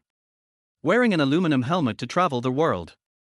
The lights on the stage then focused on Lin Shui and the others, who began to dance gracefully, with smooth and powerful movements. They worked in perfect harmony, and their dance moves were like dancing flames, full of energy. Sururu stood in the center of the stage. As the music reached its climax, she sang in unison, I offer oil to the motherland, selflessly dedicating myself, with my heart set on China. The song is majestic and passionate, full of love for the motherland and respect for the oil workers. As the dance reached its climax, Lin Shui and the others danced more passionately and unrestrainedly. Their dancing figures were like flying sparks, full of power and vitality. Good. Marvelous. The audience burst into warm applause. I was so moved that I cried. It was so difficult for our ancestors back then. What a unique performance, it deserves recognition. Sururu, I love you. Many students were stunned at the beginning, but became extremely excited at the end. The passionate singing and graceful dancing won applause from everyone present. Many veteran artists on the judging panel took off their glasses and rubbed their eyes gently. Sururu looked at the audience cheering enthusiastically, bowed to everyone sincerely, and then left the stage under the gaze of the audience. Wow, Ruru, I'm so excited. Did you hear the applause? Oh my god, I felt like I almost fainted. As soon as they arrived at the lounge, 1111 hugged Sururu's arm and said excitedly, Okay, 1111, if you shake it for a while longer, I'm afraid Ruru will be the first to faint. Ji Yuqin joked. Sururu gently touched 1111's head and smiled, I didn't expect such a big response. It has to be Li Mu. The day before the game. NTU Dance Studio. I feel like my chances of winning the award are slim if I continue like this. I need to change my approach. Li Mu sat on the steps and thought, that's right. I got it. Come on, everyone, come over here. I've come up with a plan B. Everyone sat around. 1111 asked first, what's wrong? Is there any good solution? I thought about it. First of all, we are not a professional dance troupe. We are at a big disadvantage in this respect. Secondly, we can't just take the audience's points. We also need the judges' points. But you also said that our dancing skills are limited, so the judges' scores will definitely be low. This is my method, Li Mu smiled proudly. You see, most of the people who give the ratings are old professors or teachers from art academies. They don't appreciate modern dance like spicy dance very much, but that doesn't mean their comments are not professional. But in terms of preferences, there must be a little taste missing. As for the audience, although there is no passionate dance to enjoy, Sururu now has her own aura. Secondly, don't underestimate the patriotism and empathy of contemporary college students. Most importantly, if we perform well, our score will definitely not be low. You know the specific reasons. Let's go over this later. If a strong enemy shows up, we'll use Plan B. Li Mu handed the phone to everyone and took a closer look. I serve my country. Donate oil. 1111 Guqin was a little confused, okay. I believe you. Sururu nodded, and then everyone nodded in agreement. Li Mu is really awesome. I found that he does have some abilities, and I don't hate him that much anymore. 1111 said excitedly. Okay, let's go and rest for a while. The final score will be announced after all teams have finished. Lin Shui also smiled. Time passed by minute, and every time the auditorium broke out into warm cheers and applause, 1111 couldn't help but look, with a worried look on her face. Dear friends here, hello. After fierce competition, we have finally arrived at the moment of announcing the final results of this dance competition. Everyone held their breath, waiting for Lu Yunju to announce the final result. After careful evaluation by professional judges and on-site voting by the audience, we have finally determined the final results of this dance competition. Now, please let me announce the final results. In this competition, the third prize winner is team number 15. The scores of the second and first place were almost the same, so you can imagine how tense and exciting it was. The second prize goes to team number 3. Finally, the team that stood out from this fierce competition and won the first prize is team number 7. Congratulations! The whole audience burst into thunderous applause, and everyone in the lounge was also extremely excited, cheering and hugging each other to celebrate. Wow! Second prize! We actually won the second prize. The happiest person is 1111 because her living expenses are settled. We should celebrate properly. Let's go out for a big dinner together tonight. Oh, and call Li Mu along. We have to thank him properly. Ji Yuqin suggested. Then I must have a big meal. I am a rich man now, huh? If you spend it all, I won't care about you anymore. Xiao Jiu tilde, I know you won't abandon me tilde. Bar, I'll hit you. 8 o'clock in the evening, at a Sichuan restaurant outside the school. Come, let's celebrate our winning of the third prize, and also celebrate the guidance of Li Mu, the military advisor. Let's toast together. After a few drinks, everyone relaxed. 1111 said, "It's boring to just eat food, why don't we play some games together?" Play games. What games do you want to play? Sururu asked excitedly after a few drinks, her face flushed and her big eyes blinking. Everyone also became interested and looked at 1111. 1111 took out a deck of cards from under the table, shuffled the cards and placed them face down on the table. It's a guessing card game with a simple rule. I'll draw a card from the deck and you have to guess the suit of the card, she explained. If you guess correctly, you can designate someone present to tell a little secret that no one else knows. That person can refuse, but he has to drink a full glass tilder. If you guess wrong, you'll have to drink a glass of wine as punishment. 1111 looked at everyone with a sly smile. Is there anyone who wants to quit? We won't laugh at him if he quits now. TSK, who's afraid of who? Come on. Sururu shakily raised her hand first to show her agreement. No one refused, so the game began. Everyone draws a card first, starting with the smallest one. 1111 dealt a card to everyone. Xiaoxue, yours is the youngest, you go first.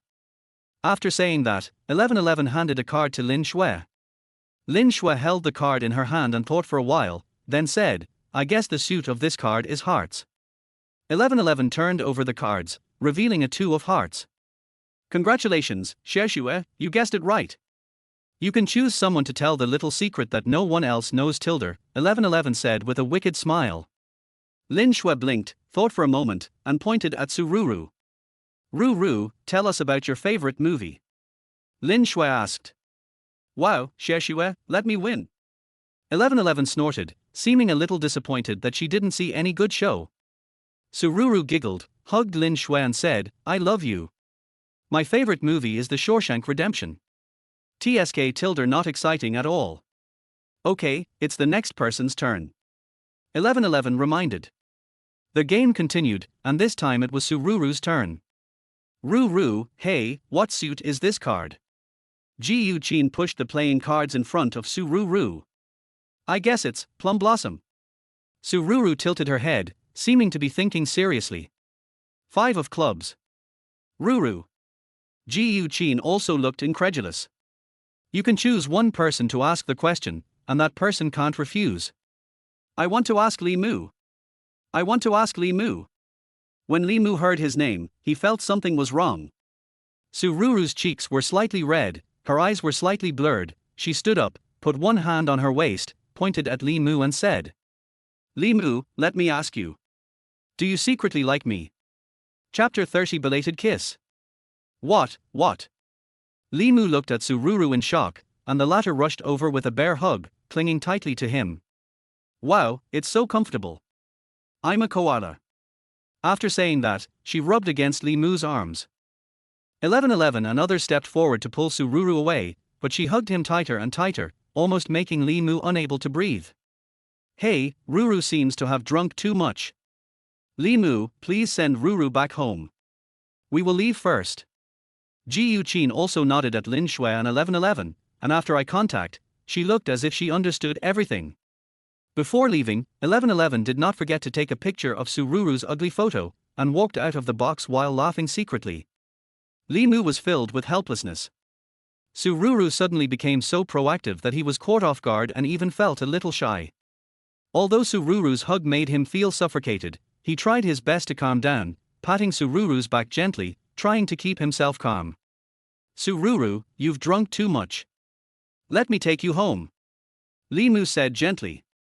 Sururu hummed and loosened her arms around Li Mu, but she became dizzy after standing for less than 3 seconds. Li Mu was really worried about her walking alone, so he carried Sururu on his back and walked out of the restaurant. However, just as they reached the school gate, an accident happened. No. I don't want to go back. I want to continue playing. Sururu struggled to jump off Li Mu's back and ran straight in the opposite direction of the school. Ouch. Just as Li Mu turned around and prepared to sprint 100 meters to catch up with her, Sururu tripped over her right foot and fell on her back. Li Mu, I am really numb. Sururu, are you okay? Li Mu squatted beside Sururu and gently poked her little face with his index finger. It hurts so much, Sururu said with a pout. Li Mu was about to help Sururu up, but she suddenly showed great potential, got up and ran forward again. Hey, there's a car, be careful. After Sururu crossed the road, the green light turned red, and the traffic flow blocked Li Mu's steps. He looked ahead anxiously, fearing that Sururu would get into an accident. The red light turned green, and Li Mu hurriedly caught up. Run! Aliens are catching children. Sururu, stop making trouble and stop. Just when he was about to catch up with Sururu, an accident happened. Sururu fell down again. Li Mu subconsciously reached out to protect Sururu, but he stepped on empty air and they both rolled down the riverbank at the same time. The moment they fell, Li Mu held Sururu in his arms, and the two of them rolled onto the grass before stopping. It hurts. Li Mu rubbed his head and looked at Sururu, who was lying in his arms safe and sound. He sighed softly, I'm glad you're okay. Sururu. Sururu. Hearing her steady breathing, he felt a little relieved.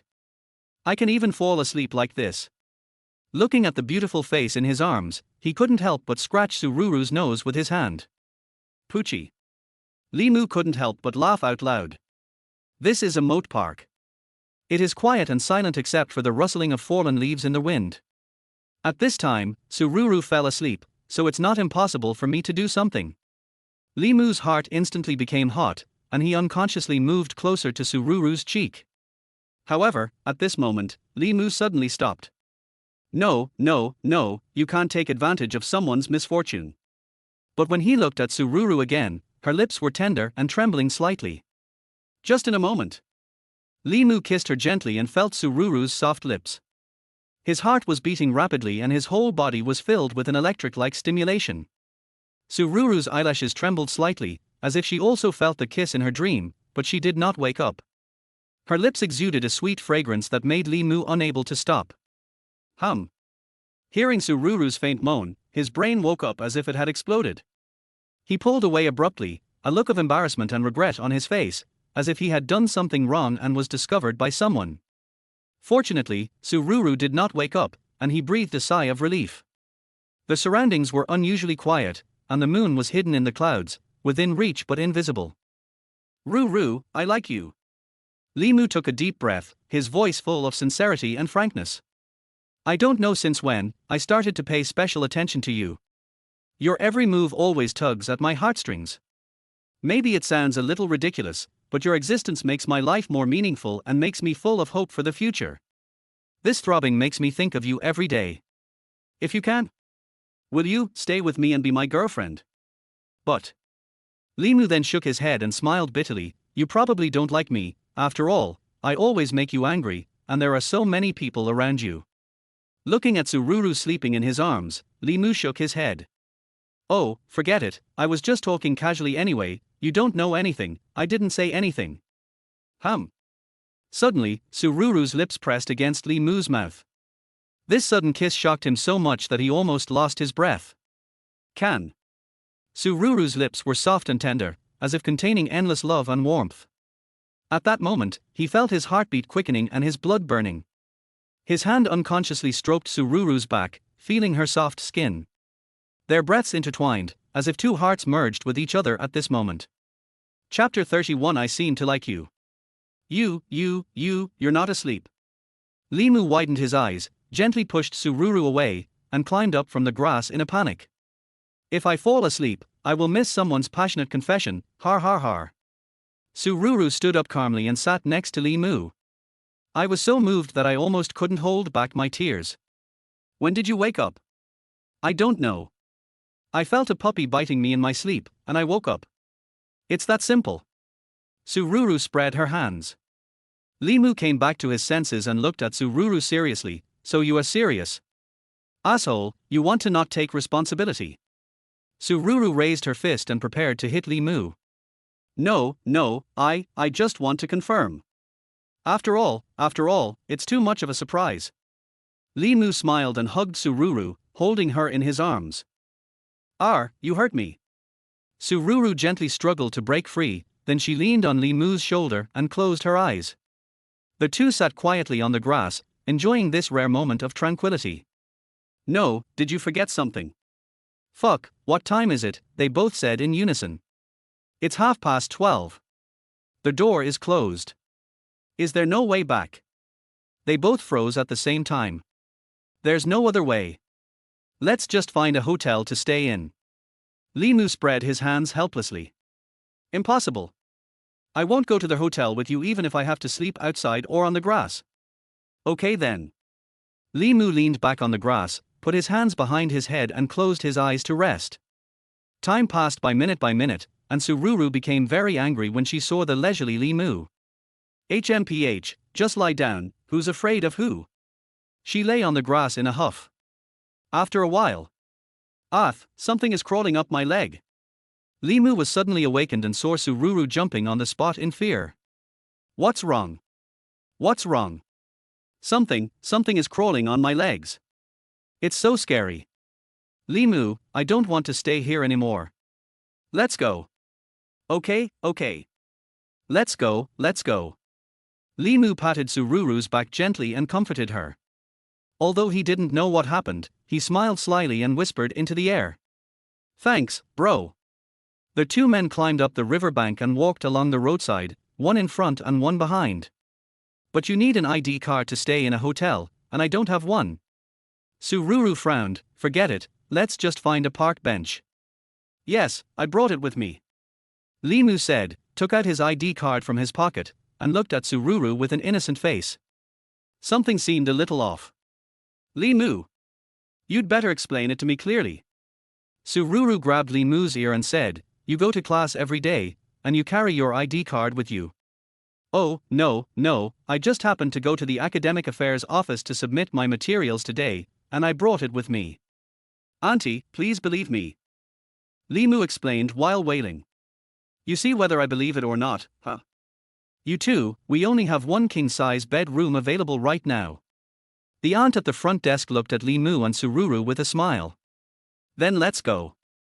Sururu's face flushed. It's so late, it's not safe outside, young man. I heard that things are not safe outside recently. This is it. Limu was a little embarrassed at this time, but he still pretended to be calm, took the room card, and went upstairs holding Sururu's little hand. After the two of them left, the aunt at the front desk silently changed the fully booked option on the display screen to a vacant room option with a green mark. I really envy the young people nowadays. I was young once too. Young man, I'm here to help you. In the room, Sururu curled up in a corner of the sofa, staring at Limu. Wherever Limu went, Sururu would follow him. No, why are you looking at me? Limu said with some amusement.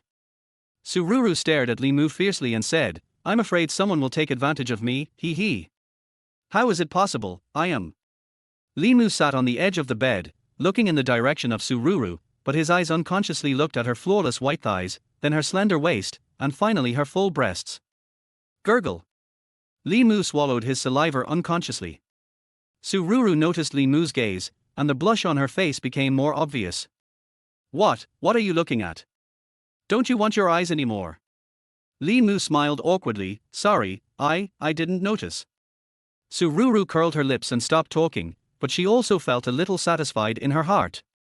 She suddenly felt that her charm should not be underestimated. Oh, Sururu, what are you thinking about?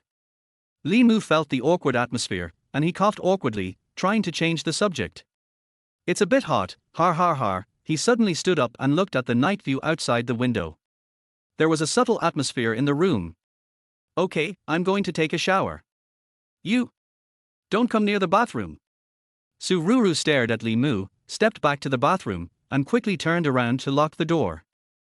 In the bathroom, Sururu turned on the faucet, feeling the impact of the hot water, but her heart couldn't help but recall the scene in the park. Her cheeks were slightly hot, and her thoughts were in a mess. They had suddenly gone from being friends to lovers. The point was that she had never been in a relationship before. What should she do next? Sururu closed her eyes and let the hot water wash away the chaos in her heart. She needed to calm down. She had to calm down. After taking a shower, Sururu changed into her pajamas and walked out of the bathroom. She saw that Limu was already lying on the bed with his eyes closed, seemingly having fallen asleep. She walked over, tiptoed to the edge of the bed, trying not to make any noise. But after a while, her body was slightly closer to Lee Moo's. She could feel his warmth, and then she fell asleep unconsciously. Late at night, Sururu felt someone pressing on her. She suddenly woke up, and in the darkness she found that it was Lee Moo who was pressing on her, holding her hands. Lee Moo! What do you want to do? You? Before she could finish her words, Lee Moo covered her mouth. Ouch. A night of silence. The next morning, Sururu woke up and found Lee Moo lying next to her. She subconsciously looked at her body and felt a little cold. Sururu suddenly sat up from the bed, turned her head and looked at Lee Moo, who was sleeping soundly 800 meters away from her, and her clothes were intact. Only then did I come to my senses and realize that it was just a dream. Hatilda, that's so scary.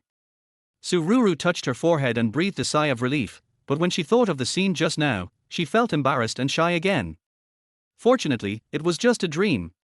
Sururu took a few deep breaths, slowly got up, walked to the window, and looked at the morning scenery outside. The sunlight shone into the room through the gaps between the leaves, bringing a touch of warmth and tranquility to everything.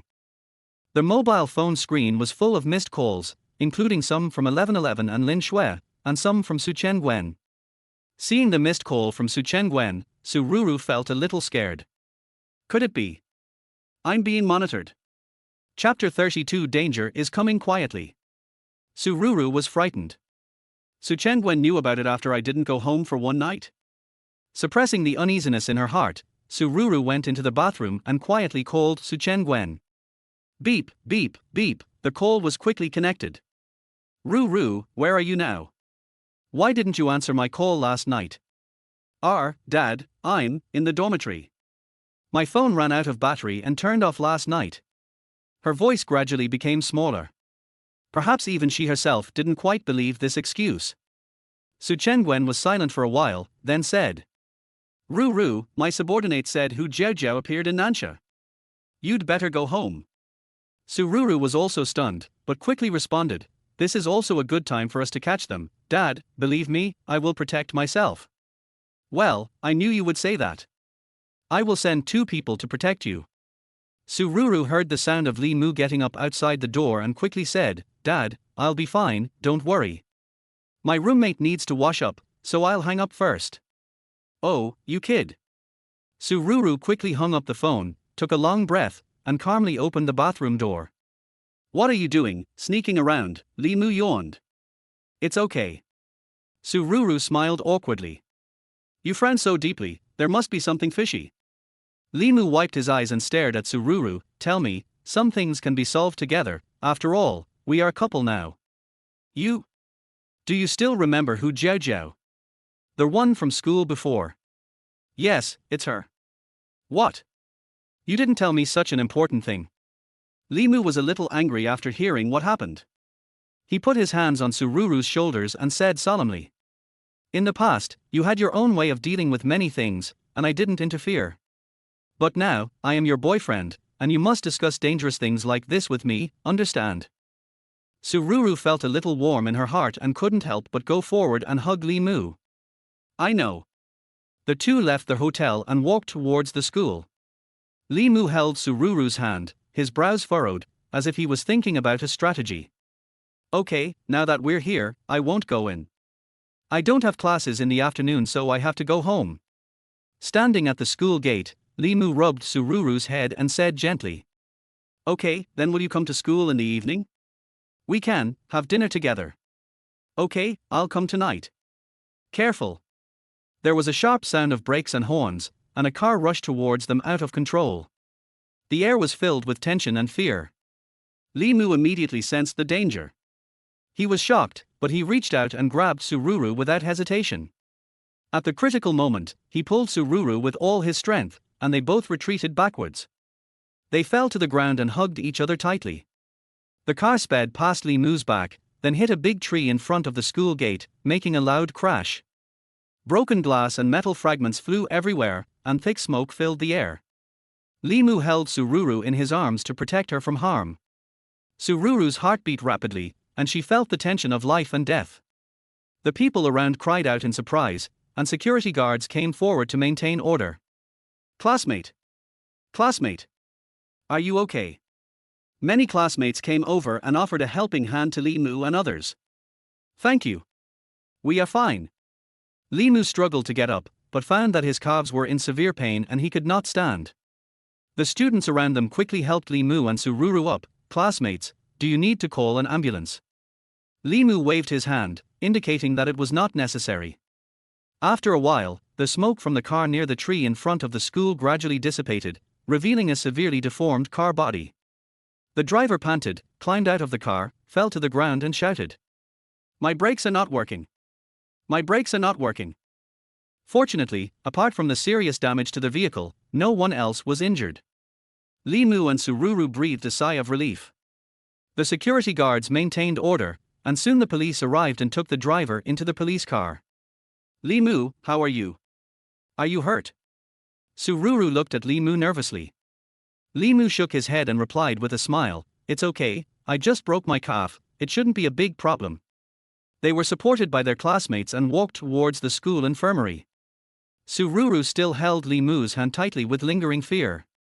In the infirmary, the doctor gave Li Mu a simple examination and confirmed that he only had minor flesh injuries and no broken bones. After bandaging him, the doctor told him to rest and try not to touch water. Sururu stayed by his side the whole time and asked with concern, "Li Mu, are you really okay?" Li Mu patted her hand gently and said with a smile, "Don't worry, I'm fine. It's just that the situation was too urgent just now and scared you." Sururu held his hand, tears streaming down her face. "Woo-woo, if you hadn't pulled me back in time, I might have been, really in danger." Li Mu gently held her hand and comforted her, "It's okay, we are all fine. It was just an accident, don't think too much about it." But was it really just an accident? Li Mu didn't think so, because at a certain moment, he clearly saw that the car driver maintained a calm and composed expression, and did not look panicked after the so-called brake failure. He didn't want to make things too big before finding out the truth of the matter, but wanted to further lead out the murderer behind the scenes. "Okay, Ruru, be good." Li Mu stroked Sururu's hair gently. Sururu looked at Li Mu with tears in her eyes. Her heart was filled with emotion and guilt. If it weren't for herself, she wouldn't have involved Li Mu. She didn't want Li Mu to suffer these unprovoked disasters with her. On the other side of the road from the school, a strange man witnessed the whole incident and then took out his cell phone to make a call. "Hey, yeah, it went wrong. Don't worry, he won't tell anyone. His wife and son are still in our hands. Okay, I'll go back now." After learning that Sururu was safe and sound, the woman on the other end of the phone frowned and said coldly, "Bitch. I won't be so lucky next time." Chapter 33, Bringing a Girl Home for the First Time. "Ruru, are you okay?" 1111 and others rushed over hurriedly after receiving the message. "I'm fine. Li Mu saved me." Sururu said with lingering fear, "The car's brakes lost control. It was Li Mu who protected me at the critical moment. Fortunately, both of us are fine. Li Mu, thank you for protecting Ruru." Lin Shui turned around and thanked Li Mu. Li Mu waved his hand and said, "You're welcome. Hey Tilda, something's happening." 1111 smelled an unusual atmosphere. "You too." Sururu smiled awkwardly, and Li Mu came to the rescue. "Ruru and I are already together." "Oh my god." 1111 looked at Jiu Qin excitedly. "Xiao Jiu, WeChat or Alipay?" Jiu Qin rolled her eyes at her and scanned the code silently. 200 yuan has been credited to my Alipay account. Har har har har har har, I'll take it then. Li Mu and Sururu looked at 1111 so excited and could only stand there in a daze. Lin Shui explained, "The two of them made a bet last night on whether you would be together." 1111 said immediately, while Xiao Jiu thought it would take at least a week. After listening to this, Sururu knocked on 1111's head helplessly, wondering what he was thinking about every day. "Let's go," Li Mu said as he got out of bed. "It was just a scratch. It's no longer a big deal after being bandaged. Look, I can still kick, hiss." Sururu also burst out laughing when she saw Li Mu grinning. "Hey, let me help you." Sururu helped Li Mu out of the infirmary, and Lin Shui and others also said goodbye to Sururu. "Shall I take you back?" "Oh, no need." Li Mu wanted to refuse, but couldn't resist Sururu's insistence. Off campus. Do you know how to get there? Lee Mu asked casually. Sururu was speechless for a moment. She poked Lee Mu's chest with her finger and said, "Brother, it's only been a short time and it's already your home. I don't even know the way to my own home." Lee Mu covered his chest awkwardly. Patient. Patient. Pay attention, Tilder. They walked along the familiar road, occasionally chatting about some irrelevant topics, and the atmosphere was relaxed and pleasant. Well, I won't go up. Sururu stood at the bottom of the building and had no intention of going up. Lee Mu also knew his concerns, nodded, and was about to go upstairs alone. "Hey, son, why don't you go upstairs?" Li Xiuwan's voice came from behind. Sururu answered subconsciously, Mom, I just came back and was about to go upstairs." "Little girl, what did you call me?" Li Xiuwan showed a questioning expression and looked at Li Mu behind Sururu. "Son, who is this?" Li Mu also reacted quickly. "Mom, you're back." "Ahahahar, this is classmate Sururu. My leg was injured and she sent me back." Li Xiuwan showed a satisfied smile, looking at Sururu. The more she looked, the more satisfied she became. Ruru, right, what did you call me just now? What about you and my son?" Sururu smiled awkwardly and said a little embarrassedly, Sorry, Auntie, I called you the wrong name just now, mainly because you really look like my mother." "Is this how my mother reacts when she sees her son bringing a girl home? My leg is still lame, why don't you care about my leg?" Seeing Li Xiuwan getting more and more excited, Li Mu quickly came to the rescue. "Mom, let's go upstairs. We are blocking the stairs." "Hey, okay, Ruru, come up and sit with us. I haven't thanked you properly yet. Li Mu is really troublesome. You sprained your hand and still bothered a girl to send you back. I'll talk to him later." Li Mu wanted to cry but had no tears. There is a saying that goes, when you have a daughter-in-law, you forget about your son. "Mom, I sprained my leg. It's my leg." The three of them went upstairs together. Looking at the familiar home, Sururu was also filled with emotion. Everything here was so familiar. Li Xiuwan asked Sururu to sit on the sofa, and she went to wash the vegetables, insisting on keeping Sururu for lunch. Li Mu was sitting on the sofa watching TV. For a moment, Sururu was a little dazed. She felt as if nothing had changed. Ruru, eat some fruit first, the meal will be ready soon." Li Xiuwan brought a plate of sliced pieces and placed it on the coffee table. She sat next to Sururu and looked at her gently. "Ruru, I don't know why, but I always feel that we are destined to be together. I think you are really kind. Isn't he it? I'm your biological son, how can I not be close to you?" Sururu smiled and replied, "Yes, Auntie, I also feel that we are very close. Li Mu also often says that you are a good mother. I finally met you today." Sururu's words made Li Xiuwan laugh so hard that she couldn't stop. "Li Mu didn't bully you at school, did he?" Sururu was about to say no, but she heard Li Mu's tsk. "Yes. Auntie, Li Mu bullies me every day at school and makes me cry from time to time, woo." After saying that, Sururu covered her little face. Li Xiuwan was suddenly stunned. She had originally wanted to be polite and get closer to him, but the atmosphere suddenly became awkward. Li Mu was full of confusion. "What are you talking about? When did I ever bully you? Hey, you're being rebellious, you little bastard, you've grown up and dared to bully girls." Li Xiuwan picked up the clothes hanger on the sofa and threw it at Li Mu. Of course, it was just a few symbolic waves. Ruru, it's okay. If Li Mu dares to bully you again, just tell me and I'll help you teach him a lesson. "Thank you, Auntie." Sururu smiled, but her eyes were always looking in the direction of Li Mu. "It's so refreshing. So refreshing." At the dinner table, Li Xiuwan's face was full of smiles, and she enthusiastically served various dishes to Sururu. Before long, the bowl in front of Sururu was piled high with food.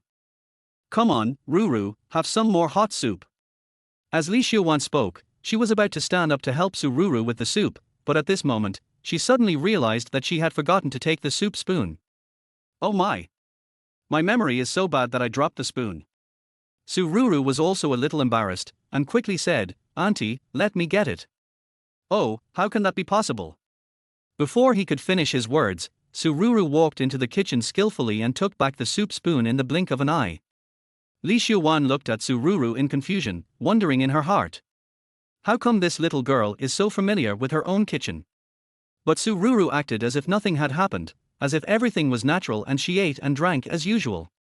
After the meal, Sururu offered to clear the table, but Li Xiuwan said that since guests are the guests, it would be unreasonable to ask them to clean up the table. She forced Sururu to sit on the sofa, which made her feel a little at a loss. Xiaomu, come here and help me. Li Xiuwan walked out of the kitchen with a plate, and saw Li Mu, who was also sitting on the sofa, and called out, "Hey, here it comes."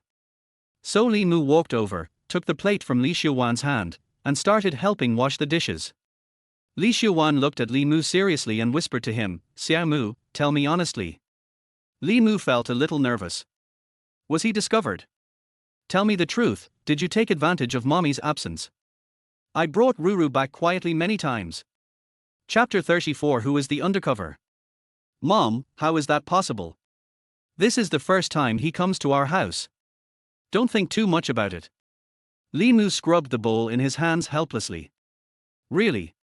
Li Xiuwan stared at Li Mu doubtfully. Really? Li Mu nodded affirmatively. I think Sururu is a good kid. Are you two together? You are all college students, you are all adults, it is normal to fall in love. Li Mu sighed softly, put down his bowl and chopsticks, and said lightly, Mom. Then don't interfere in our affairs. We know our limits. I'm leaving. After that, he ran out of the kitchen. Just go to the door, I'll take a taxi back by myself. After saying goodbye to Li Mu, Sururu went downstairs alone. Sururu avoided the crowd and did not choose to take a taxi. Instead, she walked for nearly half an hour and came to a secluded path after twists and turns. If she remembered correctly, there would be an abandoned building area not far ahead. She walked forward quickly, and when she turned the corner, she saw a group of abandoned villas in front of her. It was supposed to be a luxurious and wealthy residential area, but now it has been abandoned for many years. The houses have collapsed, the walls have cracked, and the grass and trees are overgrown, giving people a gloomy feeling. Sururu walked carefully in this abandoned area, observing the surrounding environment and terrain. She took a deep breath, as if she had made up her mind, took out her phone from her pocket and opened WeChat. Come out alone to relax and feel the inner peace. Accompanied by a photo of an abandoned villa. Then I clicked send on the edited circle of friends. Sururu muttered to herself, Jiangshu, this circle of friends is only visible to you, please don't let me down. Walking on the desolate path, Sururu observed the surrounding terrain and found that the entire villa area was in the shape of an O, with a road in the middle dividing the villa area into two semicircles. One of the semicircular areas was still undeveloped, with only two scattered buildings and a small hill formed by piled soil, surrounded by weeds. She climbed up the hill and overlooked the entire villa area across the road, and the only asphalt road coming in from the main road was also in her sight. She planned to quietly evacuate from behind the hill and leave the villa area without the enemy noticing her. Sururu lay on the hill, keeping an eye on the surroundings. Within an hour, she found that except for the sound of some swaying grass and trees, there seemed to be no trace of people in the villa area. It was almost 5 in the evening, and the sky was a little dim. Perhaps I was being too suspicious. The uneasiness in Sururu's heart gradually faded away, replaced by a sense of relief. Just as she was about to get up, she saw a black car coming from the opposite side of the road and stopping on the side of the road. 3 people in black clothes got out of the car. Sururu knelt down again and observed carefully. One of the men was wearing a black coat and a cap, so her face could not be seen clearly. He seemed very cautious and alert at all times, and was communicating with the other 2 companions. A few minutes later, Sururu suddenly discovered that the man in the baseball cap was walking towards her. They seemed to be moving separately. The man walked into the villa at the foot of the hill, looking for something carefully. Sururu immediately became nervous. The villa was less than 300 meters away from her in a straight line. She did not expect the other party to go straight to this area. However, just as she was about to leave quietly, she saw the man walking out of the abandoned villa, seemingly observing the surroundings carefully. Sururu's heart tightened and she began to worry that she would be discovered by the other party. We have to leave here quickly, things are much more complicated than we thought.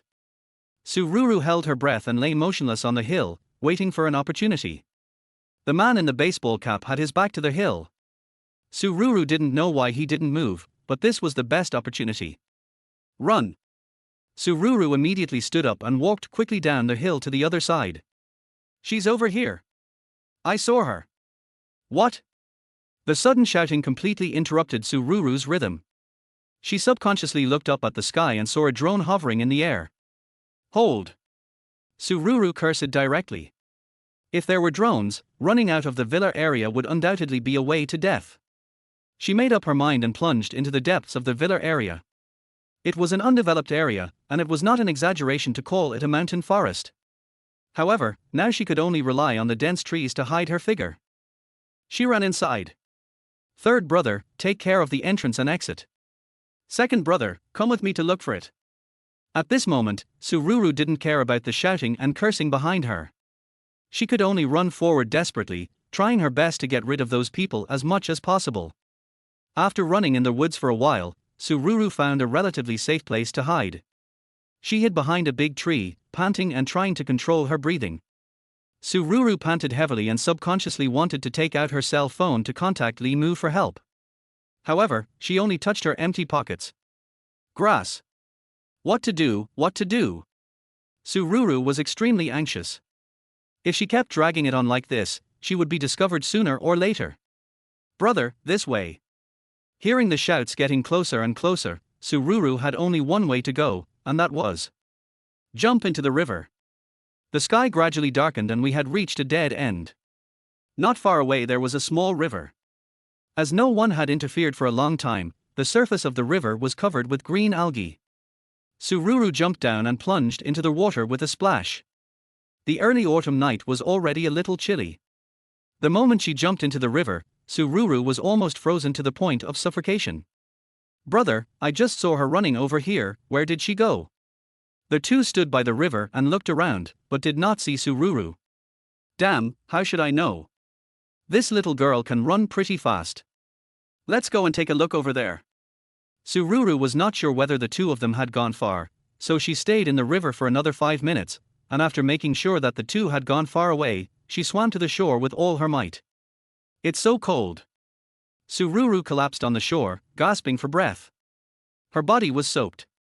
The cold penetrated into her bones and she shivered constantly. Suddenly, there was a rustling sound coming from the grass in the distance. Listening carefully, it seemed that footsteps were approaching, but she was too weak to get up and could only listen to the footsteps getting closer. Who? Sururu's heart was also lifted at this moment. Ruru. It's me, Jiangshu. Chapter 35 Crisis. There was a hint of excitement in Jiangshu's tone. Ruru, I finally found you. Come on, I'll take you back. Jiangshu knelt on one knee and tried to help Sururu up from the ground, but she shook her hand away and refused. Jiangshu, why are you here? Sururu looked at Jiangshu warily and asked tentatively. I saw your circle of friends. After thinking about it, I was still worried that you were in danger. I sent you many messages but you didn't reply, so I wanted to take a look. But when I first arrived, I found 3 people chasing you. I also found your phone on the road, so I knew you were in danger. After saying that, Jiangshu handed the phone to Sururu, and she took it. Sure enough, Jiangshu sent more than a dozen messages, followed by some from Li Mu and his roommates. Taking advantage of the free time, Sururu quickly told everyone about the current situation. If Jiangshu was not lying, then why did those people know my whereabouts? Is Jiangshu really trustworthy? Sururu felt a little headache at this time. She shook her head as if this could relieve the uneasiness. Jiangshu, you go first. I can handle it myself.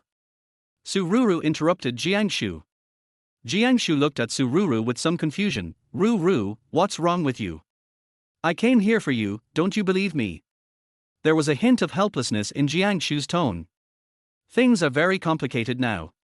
They are beyond my control. You can see that those people came for me. I can't take risks with you. And I have just contacted Li Mu and Lin Shui. I think he is on his way now. Jiangshu did not answer. He just looked at Sururu silently, with a hint of hesitation in his eyes. After a while, he smiled bitterly and said, Li Mu, it's Li Mu again, Ruru, why do you always mention that Li Mu?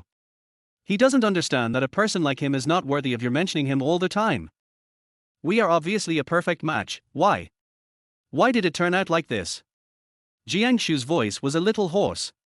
He grabbed his hair with both hands, seemingly unable to understand why things had developed to this point. Jiangshu, you.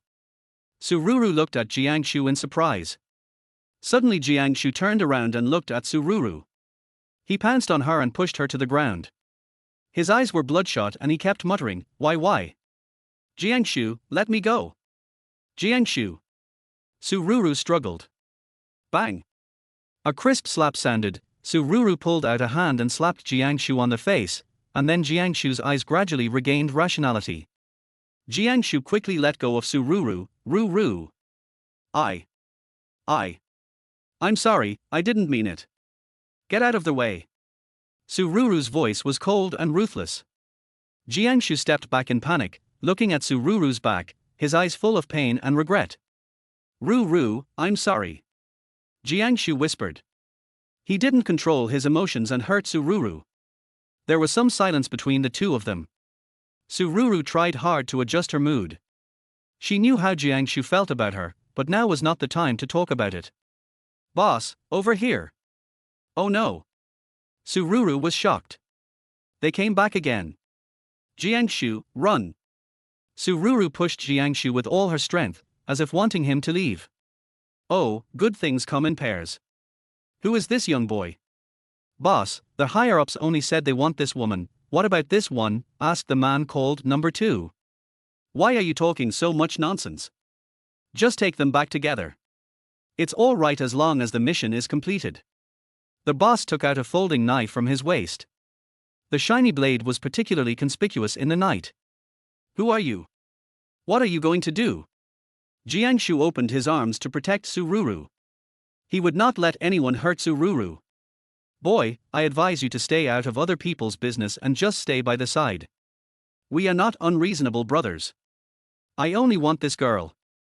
The boss pointed the tip of his knife at Sururu behind Jiangshu, but Jiangshu still did not retreat. Fuck him, he has no shame. Second brother, go and destroy him. Let's see who dares to move. Jiangshu picked up a tree trunk as thick as his arm from the ground and waved it wildly. Sururu also stood up at this time and whispered behind Jiangshu, Jiangshu, thank you, but please go. I don't want to see you get hurt again. Ruru, don't worry, you'll be fine with me here. Okay, stop talking nonsense and get started. The boss watched the conversation between Jiangshu and Sururu and shouted impatiently. The second brother walked towards Jiangshu with a fierce look on his face. Jiangshu held the tree trunk tightly, and when the second brother approached, he suddenly smashed it on his head. But Lauer was an old hand after all. He turned flexibly and easily avoided the tree trunk. While Jiangshu was stunned, he punched him in the face. Jiangshu was hit hard, the tree trunk slipped out of his hand, and blood gushed out of his nose instantly. Jiangshu. Sururu hurriedly supported Jiangshu. Ruru, hurry up and leave. I'll hold them back. Har ha har ha har ha. The boss put away his folding knife and seemed to be watching the performance with great interest. None of you can leave. Jiangshu pounced on Lauer again. Lauer seemed a little annoyed and knocked Jiangshu down with a kick. He punched him several times and Jiangshu vomited blood. Seeing this, Sururu picked up a stone from the ground, aimed at the back of Lauer's head and threw it hard. The stone hit the back of Lauer's head, and he groaned in pain, and the arrogant momentum just now disappeared instantly. Fuck him, little bitch. Lauer touched the back of his head and it seemed that some blood was flowing out, so he let go of Jiangshu and walked towards Sururu. Sururu couldn't dodge in time and was grabbed by Lauer by the hair. She felt severe pain instantly. Several slaps on her face made her dizzy. Arr! The second brother let out a miserable cry, which echoed in the jungle. You stinky bitch, you dare to bite me. Lauer let go of his hand, and Sururu fell heavily to the ground, her consciousness a little fuzzy. Hey! Second brother. The eldest brother stopped the second brother who was about to punch Sururu. How are we going to explain to our superiors if we break something? Let's try another method, hee hee. He grinned lewdly, dragged Sururu to a tree stump, sat on the stump, and forced Sururu to kneel in front of him. Sururu seemed to have anticipated their next move and resisted with all her might. Ruru. Jiangshu was looking at the scene in front of him. He couldn't tolerate Sururu being bullied like this. He picked up a stone from the ground and smashed it on the second brother's head with all his might. The second one fell to the ground unconscious. Jiangshu threw himself hard on the boss's back and strangled his neck, but the boss was big and strong, and his strength was far beyond Jiangshu's imagination. The boss grinned, pushed Jiangshu away, and then fought back. His fists were as fast as the wind, hitting Jiangshu's body fiercely. Jiangshu immediately felt a sharp pain and collapsed to the ground. Beep! Beep! A siren sounded in the distance. The eldest brother was a little flustered. He cursed and grabbed Sururu, ready to take her away to avoid any further trouble. Don't go! Jiangshu climbed up with difficulty, blood dripping from the corner of his mouth. He hugged the boss's waist and refused to let him take Sururu away. Damn it, the boss was also panicking at this moment, and hit Jiangshu hard on the back with his elbow. The latter kept coughing up blood but refused to let go. Don't go! Jiangshu shouted with all his strength. His loud voice was like a guiding light in the night.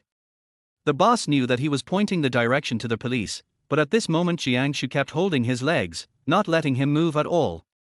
Boy, since you want to die, you can't blame me. The boss picked up the folding knife and stabbed Jiangshu in the back. Don't want. Sururu, who had just woken up, happened to see this scene, but she was still a step too late. Jiangshu's body trembled violently, and the hand that was tightly holding the boss' waist loosened and drooped softly. Oh shit! The sirens were getting closer and closer. The boss's face changed drastically. He put down the folding knife in his hand and hurriedly turned around to flee the scene. Chapter 36 Jiangshu's Bravery. Sururu watched Jiangshu fall down, her heart broken. She stared at him with pain in her eyes and kept calling Jiangshu's name. Oh shit! The sirens were getting closer and closer, and the boss's face changed drastically. He put down the folding knife in his hand and hurriedly turned around to flee the scene. He knew that this plan had failed and there was no time and room to take Sururu away. Ruru, it's okay. Jiangshu lay on the ground, blood flowing from the corners of his mouth with every breath. He looked at the safe Sururu and finally breathed a sigh of relief. Jiangshu, please stop talking. Rescue will be here soon. Just hold on a little longer. Sururu knelt beside Jiangshu, already crying her eyes out. Ruru, don't cry. I'm sorry, just now. I didn't mean to. Jiangshu forced a smile and wanted to stretch out his right hand to wipe Sururu's tears, but his arms hung limply at his side. Jiangshu! Jiangshu! Is there anyone here? Several strong flashlights shone towards them, and the police, with police dogs, were approaching Sururu quickly. Soon the police found Sururu, Jiangshu lying on the ground, and the unconscious Laoer. The police immediately took control of the scene, and the medical staff lifted Jiangshu onto a stretcher. Limu rushed over and immediately held Sururu in his arms. Sururu looked at Jiangshu, who was carried on a stretcher, tears streaming down her face. If something really happened to Jiangshu, she would probably never forgive herself. Several policemen came over to ask about Sururu's condition, but she was already incoherent at this time. Limu silently supported Sururu. After leaving the forest area, the police took her into the police car and left the villa area. The night gradually fell silent, leaving only a desolate atmosphere. The police car gradually drove into the city, and Sururu gradually regained consciousness. She looked at the flashing neon lights on the roadside. Ruru, you. Limu hugged Sururu gently, his actions full of heartache. Why didn't you tell me? Don't you know how dangerous this is? His body trembled slightly. He was scared, afraid that he would never see Sururu again. Sururu leaned quietly in his arms, tears streaming down her face. I'm sorry, Sururu's voice trembled, full of self-blame and regret. Limu patted Sururu's back gently. Jiangshu will be fine. Limu tried to comfort Sururu, hoping to calm her down a little. Jiangshu. Hello, I'm Jiangshu. Classmate, is this Nanju University? Ruru, you have to do this. Ruru, long time no see. The past scenes replayed in Sururu's mind, and the self-blame and regret in her heart became even more unforgettable. The police car drove into the emergency room of the hospital. Jiangshu was rushed to the operating room, while Sururu was taken to a quiet lounge by the police. She sat in a chair, staring blankly ahead. After a while, two people walked into the lounge. She looked up and found that they were a young female police officer and a male police officer. Sururu, right. My name is Liu Fangfang, you can call me Officer Liu. The person next to me is Officer Song. I know you must be very sad now, but we need you to provide some information about this incident to help us investigate. Liu Fangfang said. Sururu nodded. Although she was in a complicated mood, she still tried to recall what had just happened. Jiangshu and I are college classmates. I came to this villa area to relax, and then Jiangshu came, those people followed closely, and they started chasing me, as if they wanted to catch me. In order to protect me, Jiangshu, he was stabbed. You mean, you went to an abandoned and remote villa area to relax by yourself? What a coincidence that Jiangshu also came, and then that group of people also arrived at the villa area, and then rushed out to attack you. Sururu was shocked. In front of the police who were well versed in criminal investigation, her words were full of loopholes. A hint of hesitation appeared on Sururu's face, but she couldn't tell everything. Yes, I was in a bad mood, so I came to the villa area to relax. Jiangshu was worried about me, so he came to find me. As for that group of people, I don't know how they targeted me. It's possible that they had planned it in advance. Officer Song recorded Sururu's testimony and then asked. Do you know the men who attacked you? I don't know him. Have you offended anyone recently? Have. Sururu told the story of Hu Jiaojiao, but did not mention the hidden person behind it. She told the police whether it was Hu Jiaojiao's revenge. Officer Liu and Officer Song exchanged glances. That means Jiangshu came right after you posted on your moments, and then those people came. But you didn't know those people before this. Sururu, bring your cell phone and the electronic devices you usually carry with you, and go with us to the technical department. Officer Liu stood up and said to Sururu. Sururu nodded, followed Officer Liu and Officer Song out of the lounge, drove to the technical department of the Municipal Public Security Bureau, and handed the phone to the technician. Don't worry, we are only checking whether the phone has been infected with viruses or malicious programs. It does not involve your personal privacy. The technicians began to check and analyze Sururu's phone, hoping to find some clues. Sururu was a little nervous, because she knew that the contents of the phone might reveal something she didn't want others to know. After a while, the technician returned the phone to Sururu. Have you ever received and opened some spam messages before?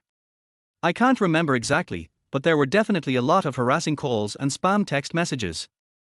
The technician motioned for everyone to look at the computer screen. This is a positioning software. Although it is only the lowest level, it can only vaguely locate within 2 kilometers, but it is small in size and highly concealed, and is not easily discovered by the holder. What? Sururu looked at the positioning software on the display in surprise. This software can run in the background and use the phone's GPS function to obtain the phone's location information in real time and send it to the designated recipient, the technician explained. In other words, someone is tracking my location through this software. Sururu asked. It seems so. Officer Liu frowned. We need to investigate further to determine who is tracking your location. Chapter 37, The Mist. Officer, can you find out who is following me? Sururu couldn't help but ask. We will do our best to investigate, but it may take some time and technical means to find out who is tracking your location, Officer Liu replied. We will first retrieve some relevant communication records and information for analysis, and will also contact other departments to see if there are similar cases or clues, the technician added. Sururu was a little worried. She didn't know that she had been located inadvertently. It seemed that the enemy was more difficult to deal with than she had imagined. Okay, I have helped you get rid of the Trojan program. There won't be any problems now. We will give you a reply as soon as possible and also strengthen your protection. Officer Liu comforted. Sururu nodded.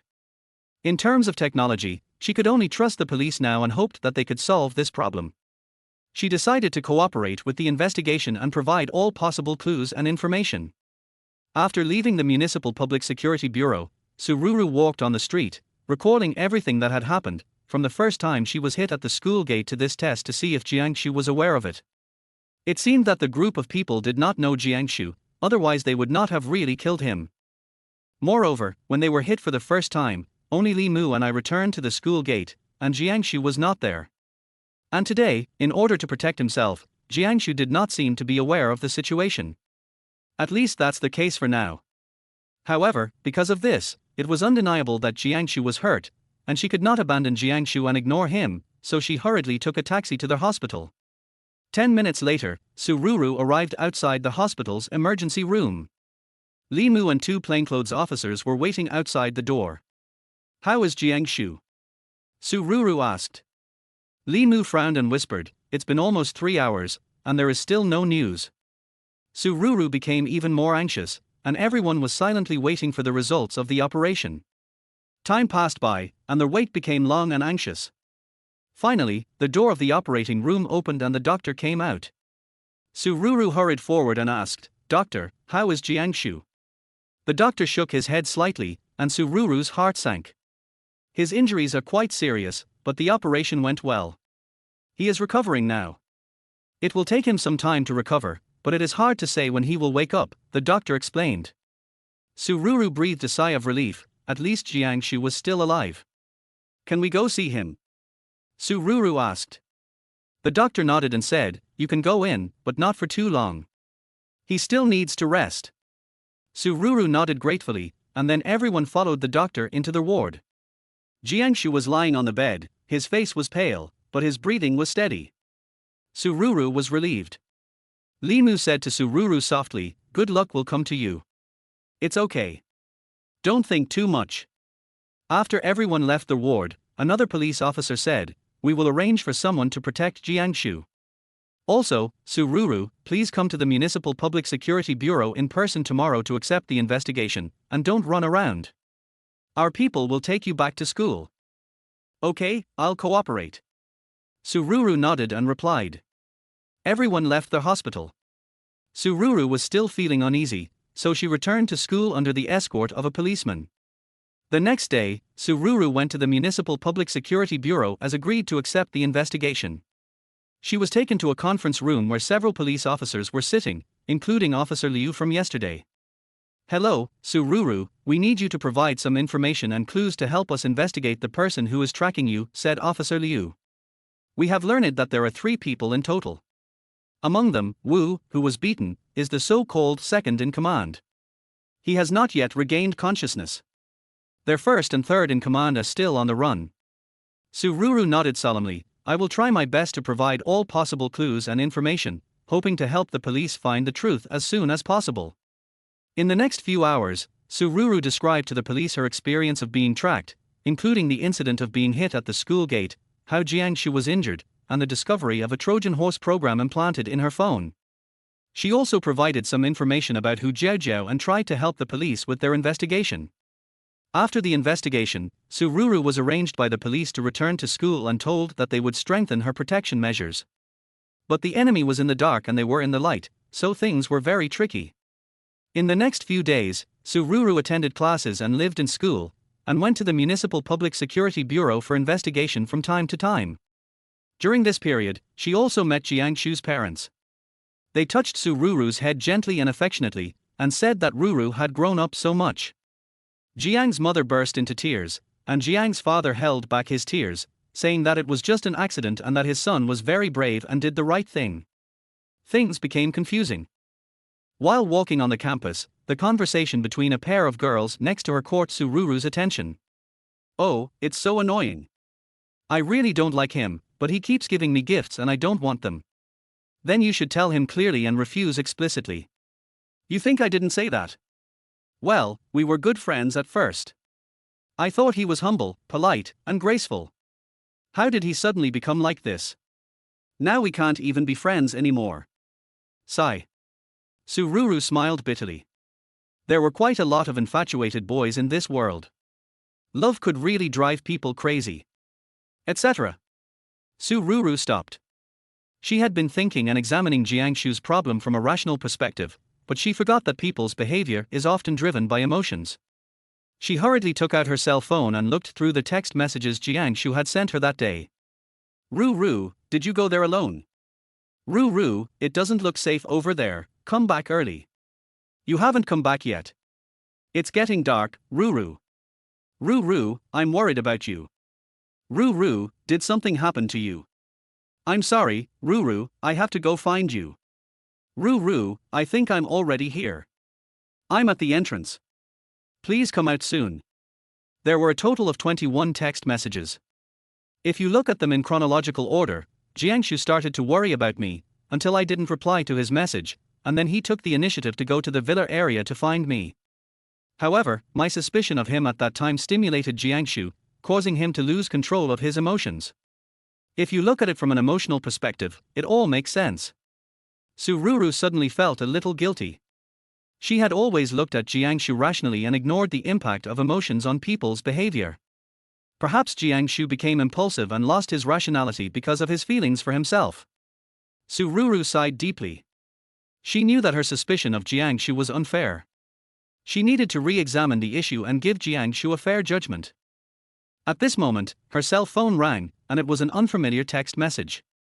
Sururu, I know who you are and what your purpose is. Come alone to this address at 3 p.m. tomorrow.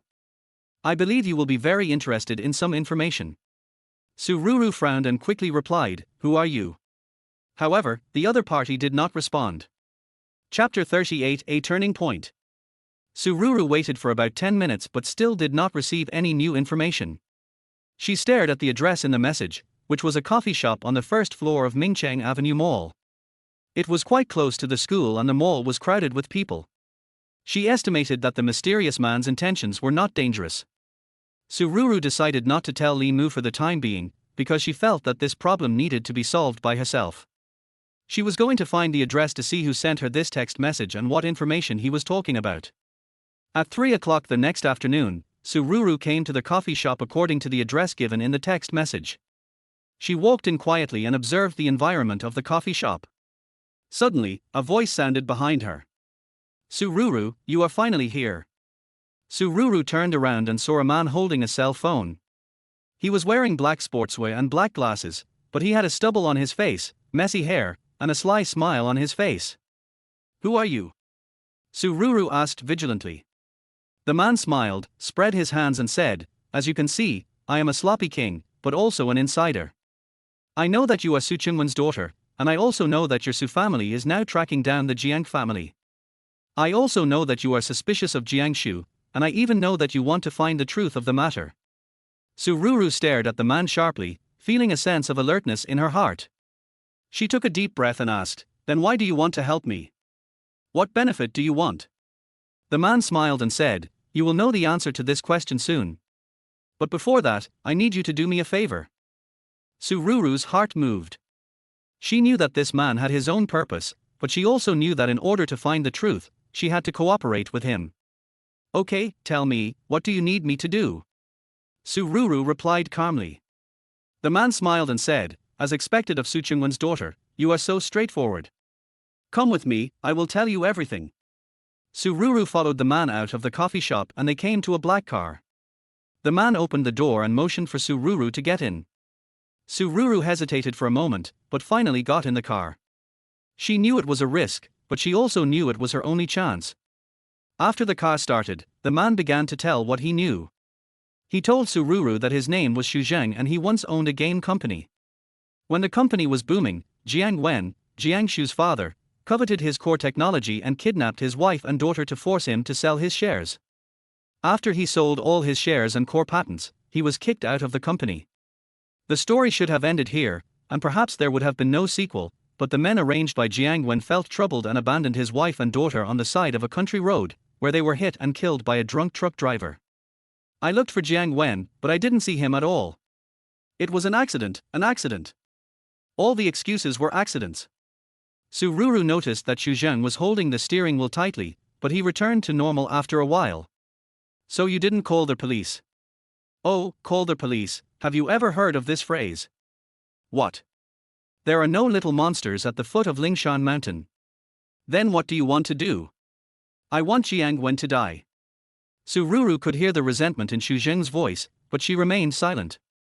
Xu Jing said that during the 6-month investigation, he discovered some secrets of Jiang Wen's past, including that he had participated in some illegal activities and was involved with some criminal gangs. He obtained this information through investigation and tracking. Sururu was shocked. Are you sure this information is true? Sururu asked. Xu Jing nodded and said, I can show you some evidence, but before that, I need you to do me a favor. Sururu knew that this was the real reason why Xu Jing was looking for her.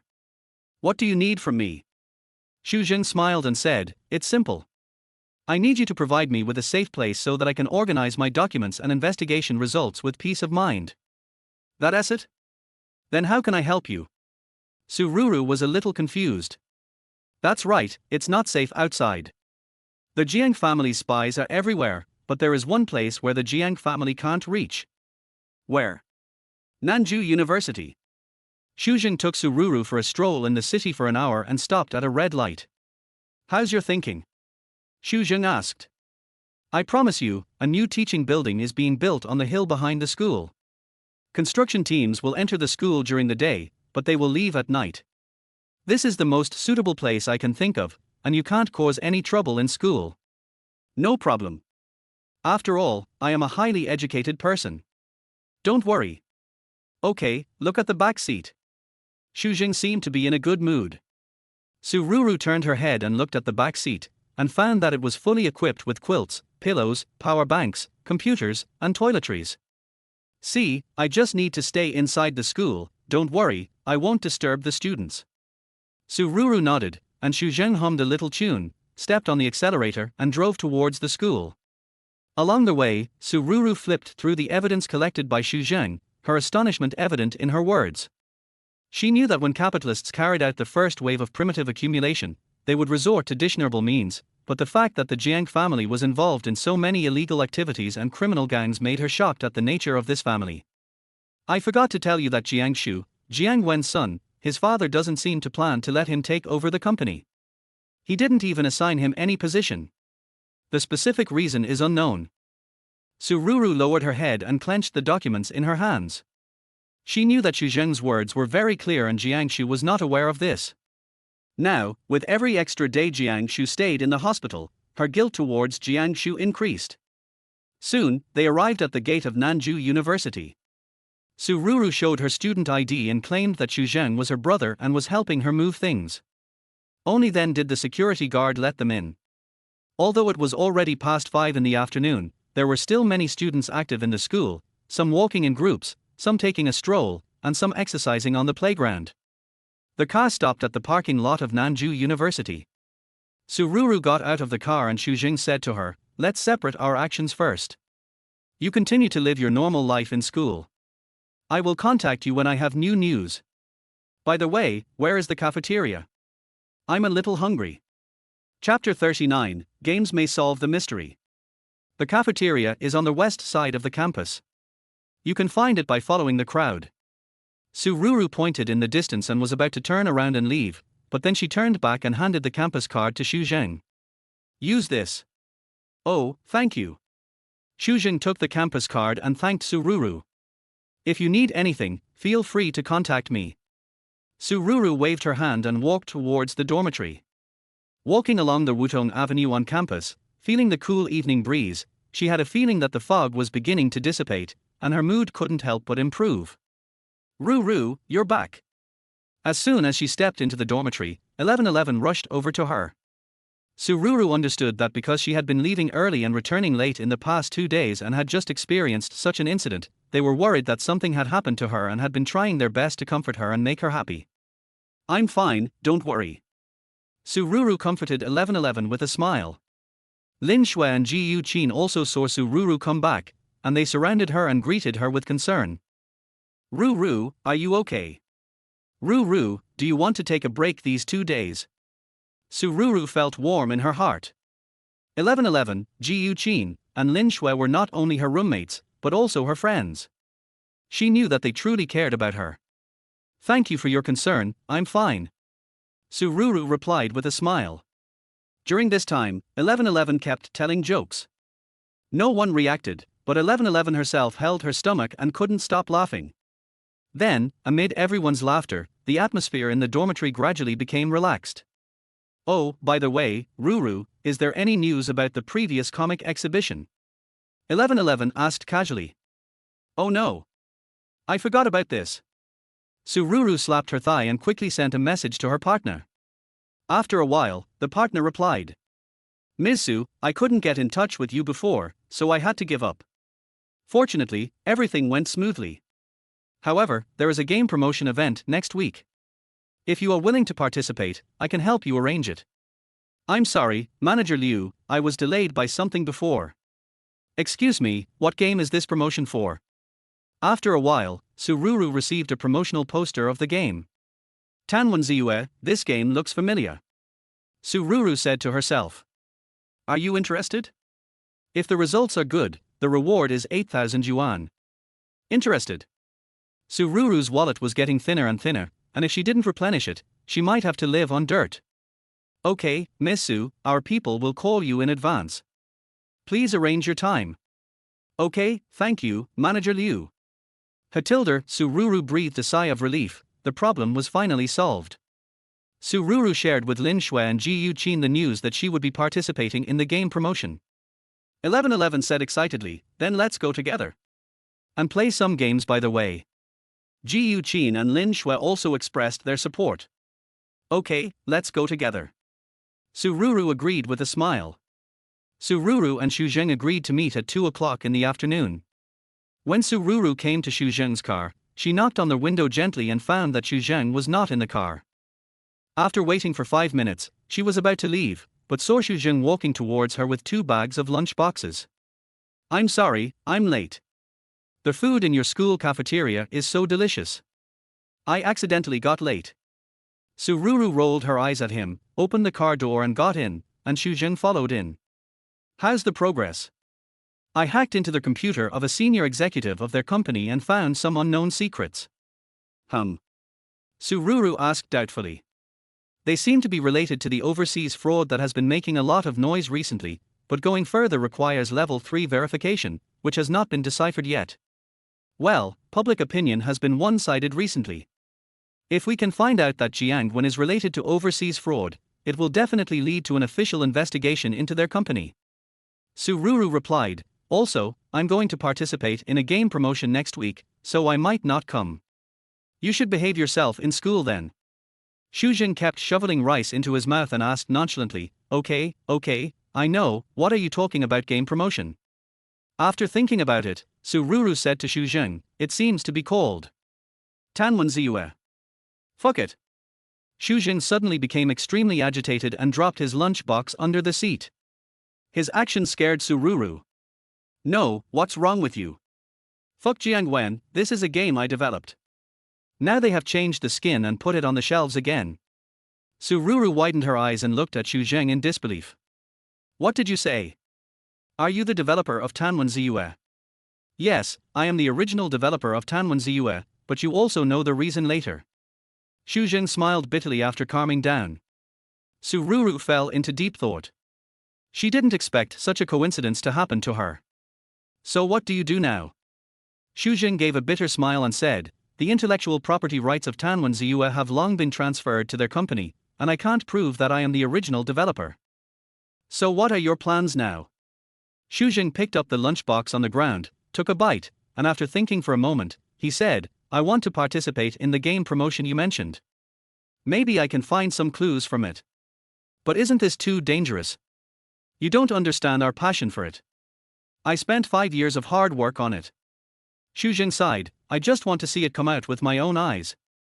Sururu didn't know how to comfort Xu Zheng, so she could only pat his shoulder gently. Okay, it's getting late. I'll contact you when the time comes. You can dress up and go with me as my brother. They won't have any objections. Okay. Sururu opened the car door, got out and left the parking lot. After returning to the dormitory, Sururu lay on the bed with a heavy heart, thinking about Xu Zheng's experience and her next actions. Ruru, what's wrong with you? 1111 asked with concern. Sururu raised her head and forced a smile, it's okay, it's just that something made me a little irritated. Sururu seemed to suddenly think of something, and her eyes lit up. Since Xu Zheng is the original developer of Tanwen, he should be very familiar with this game. Maybe he can help us better understand the secrets of the game company. I must find Xu Zhenghao to discuss this tomorrow. 1111 looked at Su Ruru lying on the bed, frowning and smiling at times. She walked to Lin Shui with some worry. Xie Xue, look at Ruru, she smiles and frowns at the same time, it's so scary, has she been stimulated by something? 1111, don't talk nonsense. Ruru is fine, right Ruru?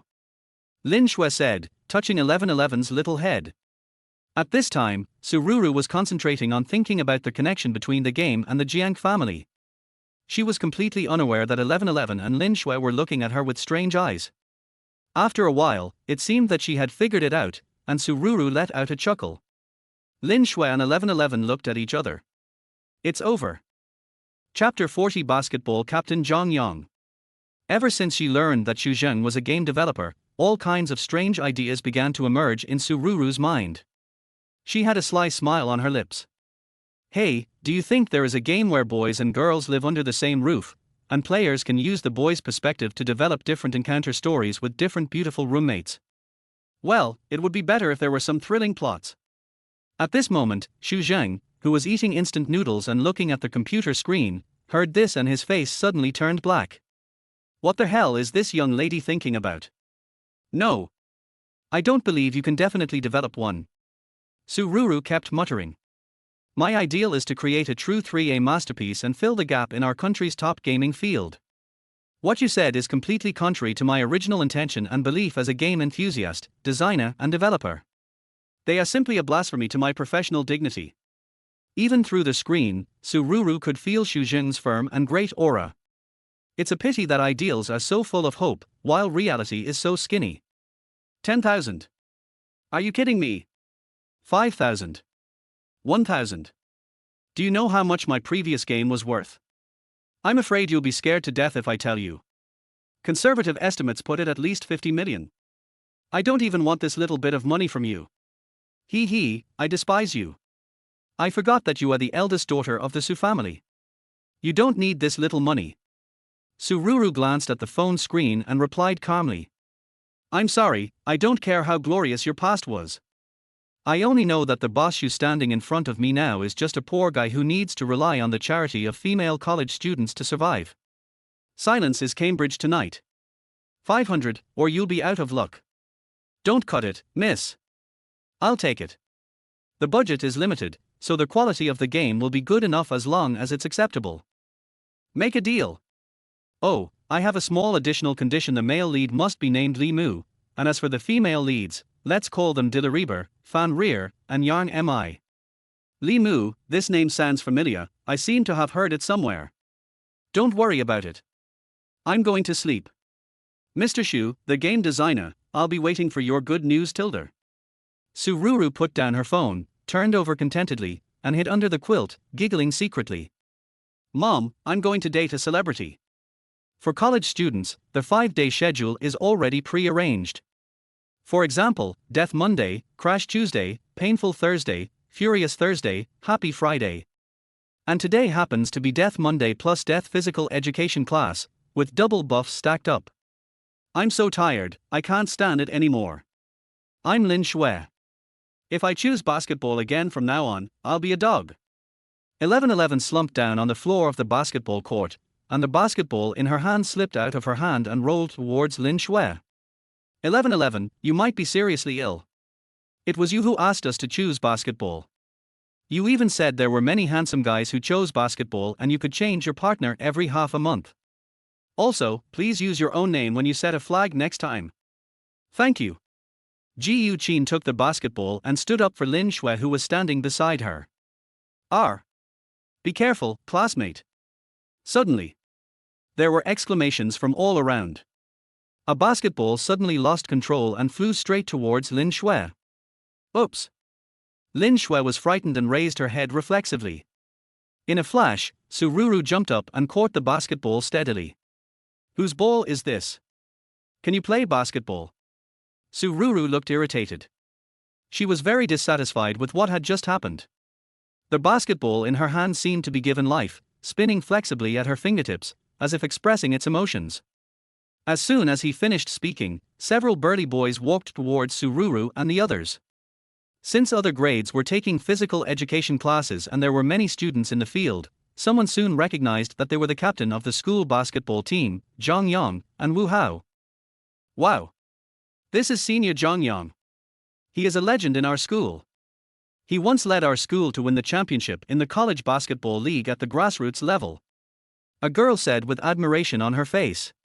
But, Senior Zhang Yang is already a senior, I wonder who would be the next captain. Another girl echoed. I heard that Senior Wu Hao next to us is a strong contender. In my opinion, it's still Senior Zhang Jun. Amid the whispers of people around them, Zhang Yang and Wu Hao also came to Sururu.